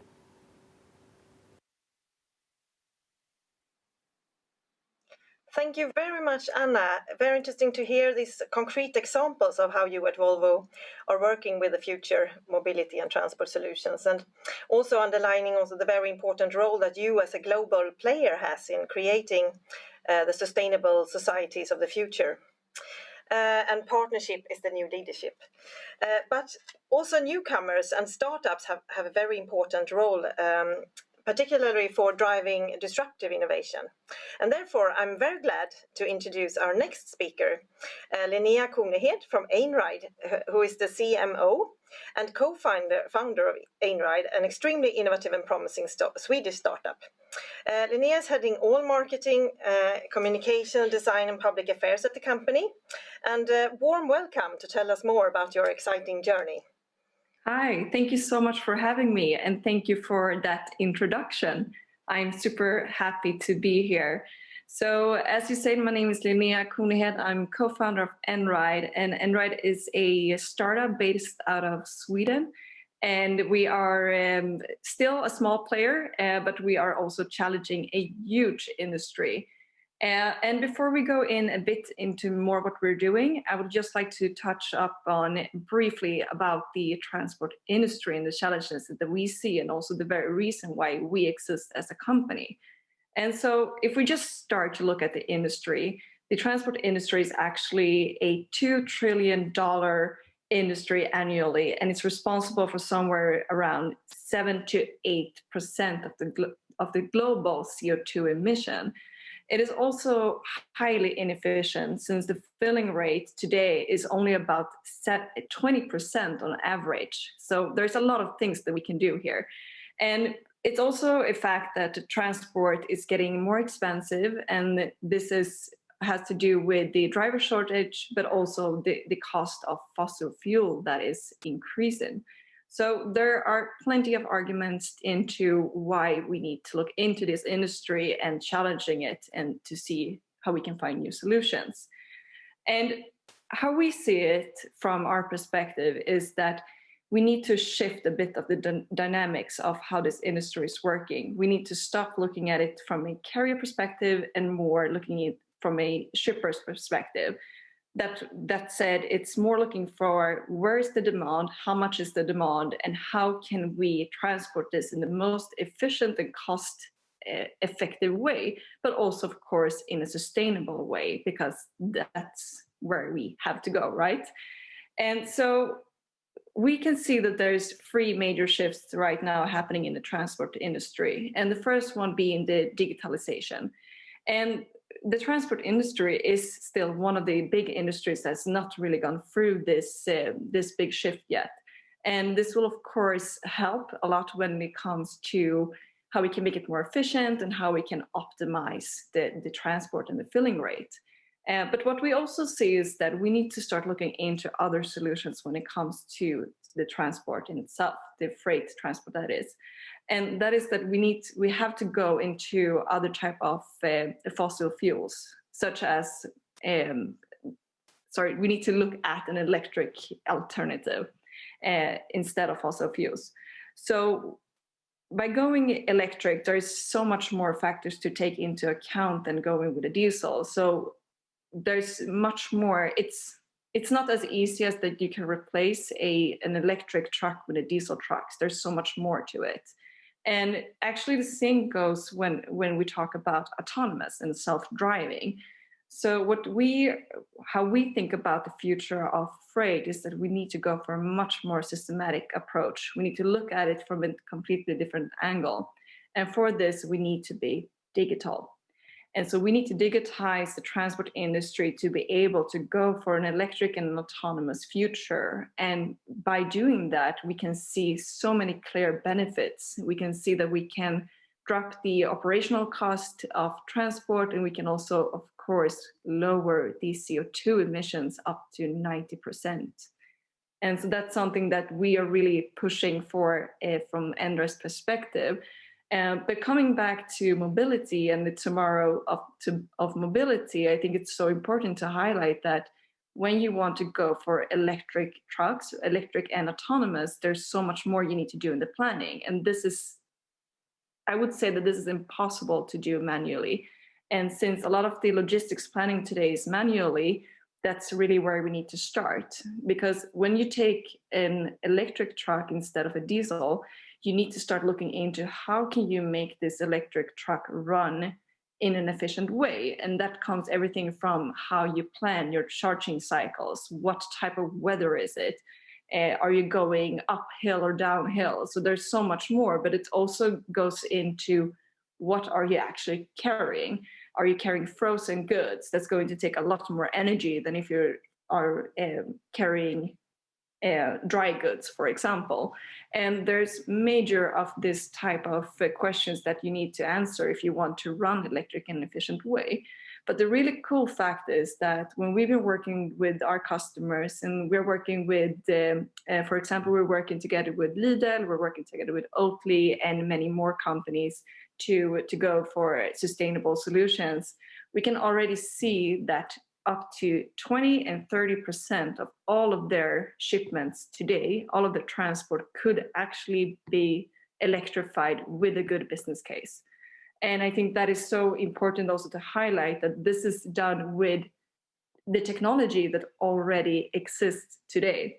So there's not really anything that we have to wait for any longer. We just need to think a bit differently, and we need to have a great platform so that we can plan in a nice way, so that we can make electric cost efficient and sustainable in the best way possible.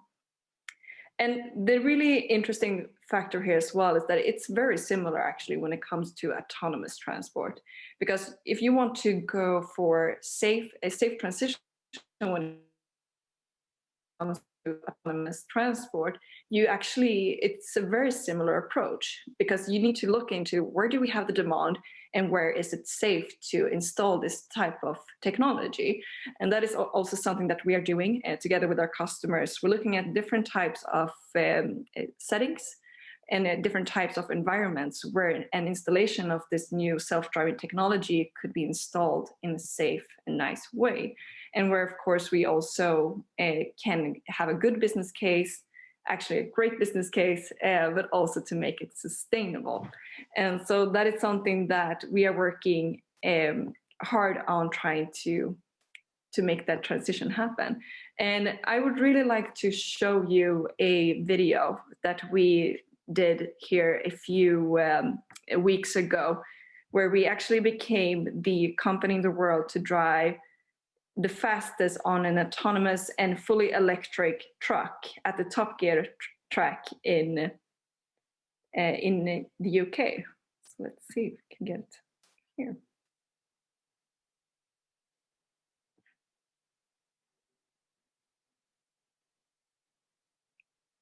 So this is only a few weeks ago, and we were aiming for a record in driving fully autonomous. So I just want to also mention this, that this is fully autonomous. So it's not remote driving, it's no one in there. We've been getting those questions. It's not, it's fully autonomous. And it drives up to, at this day, we drive 82 kilometers per hour. And beautiful day in UK. So the technology is really here, and now it's just time that we take action and that we make this change happen. Thank you so much for me. Thank you very much, Linnea. Extremely interesting, and thanks for sharing your innovative approach to tomorrow's mobility. And it sounds so easy. It's just to think a little bit differently, and technology is here. So you will be back in a little while for some discussion, but now it's time for a little bit of a different perspective. Because for these new and innovative solutions to really become implemented in the transport system that we are using, we need collaboration with the public sector. We need the politicians, authorities, regions, and cities. So I'm very glad to now present the Swedish Transport Administration, Olof Johansson. He is the Program Director for Digitalization of the Transport System at the authority. And we look very much forward to hearing now about your role in tomorrow's mobility system. So warm welcome, Olof. Thank you, Sophie. Thank you. Very delighted to be here. To start off, Trafikverket, we are responsible for the long-term planning of the infrastructure for all traffic modes. And we're also responsible for maintaining the traffic management and the investments in rail and road. So that's basically our task. And looking at the road system, we are roughly responsible for the highways and the country roads. So not the roads in the cities. And right now at the administration, we have a big focus on to reach the climate goal. Sweden has said we will reduce, or supposed to reduce CO2 emissions by 70% until 2030. So that's a really high goal. So we have a lot of kind of focus in electrifications, as other speakers have highlighted here. But I will today dig a bit deeper into the digitalization and what we do there. So looking at our role in the digitalization, we are looking at kind of what will new techniques and new solutions mean? How can they be rolled out? What will that mean for the road system? And what kind of effects will they actually give?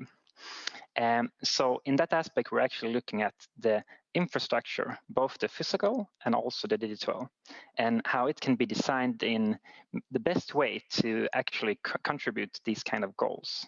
And the goals is like in traffic safety, to reduce the CO2 emissions, as I was talking about, but also to make the transport system even more accessible for the users in it.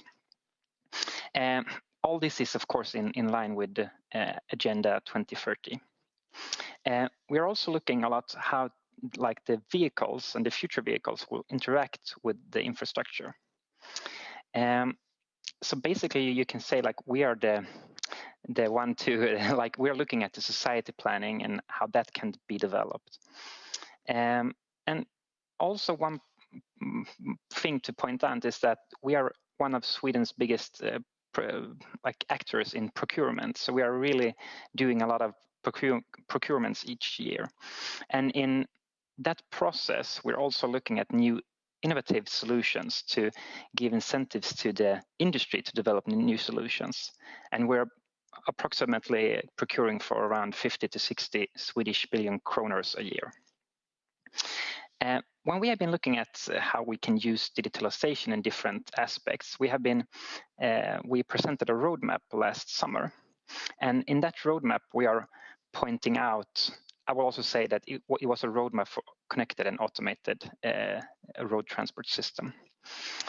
So in that we presented 20 measures or solutions, you can say, that we saw has had a big potential to make the road transport system more efficient.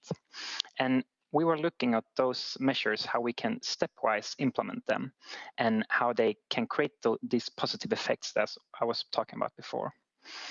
But it's also a roadmap to be able to point out in which areas we need more knowledge, for example, within the automotive vehicles and how that will actually affect how they interact with the infrastructure. In this roadmap, we also presented 6 focus areas, and they are more about looking at prerequisites and what we need to develop regarding, for example, legislation, what we need to develop and see how new business models can be come into the system, how the user acceptance is for new techniques and so on. And of course, then how the physical and digital infrastructure can be developed. This roadmap has been actually a base for our dialogue with the industry. So we've been using this to be able to create and develop the solutions together, because we don't know everything. We need a lot of input from the industry, for example, those actors that's been talking here before. But we are looking at different, as I said, techniques in this roadmap. And one of those techniques are actually geofencing. And geofencing is, we look at like a digital fence where you can create certain conditions, and we can use that, for example, have digital exemptions for heavy trucks. We can have it to safe exits from construction sites and so on. So then we're looking at what can we do to be able to roll this out. And that could be like having the legislation on hand. We are also looking at how to make these regulations accessible in a digital format so that the industry can get collected data directly from us.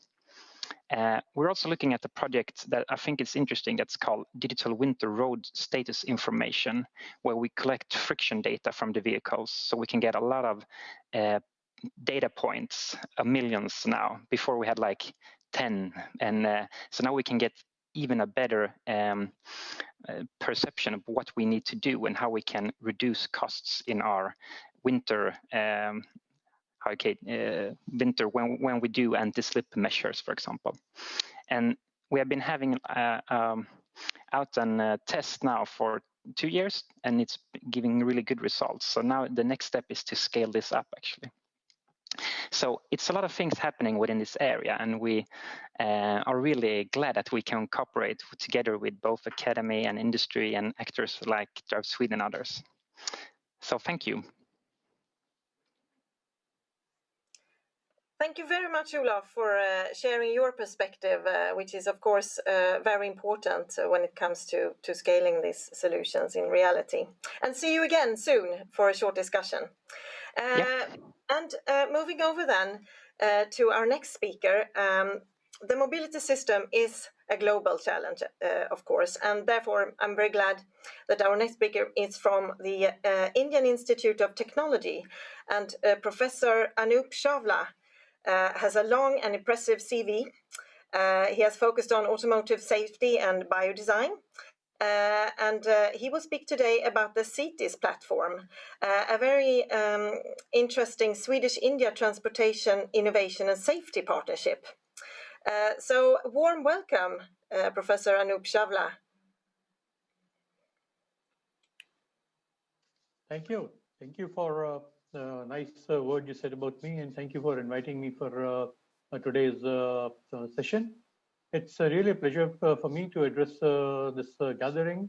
I'm speaking on behalf of my institution, which is an Institute of Technology, and at the same time, I'm also speaking on behalf of the Sweden-India Transport Innovation and Safety Partnership, which we refer to as the CITES partnership.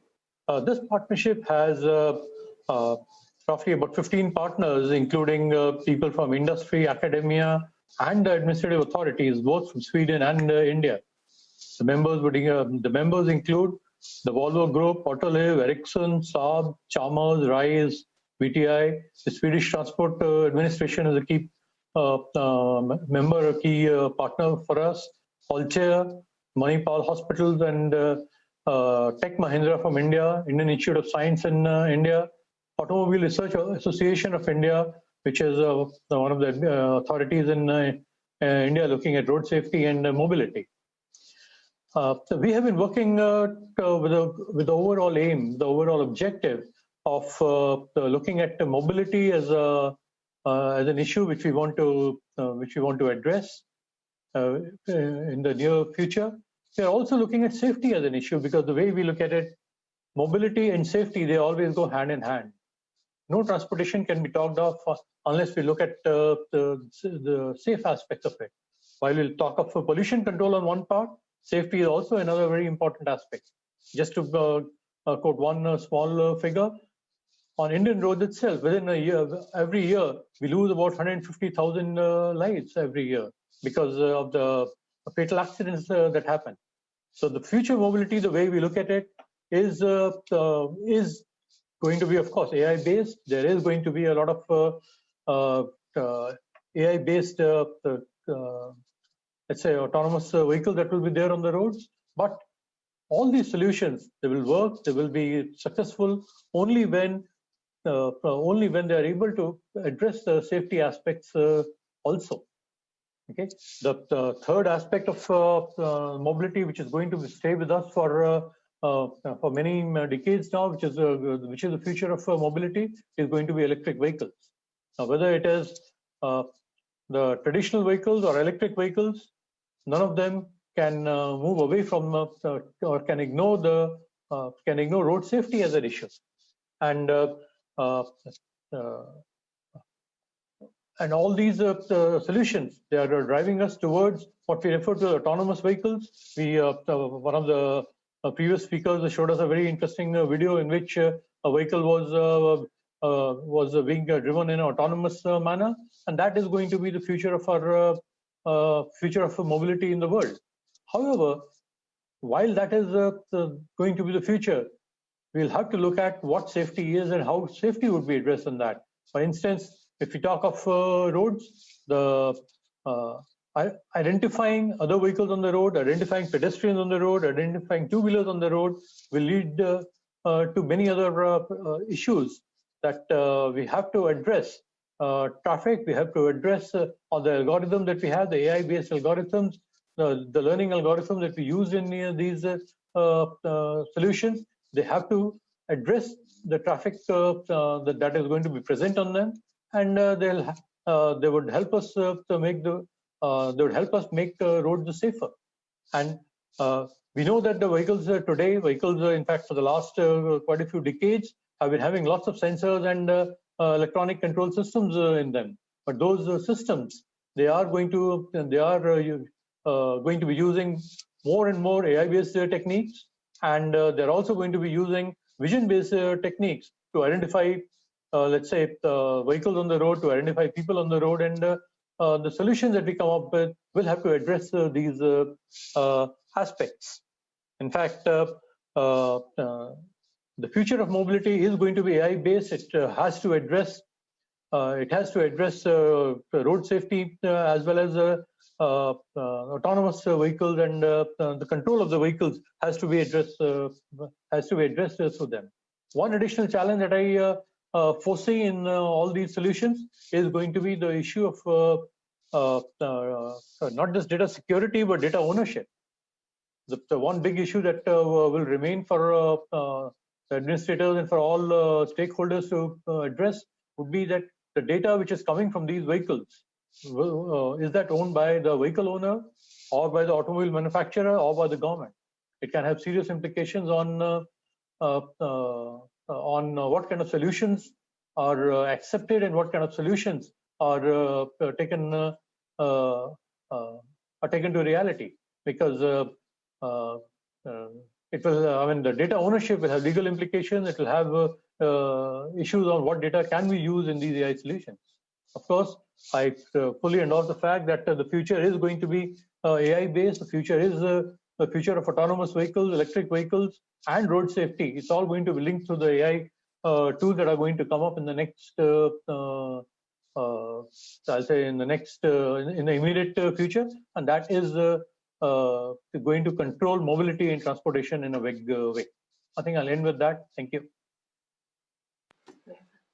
Thank you very much. And actually, I remember the inauguration of this initiative earlier this year. And I would like very much how it was underlined that safety is now considered or needs to be seen as an integrated part of the mobility development as a whole. And a very good example of a successful bilateral collaboration as well. So thank you very much. And we welcome you back in a little while. Next up is another international speaker, Dr. Anat Lea Bornstein, who is the chairwoman and director of the Smart Mobility Initiative at Israel's Prime Minister's Office. And the initiative coordinates the activities of 11 government ministries and agencies and places Israel as the hub of technology and know-how in the field of smart mobility and alternative fuels. So warm welcome, Dr. Anat Lea Bornstein. Sorry if I pronounce it wrongly. You pronounced it just fine. Thank you. Thank you. Can you hear me? Everything is okay?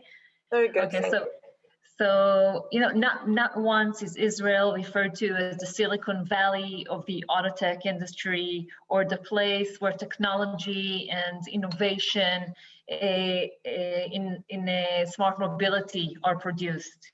And so yes, Israel is now a hub of technologies and innovation in both alternative fuels and smart mobility.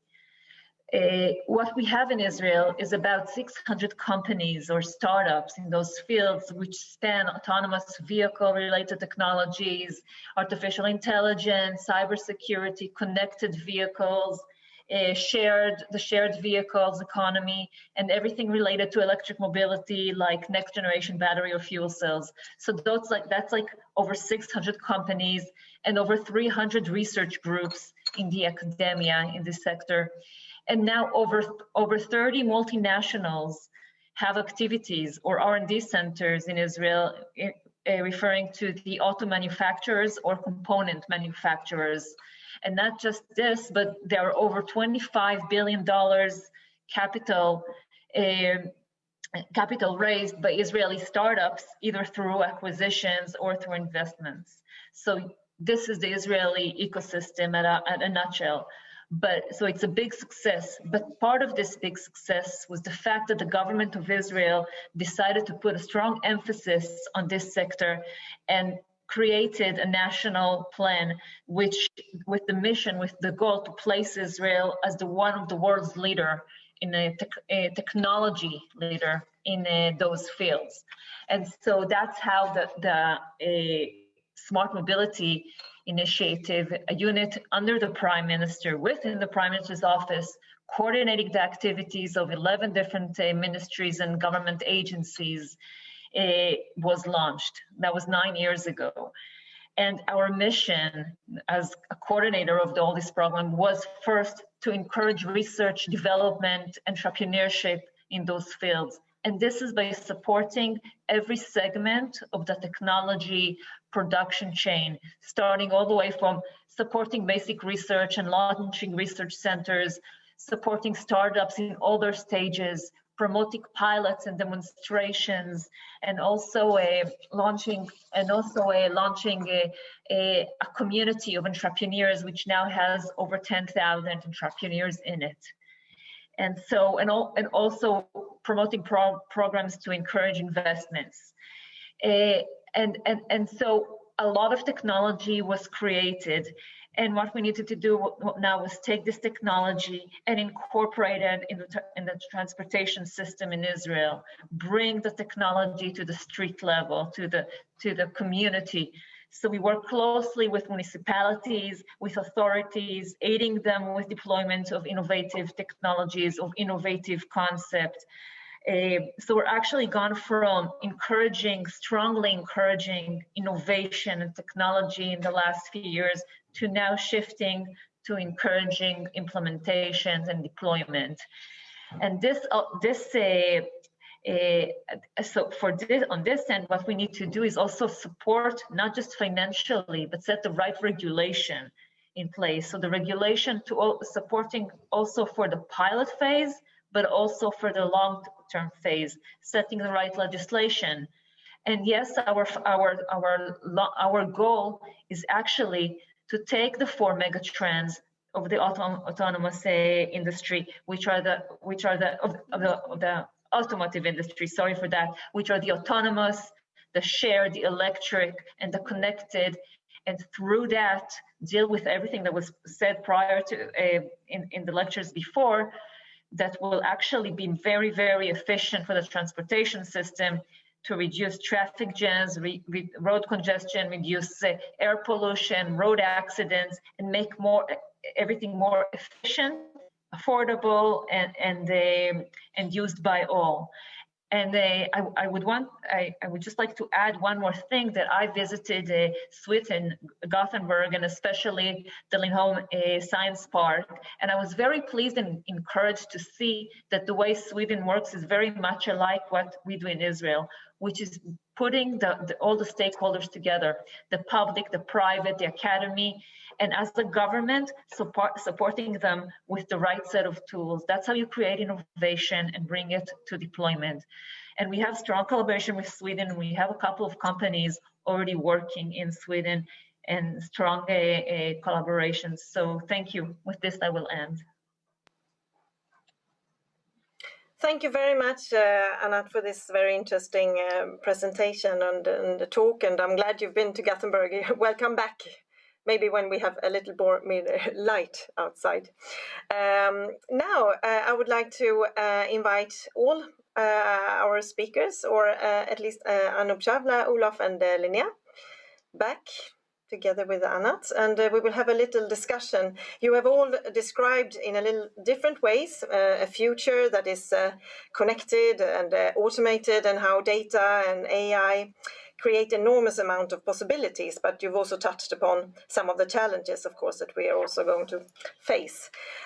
So let's have some minutes now and talk about this. And I would like to see if we could get some really concrete examples up here from you, from your different perspectives on how can you see AI enabling safe, efficient, sustainable mobility systems, preferably not in 20 years, but rather in a short-term perspective. I'd like to hear some cases or examples from your perspective. Linnea, would you like to start? Yeah, I can start.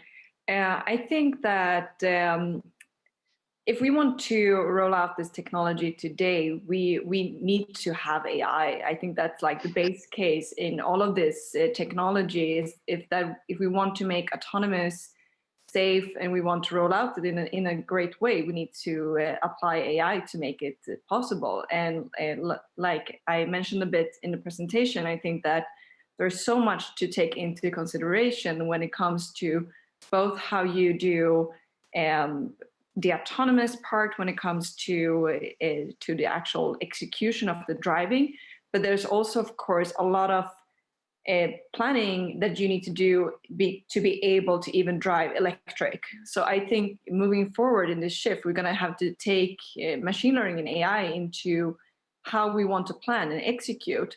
And yeah, I mean, it's simply as saying that it will not be possible without it. And of course, we are already up and running, and we've been doing both with the autonomous driving together with customers, but also with the electric trucks, and to make that efficient and cost effective. And that's something that we are applying already today. Yes, thank you. And Professor Chawla, when it comes to traffic safety, how do you see AI being an enabler in that area? I think when you're talking of autonomous vehicles, I fully agree that we cannot have autonomous vehicles without AI being an inherent part of it. That probably goes without any doubt.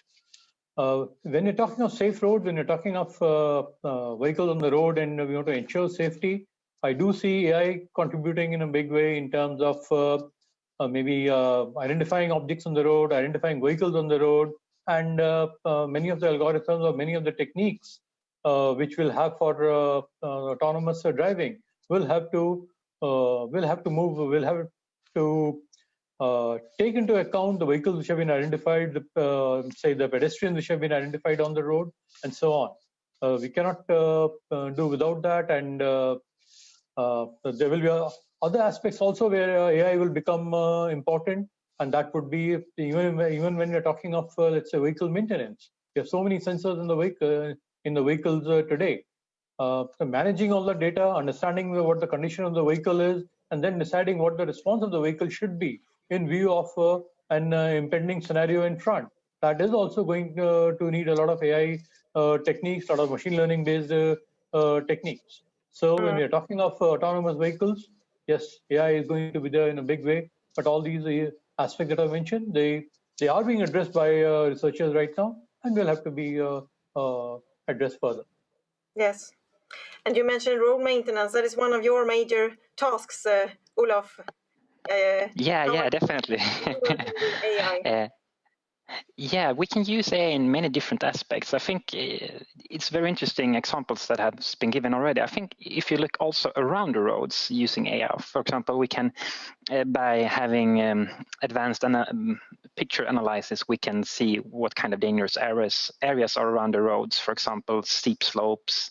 We can look at the dangerous railings, and we can identify them in that way. And then we can see, okay, where do we have these kind of problems systematically in the road transport system? And then we can systematically build them away, or invest in those kind of actions. So we're actually having research projects within this together with AI Sweden, for example. So I think that that's very interesting. Yeah. And we can also use it in other aspects such as climate change, and see and predict in air quality, and see where we can get the best measures out. But I think here and now, I think there is road safety and traffic safety is maybe the one we can get the effects first. Yes, and Anat, what is your perspective? How do you work with AI and from the Prime Minister's office? So AI, first of all, it's an enabling technology, cross-sectorial, and we can achieve a lot from it. We can learn a lot from it, like Olaf said. But what we need to do is, in order to have the best benefits from it and not take it for, there's always the heaven versus hell scenarios. So we need to set the right policy, the right governance for it. And it's in a lot of other enabling technologies like data and autonomous vehicles even. So once you get the right benefits, you get the right policy and governance, and create a secure and trusted and energy efficient system, that's when you can benefit from it. Yes. Yeah, you're touching upon something very important. I mean, how do we make sure that the technology actually go hand in hand with the policy goals and the societal goals, so that we don't get a development that is not sustainable? I don't know if you want to comment on that, perhaps from your perspective, Professor Chavla. I think I lost a bit of the audio in between. Can you please repeat the question? Yes, I was asking how we can make sure that the technology development go hand in hand with the societal goals, so that we don't create a society that is not sustainable, even though we have technology that can do a lot of things. Yeah, I think it's very important that technology has to go hand in hand with the society. Otherwise, the society will not accept the technology. Okay, as I mentioned, let's say one of the major needs for the society in India, at least, is to have roads safer. I mean, if we had technology, if we had autonomous vehicles which runs nicely, but it, let's say, has a crash every alternate day, nobody is going to accept that. So the society goals have to go hand in hand with what the technology is. And I'm sure whether it is the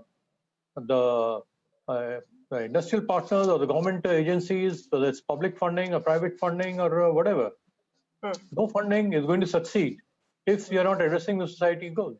So that will have to go hand in hand, and that's going to be the crux of, let's say, the way economy will drive the technology.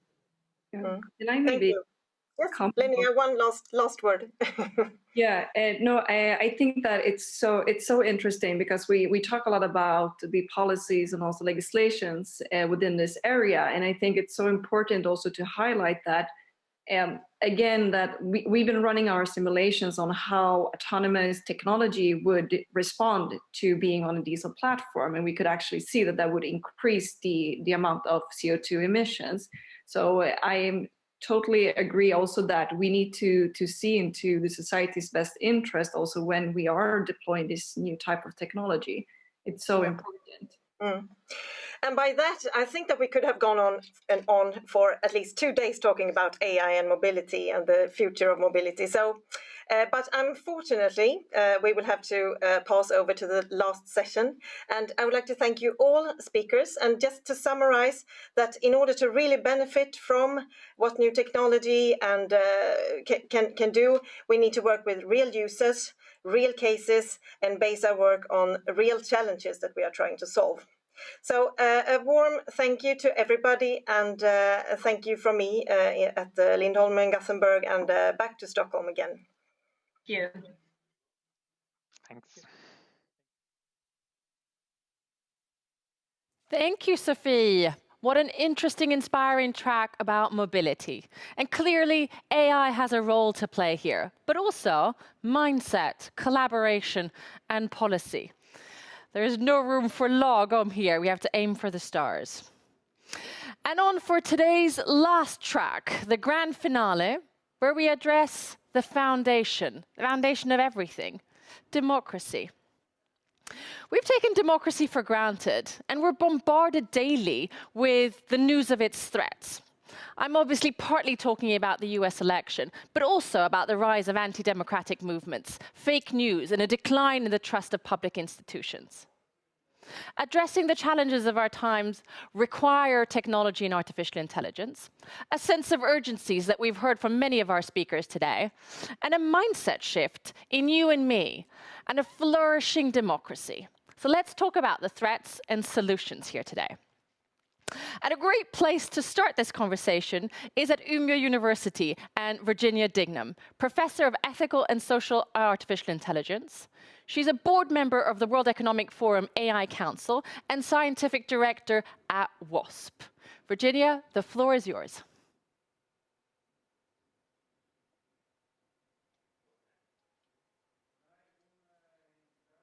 Virginia? I cannot hear anything. I don't know if someone can hear me, but I cannot hear. We can hear you, Virginia. I don't know. Am I supposed to start speaking now? Because I could not hear the introduction. I have no sound. Yes, you can start. Yeah, go on. Okay, this is very strange too. Anyway, so good evening. Thank you very much for having me here today. I don't know if I will be able to answer any questions, if there are questions, because I cannot hear nothing, but we'll solve this as we go. I would like to give a very short introduction to the work that I'm doing on responsible artificial intelligence. And the issue is, of course, that there are many approaches and none of us as voiced or everybody has understood the impact and the potential impact of AI. And what is in all these discussions is about not only about that AI can potentially do a lot for us, but the question should also be, what should AI be doing and who should be deciding about when and how to apply AI? And it's important to start by thinking about what is AI exactly, because depending on who you hear or where you read it, there can be many different approaches to understanding AI. From the idea that AI is something magic that takes over our decisions and decides for us and always knows the best, to a much more simplistic version in which AI is just the next step in automation and, in a sense, just business as usual.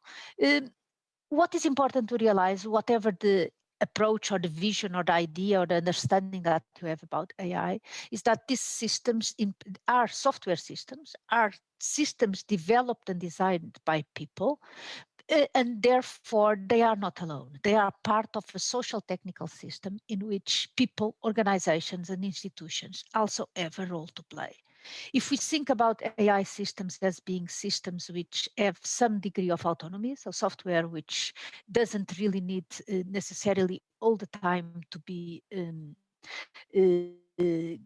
directed by a user, also systems that are able to adapt and to sense and understand somehow their environment or part of their environment and adapt to it, and doing that in interaction with us. What's important to realize is that we cannot have autonomy without responsibility. And if the system, the software system, is a tool, is an artifact, is a piece of software, it is not the responsible party. What is important is then to identify and to determine and to describe and indicate which organizations, which people, which institutions should take this responsibility.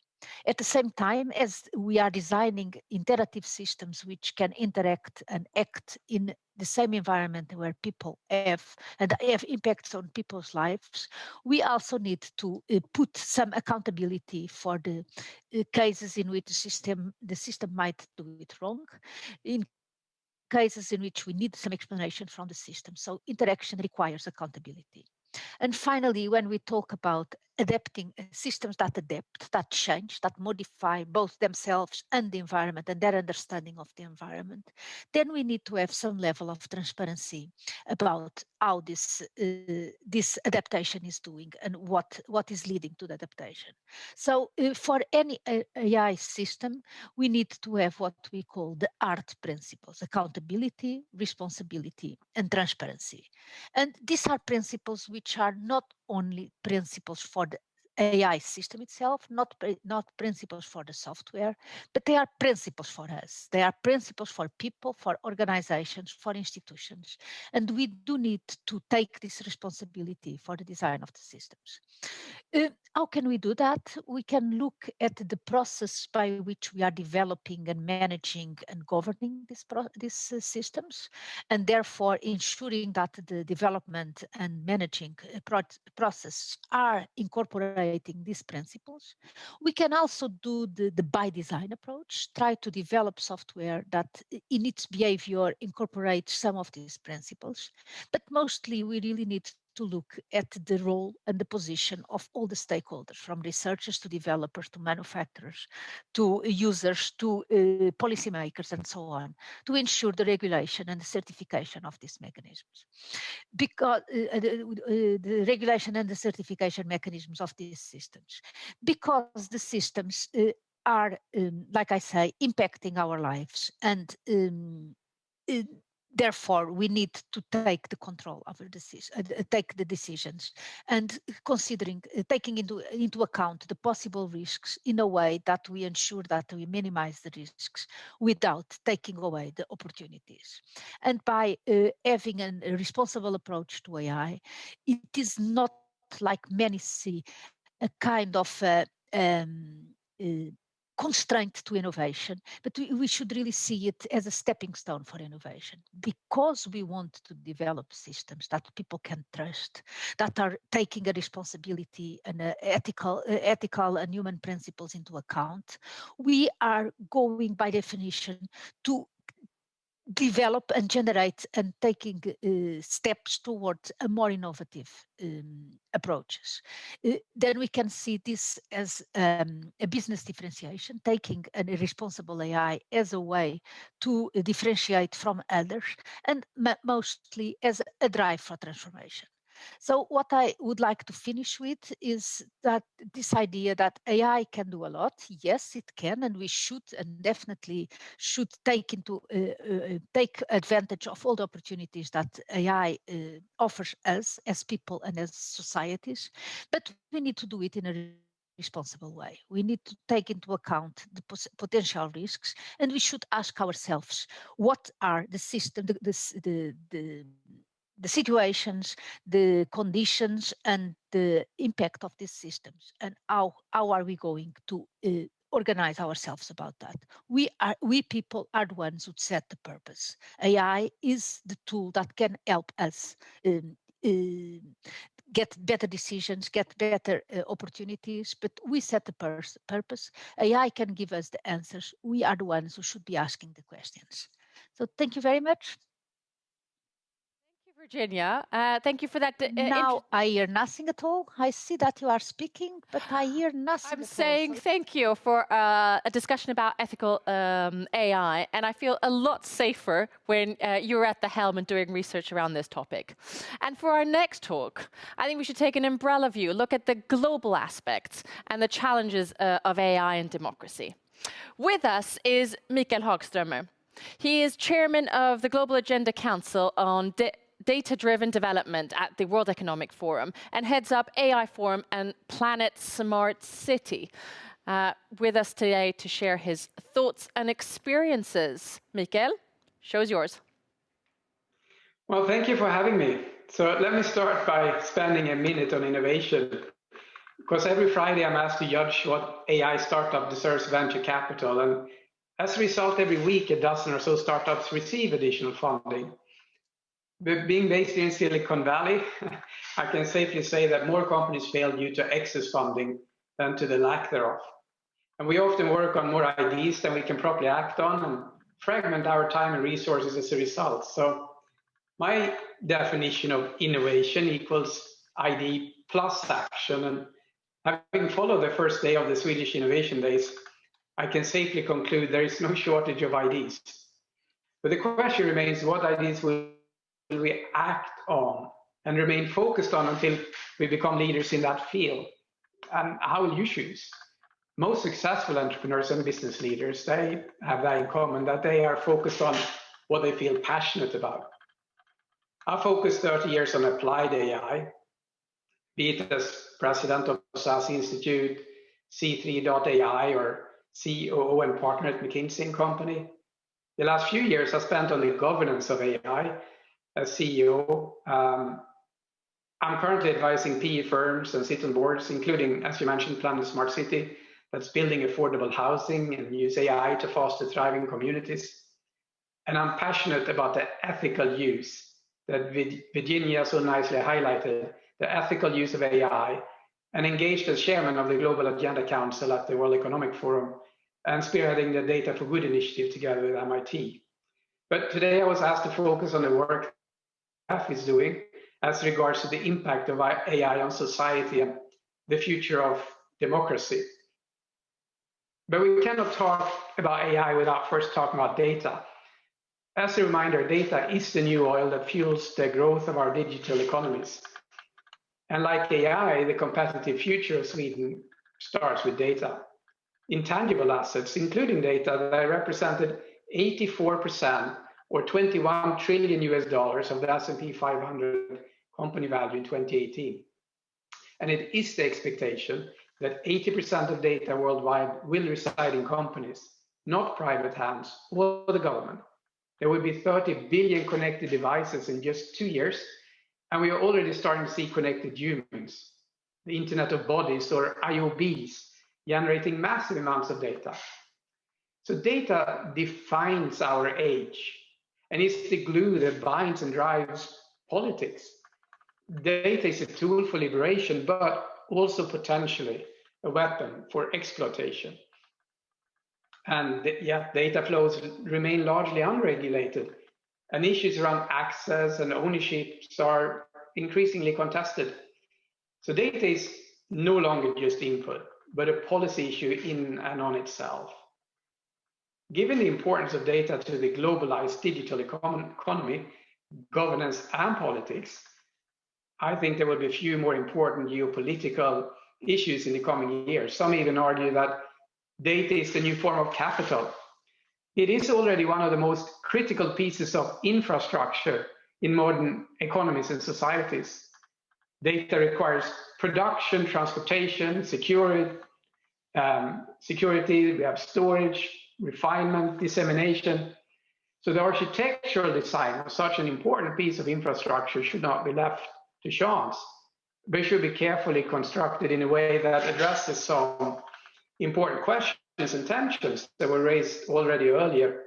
How do we balance the well-being of people and communities, ensuring that they can benefit from data to improve their lives, with the need to protect their privacy and shield them from misuse and abuse of data? What data should be protected as public good, not just in the economic sense, but in a broader social sense? And what data should be treated as a commercial asset? How can data best support a competitive, thriving, and diverse market for innovation that furthers the human condition? To govern the use of increasingly personal data from abuse, WEF members believes the new data economy calls for a global data convention. Although personally, I think legislators must step up as well. And in fact, Sweden could make the data platform its competitive advantage. As an exporter of refined data and digital services, Sweden could unlock the potential to export its booming service economy that currently represents, I think, some 80% of the GDP, but only 20% of the exports, give or take. So for data inequality to not worsen during and after COVID-19, those with strong data capabilities, such as Ericsson, should make a more concerted effort to ensure those without do not get left behind. Because like OECD, Sweden is tracking industrial age KPIs. Unlocking the potential of the digital age is not about internet access or access to computers from home, as much as it is about skills and exploiting digital illiteracy. Citizens' lack of digital fluency increases inequality. And there are 5 initiatives that can make Sweden a digital leader. And I'll summarize them quickly. Number 1 is increased citizen awareness. And that's the digital literacy improvements and better engagement among educators. I believe that could be a core strength of Sweden. And it deserves increased focus. Number 2 is adapting systems. There is a need for new forms of independent oversight, regulatory strategies, community pressure to change the design of the social systems. That would include limiting anonymity, governing bots, and foster multi-stakeholder accountability for corporations. The third is values. Technology has consistently proven to expand and fine-tune democracy, open minds and flatten perceptions across the globe. But in the short term, bad actors have been ahead of the curve utilizing it. So that's calling for us to build better policies, more transparency, and that political communication become more sophisticated and tax-heavy. Number 4 is working for good. I believe in governments, enlightened leaders and activists to help and steer policy and a democratic process to produce better democratic outcomes when we work together as private-public partnerships of sort. Number 5 is assisting reforms. Pro-democracy governance solutions, they will be aided by the spread of technology and innovations like AI. Those will work in favor of trusted free speech and greater citizen empowerment, addressing the echo chamber effect where news is limited to like-minded sources. So in summary, responsible use of AI calls for a common understanding of the basic principles of how it works. While AI has the potential to improve the human condition, at the same time it threatens to deepen social divides and put millions of people out of work. So while its inner workings are highly technical, the non-technical among us can and should understand the basic principles of how it works and the concerns that it raises. As the influence and impact of AI spread, it will be critical to involve people and experts from most diverse backgrounds possible in guiding this technology in ways that enhance human capabilities and lead to positive outcomes. Today's citizens' lack of digital fluency increases inequality. But better educated and more equipped people, that has to be good. Thank you. Thank you, Michael. Your talk spanned over so much, both in terms of how we should utilize data and see data as an asset, looking at bad actors, policy, the importance of collaboration, education, but also giving us some great examples about how Sweden can lead and be a positive part of a transformation to strengthen the foundations of democracy. Thank you, Michael. And let's move our focus to France, who, like Sweden, are on the forefront of technology, as well as serious about strengthening the institutions of democracy. I'd like to welcome Ambassador for the Digital Affairs at the Ministry of Foreign Affairs, France, Mr. Henri Verdier. Please, the floor is yours.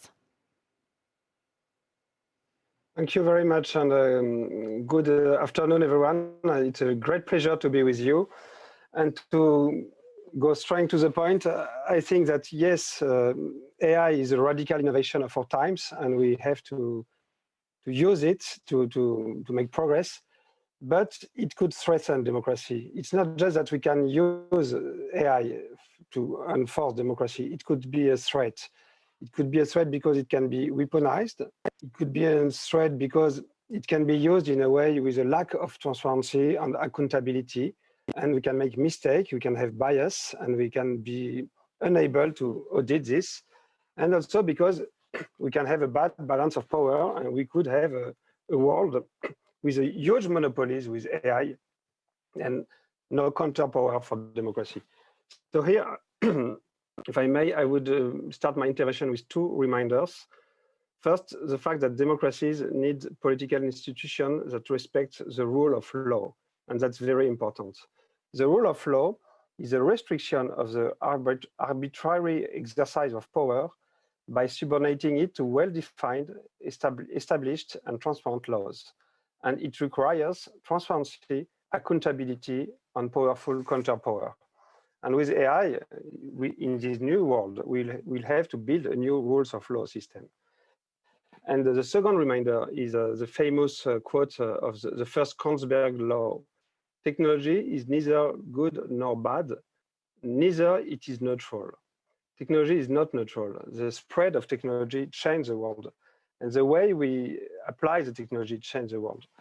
And here, to face the AI revolution and to protect democracy, I think that we have three ways to consider. First, we need to ensure that AI is deployed in order to serve first and foremost the citizens, and not the government, and not just the interest of big tech companies. And technologies have to be used to empower citizens. We had civic tech, maybe we need AI tech.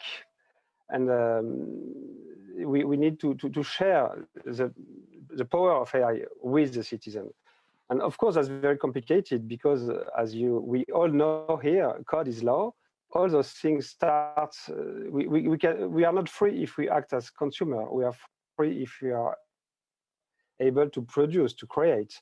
And we need to empower citizens with understanding, building, auditing the code to be able to reinforce democracy. And of course, with AI, we cannot just audit the code, for example, because we have algorithms that we have rules framing the code and not just a code. And it's very technical and complicated, but we have an issue here. Does we understand what we are dealing with? Maybe we could also speak about commons. It is very important that AI is not just the monopoly, the big AI, the great AI, are not just the monopoly of few organizations, and that citizen has access to this kind of power. The second way is to ensure that AI is deployed in a transparent and accountable way. Some of the speakers spoke about this. In France, we have a first experience, and a complicated one, because the law decided 3 years ago, the law for a digital republic, that we have a strong principle now. When the state use AI or just algorithms to answer to a citizen, we have first to warn the citizen that we are using an AI, and then to be able to explain how it works. And we are trying to implement this law, and to be frank, it's very complicated, because to explain to the citizen how it works, it's not just to open the code. You have to be able, in simple words, to explain what you are doing, why my children will go to this university and not this one, and to be able to explain the principles, the core principle of the algorithm. This issue is key, and a lot of issues. So we spoke about automatic self-driving car in the last session. You know all the famous trolley problem. When the car will have to decide if it kills this person or this person, who will decide? Who will be able to agree with the decision? And that's very important. And the last point, because I know that we don't have a lot of time, is that we need to ensure that AI is deployed in a manner that does not only tackle our concern, but those of the global community. And I said in introduction that technology is not, and the technology's impact differ depending on the context, be it historical or geographical. It's very important that we don't limit innovation, of course, but that we are aware that the impact can be different in different contexts. And that's why France did propose the idea of the global partnership of artificial intelligence, like we have the IPCC for climate, to be sure that the best or some of the best scientists will meet the policymakers around the world and to have a global and serious conversation about the future of AI. Because we consider that if we want to protect democracy, we need a global conversation and a collective decision of what future do we want. And just to sum up and to let time for the exchange, we believe that the only strategy to organize this future is to have a collective, international, multi-stakeholder approach with states, scientific and companies and civil societies. and to have a conversation about the future we want. Thank you.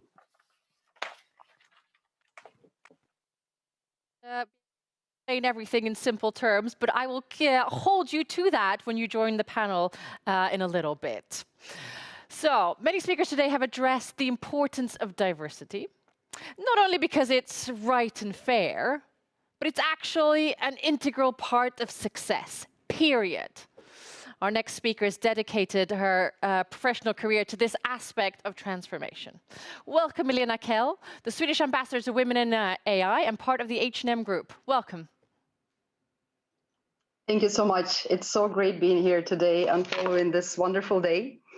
So today I'd like to share some thoughts with you on gender balance in AI. And I think some of you have mentioned that, and to put it mildly, things are not looking so great at the moment. In fact, I really believe that we are finding ourselves in the middle of gender diversity crisis and diversity crisis in AI in general.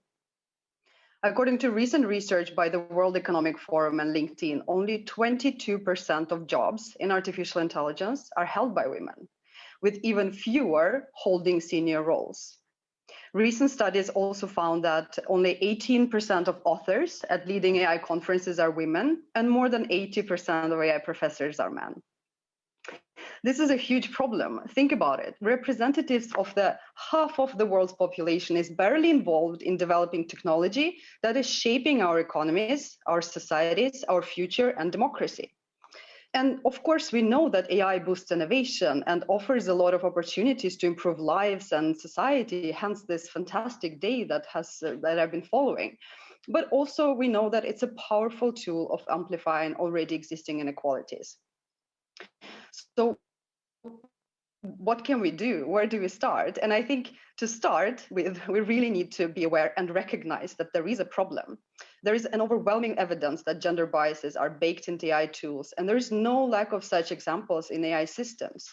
We have voice and speech recognition systems that perform worse for women than men. We have face recognition systems that provide more errors with female faces, especially faces of Black women and women of color.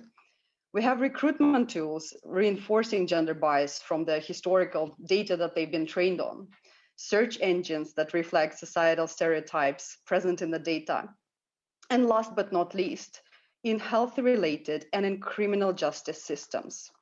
So how does this happen? And well, we know that AI tools reflect the biases of those who build it. And we also know that those are predominantly white men. So when AI systems are created, people who develop it and incorporate often in a very unconscious way their own biases in the different stages of the creation process. So data gathering, data cleansing, model implementation, model evaluation, and deployment. Hence, there is a really big chance of not being able to identify certain issues and therefore amplify the biases already existing in the society if this work is done in a homogeneous group. So what can we do about it? And I really believe that we need to create diverse and inclusive environments in which AI systems are developed and deployed. And of course, the starting point of addressing the current gender gap is naturally to involve more women in the design and deployment of AI tools. And it is really important to remember, however, that women are not a homogeneous group, and neither are men. And we need to understand how the intersections of ethnicity, of gender, and other identities and attributes shape people's experiences with AI. And we have to ensure that women are seen and included as a diverse group. It is also essential to acknowledge that by referring to gender as a binary concept, we often risk erasing all other forms of gender identity. So we need to be aware of that. And today I'm really happy that I can share some examples of how in the organizations that I'm part of, so Women in AI at H&M Group, we are moving the needle in the right direction, I believe. So in Women in AI, a global community, we are about 5,000 members in 115 countries. And our mission has been to increase women's participation and representation in AI. Over the past 4 years, we have launched a variety of educational mentorship programs to bring more girls and women into the field. We have launched startup acceleration programs to challenge the alarmingly low percentage of women getting investment in AI startup ecosystem. Together with AI Sweden, we have launched AI Crash Course, and together with Vinnova Innovation Agency in Sweden, we are exploring how AI can actually contribute to gender equality rather than counteract it. In our AI department at H&M Group, we have actually identified the gap of having too few women in technical roles, and we're actively working to change that. We have so far increased that number by performing training in unconscious bias, rewriting the job ads, diversifying the platforms where we reach our candidates. And we also focus heavily on diversity, inclusion, and fairness as part of our responsible AI assessment. We make sure that all product teams working with AI and machine learning, among other aspects, assess their team diversity, as well as all possible effects that our AI tools and products can have on vulnerable and underrepresented groups. So there is no lack of opportunities to improve the current situation, and it is all up to us to find the ways in which we can contribute. Bringing more women through education and more inclusive recruitment practices, of course, is just one way of doing that. But ultimately, this is a much broader problem, and that needs to be addressed on so many levels. So first, we need more women and diversity in general in decision-making roles, in public policy, in academia, in corporate leadership, and on governmental levels, working with different aspects of AI, challenging existing power asymmetries. Second, diversity and inclusion needs to be recognized as part of the core business strategy and not an add-on in any organization, but most importantly, in any organization that explores AI and machine learning as part of the business strategy. And last but not least, and I think here I would echo Virginia and others, we need to design and deploy AI systems in a responsible, ethical, and transparent and accountable way. Having diverse and inclusive teams developing and deploying AI applications is, of course, a crucial enabler for that.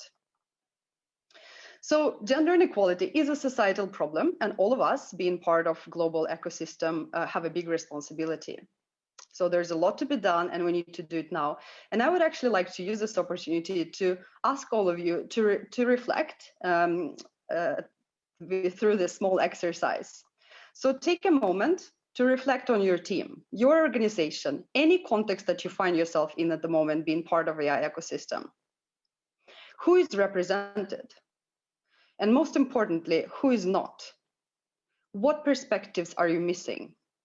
Is the target group of your AI application reflected in your team composition?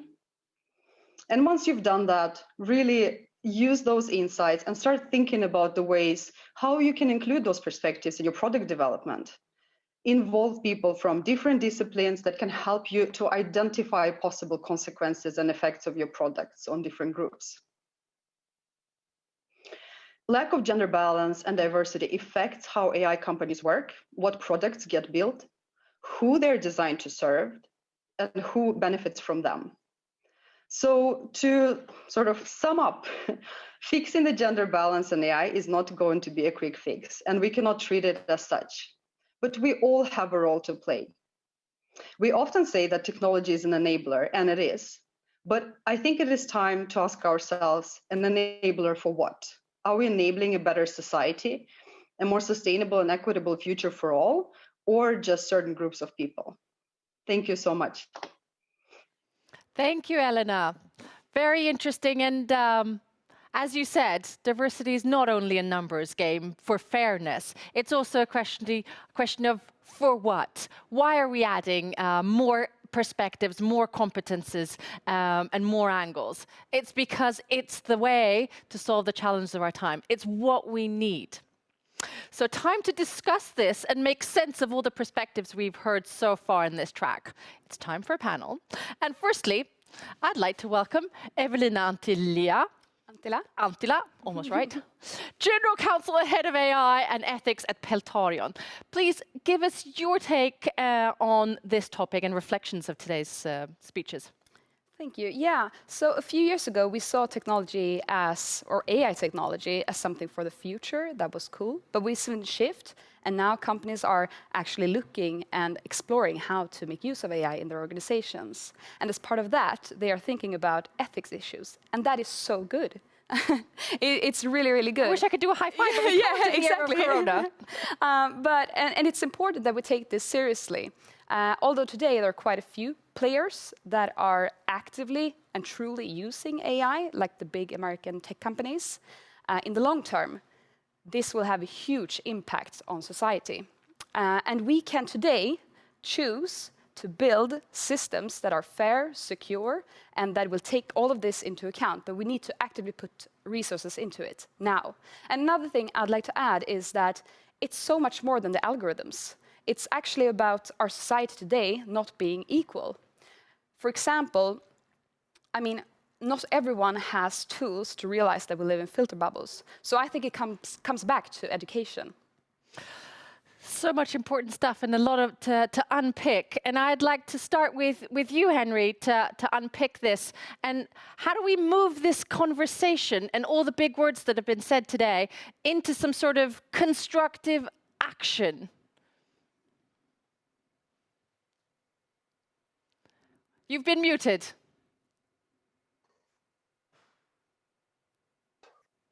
Do you hear me? Yes. Okay. So to be brief, I did mention some approach. Sometimes we will need regulation because we need to be able to audit the AI to be sure that there is no bias, voluntary or involuntary. To have a serious conversation with the companies about accountability, about what they are doing, and that may be important.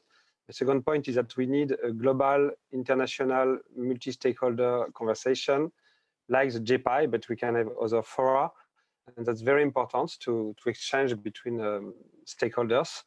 And the third point I did mention also is about commons, because don't forget this, all the digital revolution is because some people thought that computers were so important that we had to share this with the civil society, and it was not just for the army. And here we could have the same with AI. We could have few superpower with super AIs and nothing for the citizen. And that's very important to be sure that me as a citizen, I will be able to use the power of AI in my daily life and to create and to launch ideas or innovations. And Evelina touched upon the same thing, which is the implication of the power of AI sits with a few. And I think framing it as the common gives us a good understanding of it. But could you give us some examples of what could be the common here? Me again? Yes, I'm fascinating. First, Michael spoke about data. So first, we have to be very precise about which data we can share. And of course, sometimes it's complicated because health data are personal data. But for example, we could organize ourselves to have a lot of health data for research and to be sure that they are used for the common good. And of course, open data, free flow of data, and use a data set for common general interest are very important. And then I think that we have to encourage open source AI and not just the AI of big companies, and to be sure that everyone can build or improve AI. We have some open source AIs, but they are not the biggest one. And Michael, you mentioned governance, which is an integral part in success here. And what I was thinking is, what are the institutions that we need, the existing or maybe future institutions that we need to establish to make this change possible? Well, we have a very good way to govern the flow of money today. And I think when we look at power, we also look at it as, we even have expressions, follow the money, and you'll see where who is sort of behind the power. I don't think it's significantly different with AI. It's just that we're looking at data. And to govern that data is essential. And a lot of the regulatory movements that come out of the EU, they are focused on the data itself. with the exception of Article 13 in the Privacy Act, that actually focus a little bit on the use of data. There isn't so much focus on that yet. I think that has to come. And that leads us then into AI, what type of AI family. I mean, there are only 4 AI families. And so which of these 4 can you apply for what purpose? And what can you do with what type of data? I think those type of discussions has to be governed by someone other than the companies that provide the technology. The AI functionality itself is, the AI libraries are relatively open source for everyone. Everyone can download the microservices and use them. So that's not so much the issue at hand. The issue at hand is who has access to what data and who owns that data and what can they do with the data. And that needs to be governed by a institution of the kind that the web proposed, I suppose, or something similar. Virginia, could you give us the approach and perspective of academia here? You spoke about transparency, accountability, responsibility, and we're talking about institutions to govern this. What do you see from a research angle? Is this theoretical or happening? It is happening, and I think Henri already mentioned one of the main, the biggest efforts at this moment, the Global Partnership on AI, which France, together with Canada, has started, involving several countries. I'm fortunate to have been invited by France to participate, so I'm one of the experts involved in this initiative. I'm trying to get to see how we can involve Sweden in general in this initiative, but it's still ongoing. But from a research perspective, I think the very first thing which we have to understand, and we are talking about innovation today, is that the AI technology that we are using today is not the AI technology of tomorrow. The AI technology of today is extremely and maybe maliciously based on data. And I think it was Michael who referred to data as the new oil. Yes, it's a good analogy, but we should not forget the mess that we created for the climate with the last oil that we used. So we have to take care of the potential mess that we are going to do by using data the way that we are using today. Data today we are using mostly in a by correlation. We are making inferences and identifying patterns in data by correlation. Correlation brings with it all the issues of bias, of unconscious combinations, of unforeseen patterns in this data, which are the basis of a lot of the problems that we see. So if we talk about innovation, and it's something which academia is doing, we really need to move into new novel approaches to using to decision-making, computational decision-making, because at the end of the day, that's what AI is doing. And we are doing it now with, like I say, extremely dependency on data, but there are other ways to do it. There are already, and already for several years, methods based on correlation, on causality instead of correlation. We have all kinds of issues in which we can use synthetic data instead of the real data in order to try to mitigate and support the issues of bias, but also issues of extremely computational demands that this type of approaches have. So I think that the main message I would like to bring here, and the message for innovation, is don't be too focused on the capacities and the restrictions of the algorithms of today. We really need to move into a new generation of algorithms which really can bring a step forward, that it brings a step forward in the innovation, but also which includes by design the issues of responsibility and ethics, and the solving in a completely different way these type of issues. Helena, if I address you, Virginia reminded us of the important point, which is technology is constantly moving, and pretending that we're discussing this from a static point of view doesn't do us any services. When you think about technology as something constantly moving, how does that apply to diversity and the challenges that you work with? Well, I think that's such a great question. I mean, the faster we move, the bigger chance it is that we are leaving groups of people behind. So I think in general, when we talk about diversity and inclusion, it is really a good time to move away from looking at it as an add-on, looking at it as some sort of soft values that are good to have for organization. Because I think now, well, yesterday, but now is really the time to make sure that this lens, any organization that works with AI has. Because as you say, the faster we move forward, the harder it will be to reverse that.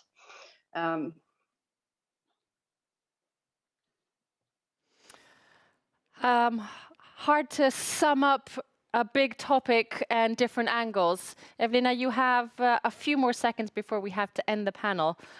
What's your take? Could you do a human brain prediction into the future on AI and democracy? Oh yeah, tough one.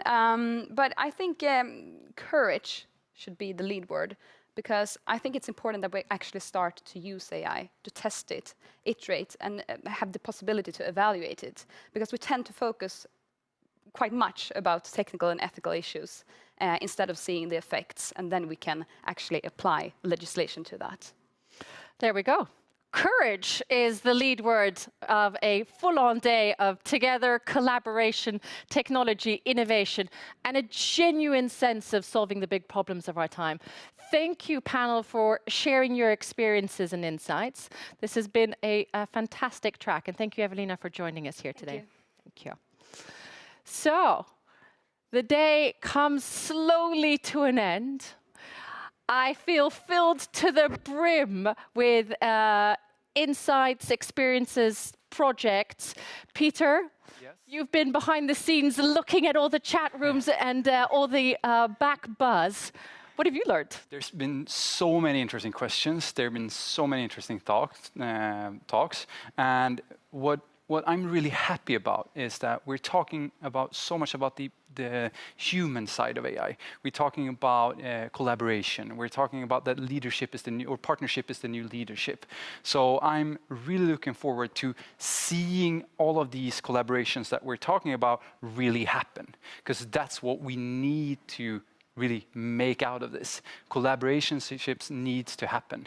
And on that note, I want to pass this on to Regina Sommer, who's been one of the hosts behind this entire program from Vinnova, but she's also managing international collaborations and international cooperations with countries, both Brazil and Canada from the Swedish point of view. And Regina, I know you have something to tell us about funding opportunities later this week. Yes, and thank you so much, Peter. Thank you very much, Aurora. It's been an amazing day. I'm so proud of this day. I mean, we have had fantastic panelists, fantastic speakers, and the interaction in the chat, it just makes me overwhelmed. I'm so happy for this day. You are an amazing moderator, Aurora, too. So very happy for everything that we've seen so far. And of course, I'm so proud of the capacity and the competence that we have in Sweden. We have an amazing AI landscape, and that's why we wanted to have this day, to show the world what we have, but also, of course, to benchmark with our international friends that we're also very proud of.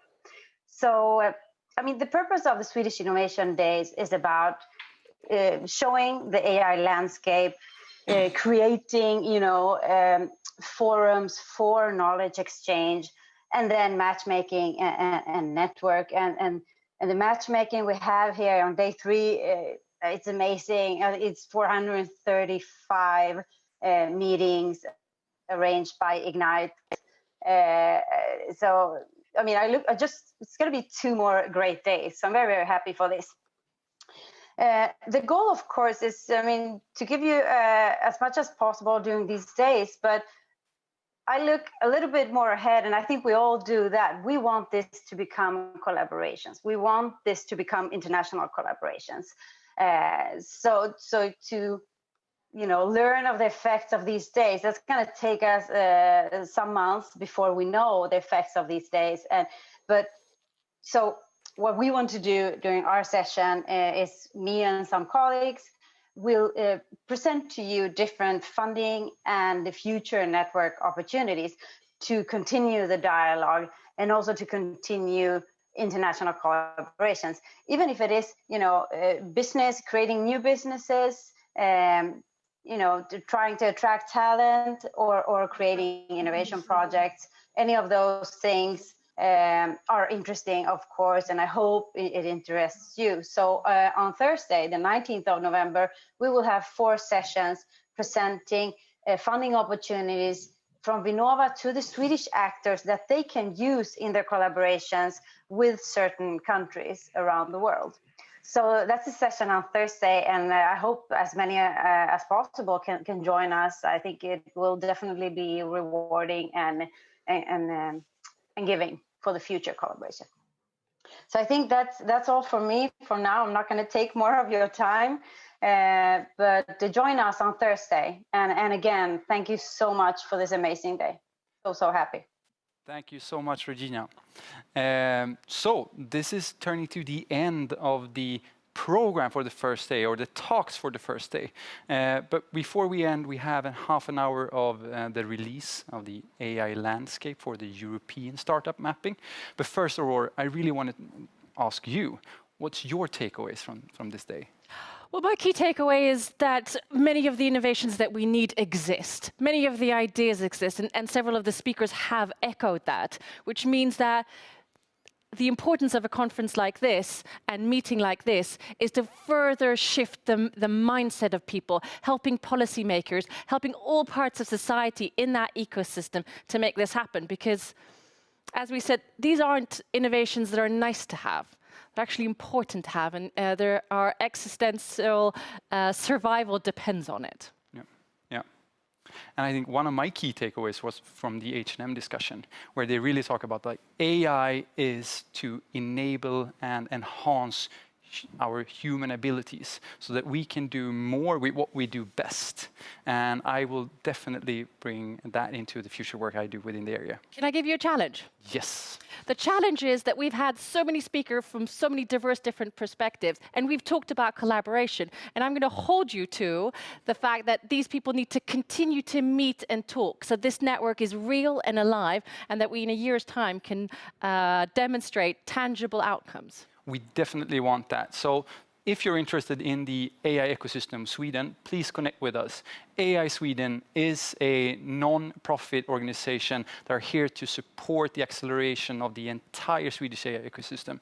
So if you're interested and if you want to collaborate on different topics, please engage with us. Let us know what you would like to do. If it's startups, reach out to me, and you can learn more about us at ai.se, and be sure to connect, because we have a lot of opportunities and a lot of engagement already happening.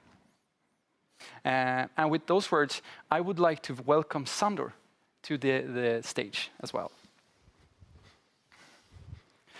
Thank you very much. Thank you for the whole day. It was wonderful. Yeah. Welcome. Thank you. So Sandor, this day isn't really at its end yet. No, we have definitely not. We have a bonus track. Yeah, exactly. We have a bonus track, and it's really nice, nicely following your request or your challenge. What we are going to do is we show that how you can have ecosystems of ecosystems, how we can create a common, and how we will release the first time how we can create a common European AI startup landscape. Fake high five. Yes, fake high five. So hopefully you will see that how we get there, who is behind it, and then this will be a good chance also to move forward and then to make it live, at least from an AI startup ecosystem perspective. Yeah, but we'll let you get through it. Thank you very much. Thank you so much. Thank you.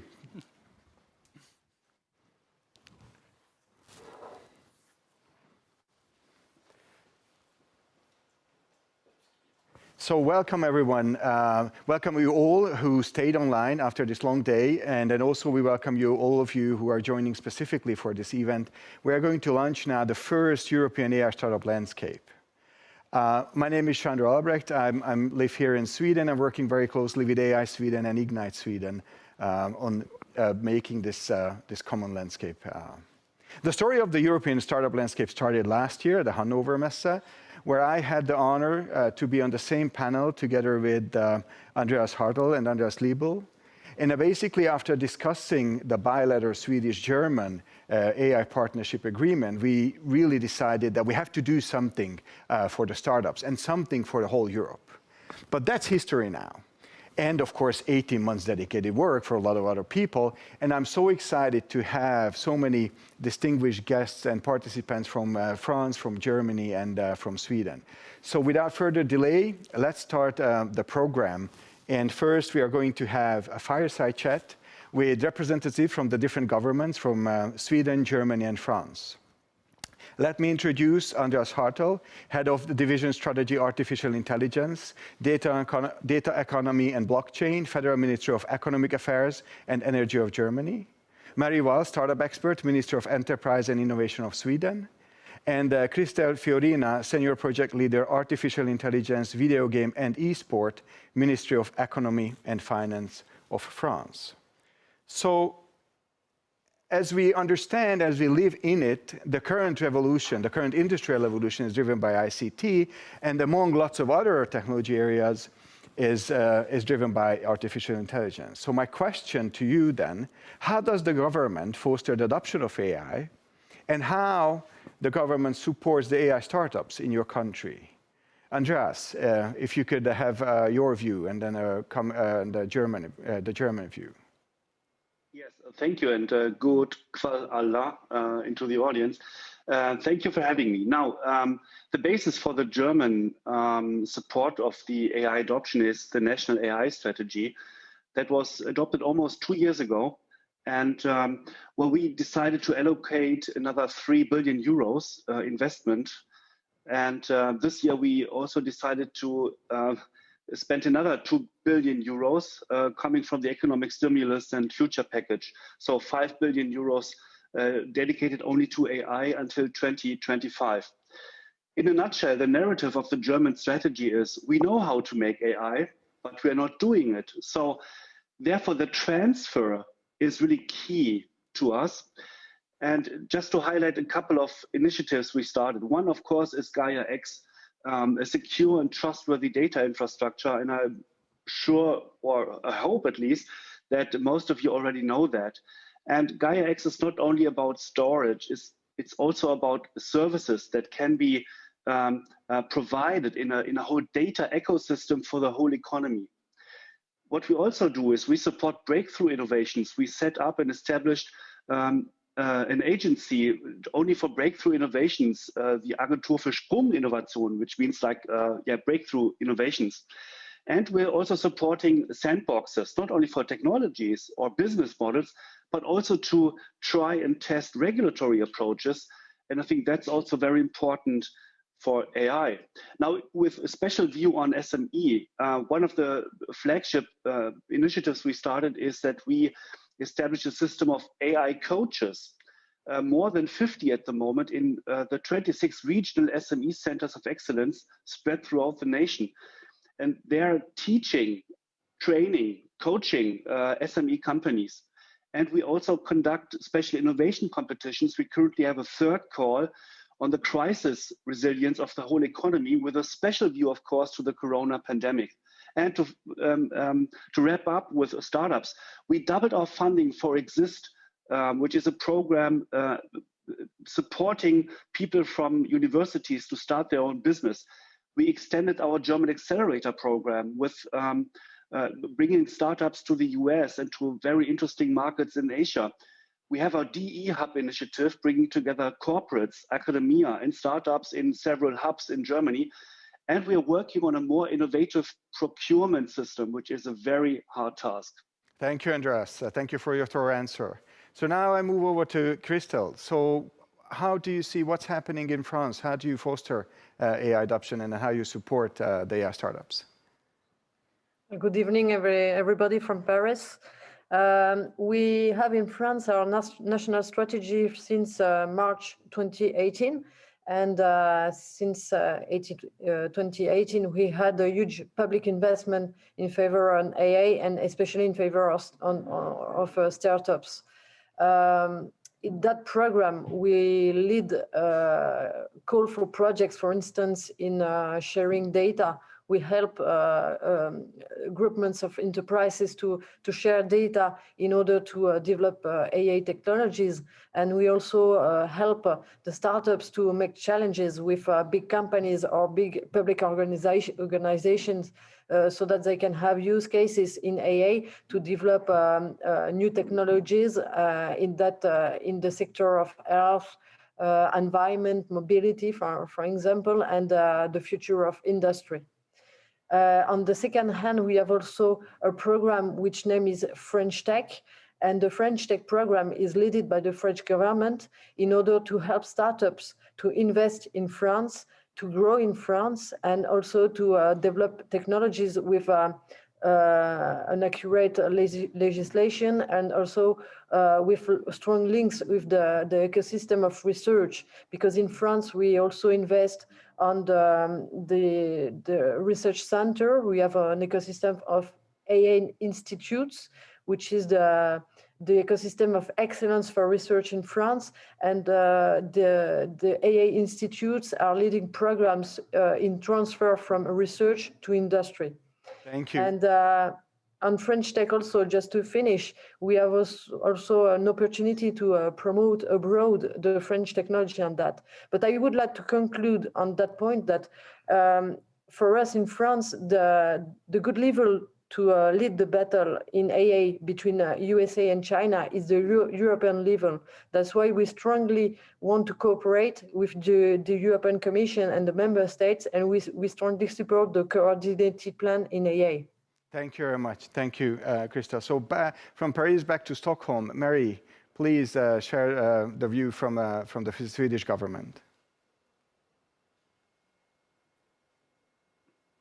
Unmute.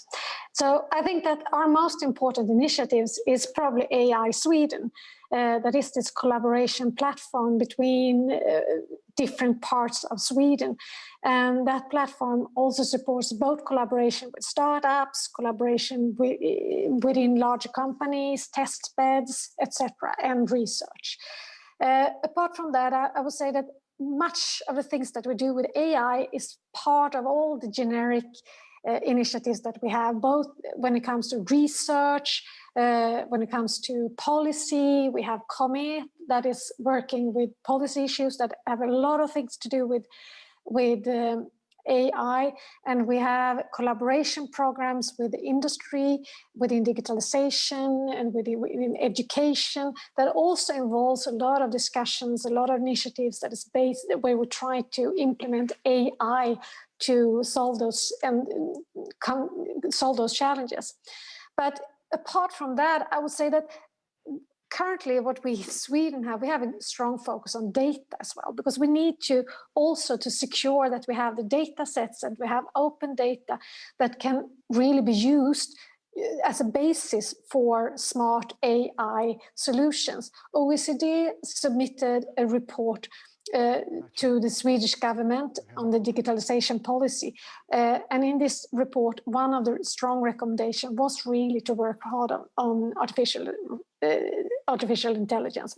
And as a consequence of this, SCB, the Statistical Central Bureau, got a task to map how companies and how the public sector and how the academia in Sweden is really handling and using the large amount of data and how they are working with artificial intelligence to use this data for smart decisions, etc.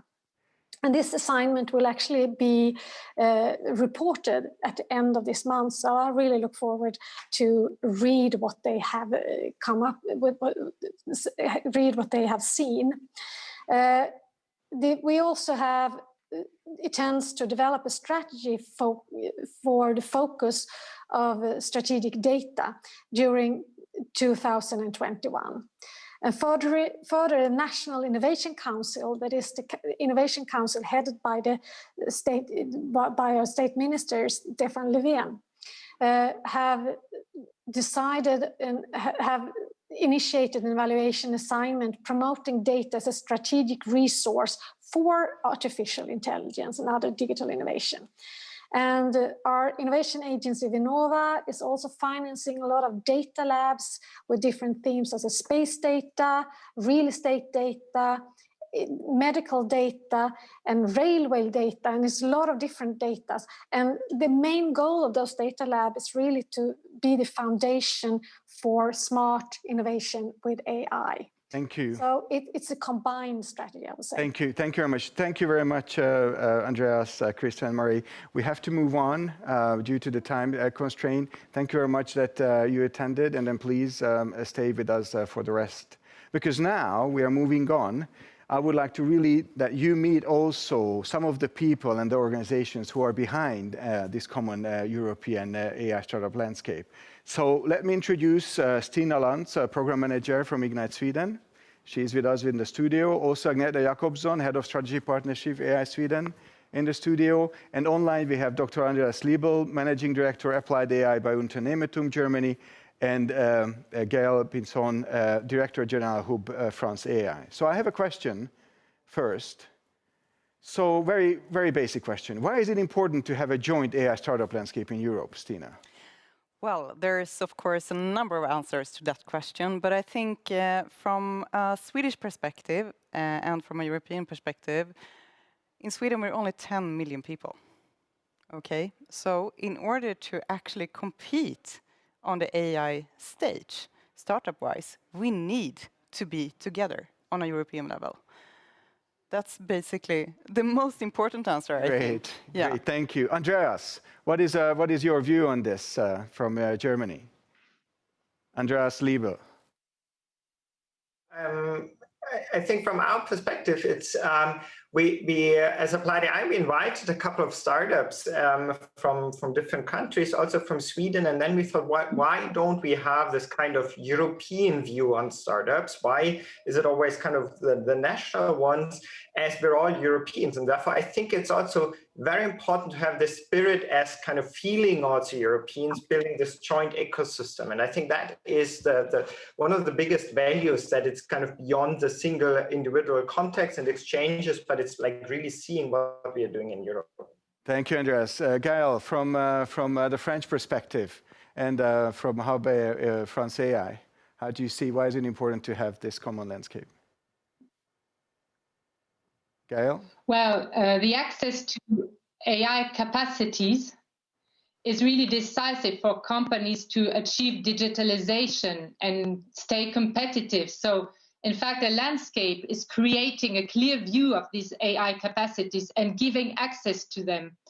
And it has to be a European landscape, because no European country can alone produce those capacities, considering the speed of technological development and the fierce international competition. So that's why we fully support this initiative. Thank you very much. And Agneta, last but not least, for sure, AI Sweden's view and your view. It opens up so many possibilities for collaboration cross borders. And even though AI startups or startups may be very small, they play a very significant role in creating innovation and growth. So this initiative will help build a stronger and competitive Europe. Thank you very much. And now, ladies and gentlemen, the moment has arrived. So we are going to launch the first European AI startup landscape. 1, 2, 3. Woo! Andreas Liebe, please introduce the first European AI startup landscape and talk a little bit about the possible next steps. Yes, so what you can see here, it's aistartupseurope.eu. You see the landscape, you have the main view of the European landscape, and then you can see actually all the different startups from all the different categories there in a kind of nice landscape view, and then all the startups additionally in a list view. And then at the very bottom, you can also find what the contributing organizations are. Lots of startups. It's about 550 startups.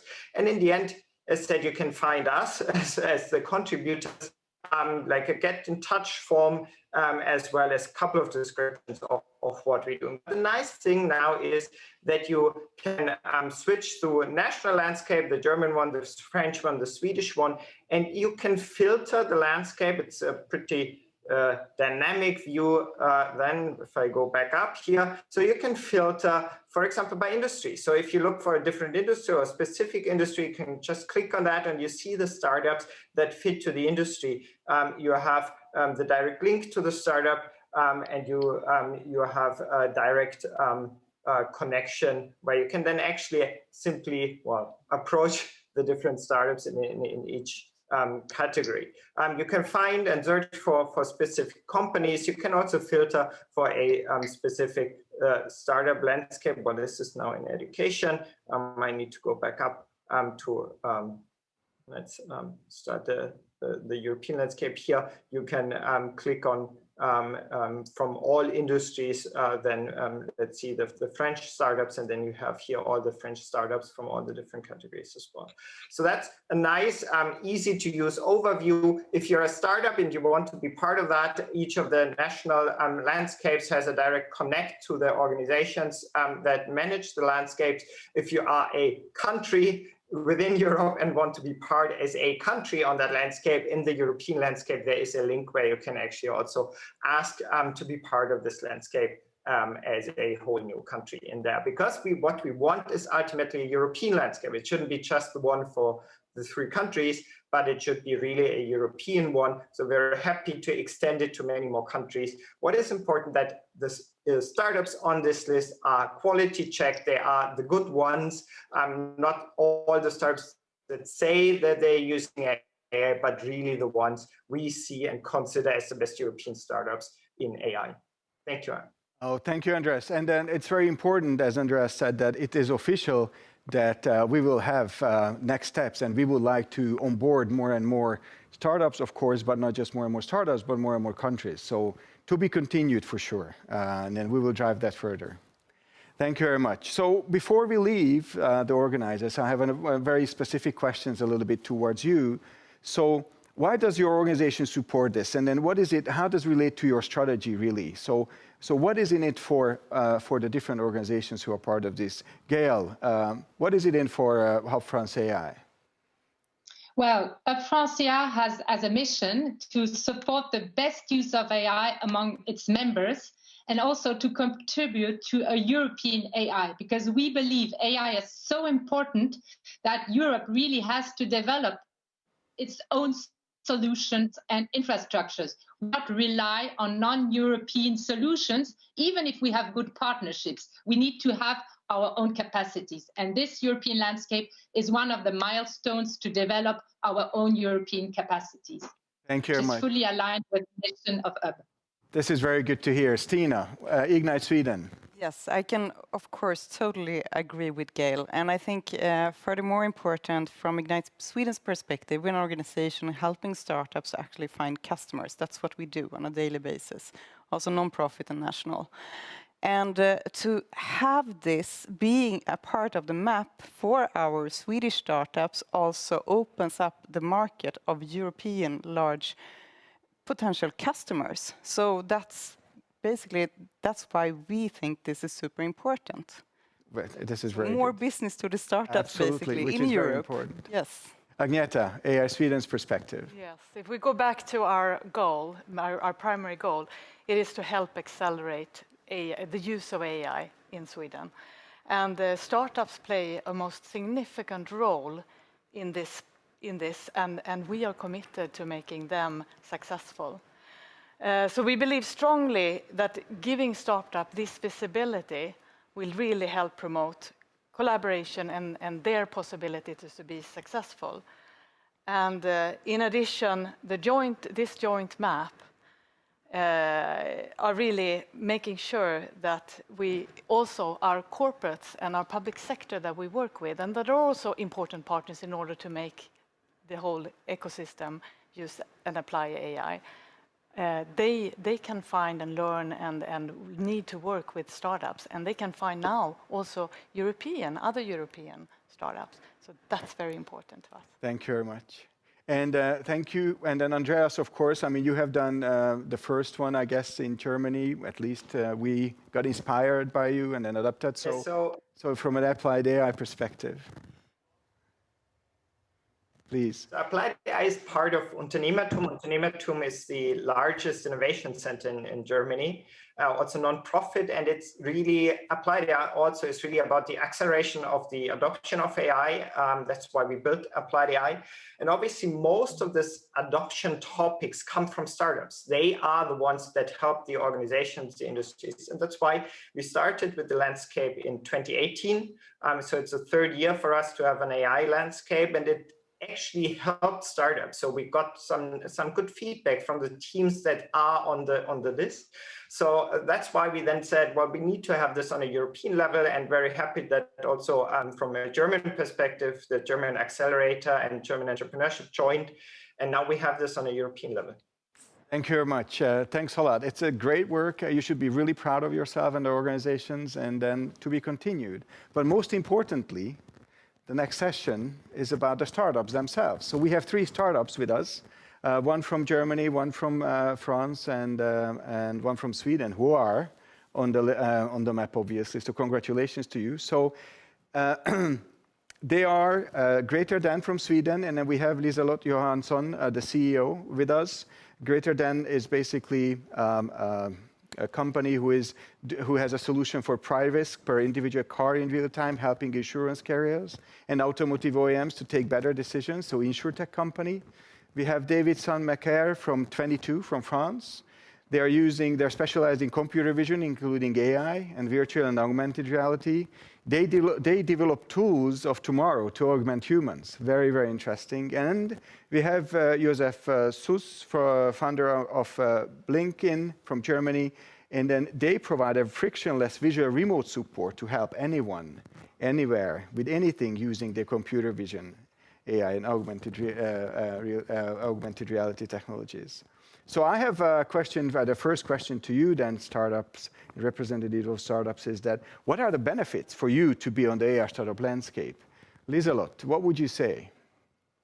Yeah, so hi everybody. I would say as we are today selling unique AI risk to auto insurance carrier and car manufacturers, European is like an ideal market to start with, as many of the world leading insurance carrier and car manufacturers are based here. And they like to be on the front edge, and that is a good base for us to start to work with them. And I mean, Europe is a good base to accelerate out then to Asia and US, as we have a good market to start with here. Thank you very much. David from 22, what would you say? What is the benefit for you to be on the map? Hi, everyone. I would say that the landscape is very huge, and I wanted to thank everyone that has been involved in this project, because the result is pretty amazing, and it's an honor to be a member of this community. For us, it means that today we have recognized company with strong values in artificial intelligence, and it's important that we share these values to have a strong community, because we need to face a global market that is increasingly competitive. We also think that it could be a good way to build long-term relationship with future partners, for example, if we want to apply together on European projects. Thank you, David. Josef from Blinkin in Germany, what would you say? What is the benefit or value for you to be on? See what the benefit will be at the end, right? But I want to maybe double down on what David said. It's about innovation, and innovation mostly can't be done alone. So in creating happy accidents, maybe, right? So I know now that David also is into computer vision, wants to move some things, wants to do some innovative things. So why not writing him right now an email and partner up, team up, and share what we can learn from each other? Right? This is fascinating. This is very good to hear. Very good to hear. So now the other side of the coin. So of course, I mean, you are on the map, but what are your expectations on the landscape? I mean, this is very important. That is, it's also, as you said, Josef, a benefit is for you. So David, what would you see? What would be your expectations on the landscape? So I would say what we escape, it's to be able to exchange directly with startups and share information on research and development aspects, and also to be able to generate opportunities together. This landscape is also a good opportunity to build up strong ethical ecosystem between European companies and startups. because we strongly believe that ethics and AI can be complementary. We can all create ethical solutions that fit with appropriate legislation. And thanks to that, we will ensure that artificial intelligence solutions will be easily adopted by company and citizens. Thank you. Joseph, now you can probably finish the sentence about your benefits in the future. Benefits, what we expect, right? Yes. Expectations are probably, to be honest, right now not there. So first it's about what can we contribute to that kind of ecosystem, and then maybe we can have some expectations. For us, it's about basically meeting other startups, corporates, researchers, and getting together with them, because I think the only chance what we have as a European ecosystem is to team up. We are a diverse continent, and probably diversity is one of the few strengths we have in Europe. So I think the only chance is that we use that, right? Thank you, thank you, and of course, Liselott, from your perspective, what are your expectations? My expectations is really high. I mean, I think the market will explode of the use of AI, as in the area we are working. The use of AI is like a win-win. I mean, they have the customer here, they have the insurance carrier and car manufacturers, and they will gain a lot. They will get lower claims costs. And I mean, they have huge amount of consumers here in Europe, and the end user, they get lower insurance premiums. And I mean, if you also look to the total, what an AI can, I mean, how the society can benefit from it is, like when we use the AI, we drive safer, we get less accidents on the roads, we get less CO2 emissions while we drive safe. So I think the AI can give so much value for both our customers, the end users, and the society. And I mean, Europe is a really good base to start with. And I mean, from Sweden, we have a huge focus on the technology and scale. So yeah, I think it's a really nice market to work from. Thank you very much, Liselott. So, dear all, this week the event is basically finished, nearly very close to be finished. Thank you very much for all your participations, and then I really hope that this common European AI startup landscape will be something will be live, will help you, will help all the ecosystem partners to get united and to show the strengths and opportunities what we have in Europe when it comes to AI. Before we wrap up 100%, we really would like to give some appreciation to some others, because it's not just us who are here in the studio or who are in the other organizations, but there's others who worked a lot in the last 18 months or so. So Samantha Warren and Alexander Waldman from Applied AI for sure, from Germany. A big applause for them, because they really helped us to get here. And then, of course, from my team, we had Michelle Andersson, Maite Baylan, and Jenna Persson, who's done really a fantastic job with gathering all this data. Big applause. Big applause for them as well. Absolutely. And then, of course, from AI Sweden. Yes, from AI Sweden, we have Katarina Ferson and Peter Cuccielli, that have both been doing a fantastic job to support this journey. Thank you very much for them as well, of course. And then, of course, I mean, because AI Sweden has lots of startups who are supporting them, you had some support from some startups as well during this journey. Of course, we took great help of Martin Rugfeldt and Malena Klaus from Sentian, who actually helped us together with Unternehmertum to build the webpage, and being very, very active in the selection process. And I'm also realizing that we need to say a big thank you also to Vinnova. Absolutely. That has been a crucial part for actually allowing us to do this. Exactly, and supporting us as well. And then from the Research Institute of Sweden, Åsa Rudström and Marie Ivarsson, who was crucial to this journey as well. So big applause for them. And then the evaluation committees all over. Last but not least, the evaluation committees has been absolutely fantastic, of course, to support this. How many did we review? In big numbers. We actually reviewed 330 startups in the evaluation committee. And that consisted of 15 people. So that's quite fantastic. And I think it was something about the numbers that we actually heard but it was kind of, how many startups are there actually on the map now? It's, I think Andreas mentioned that it's more than 550 or something. It's more than 550, and that's fantastic. That's fantastic, and that's just a start. Exactly, that's only a start, because it's only Sweden, France, and Germany, and we know for sure that there are more startups qualifying in all of our 3 countries. And then more countries will come. Absolutely. So by that, I would like to wrap up this launch event. And say welcome very much tomorrow again, because we're starting off from this studio at... We're going to have a lot of breakout sessions in the morning, so please keep a lookout in the portal. Hop in for that. It will be super interesting. For all of you startups, there will be a B2B super masterclass on B2B sales. That is a no-miss. Take that one. And then we have a session about ecosystem, where we're actually going to talk about and discuss the differences between Germany and Sweden. And then we have a public workshop on how to work with AI if you're public sector. I think that's really interesting and lots of best practices in that. But 2 o'clock, what happens then? Then we start off the Ignite Sweden Day, where we're going to have a full day of startup pitching and a lot of best practice case with AI startups working together with both public sector and private organizations. So that will be a 3-hour, extremely intense and inspiring session. Absolutely, and then of course this is like a hands-on training, you could say that. Say that. Thank you very much for today. Thank you very much for tonight. Thank you for all you joining us for the launch, and enjoy the new website. Start to dig in and then try to understand that. Who would you like to relate to? Use it, don't abuse it, and to be continued. Thank you very much. Thank you. Thank you, bye-bye.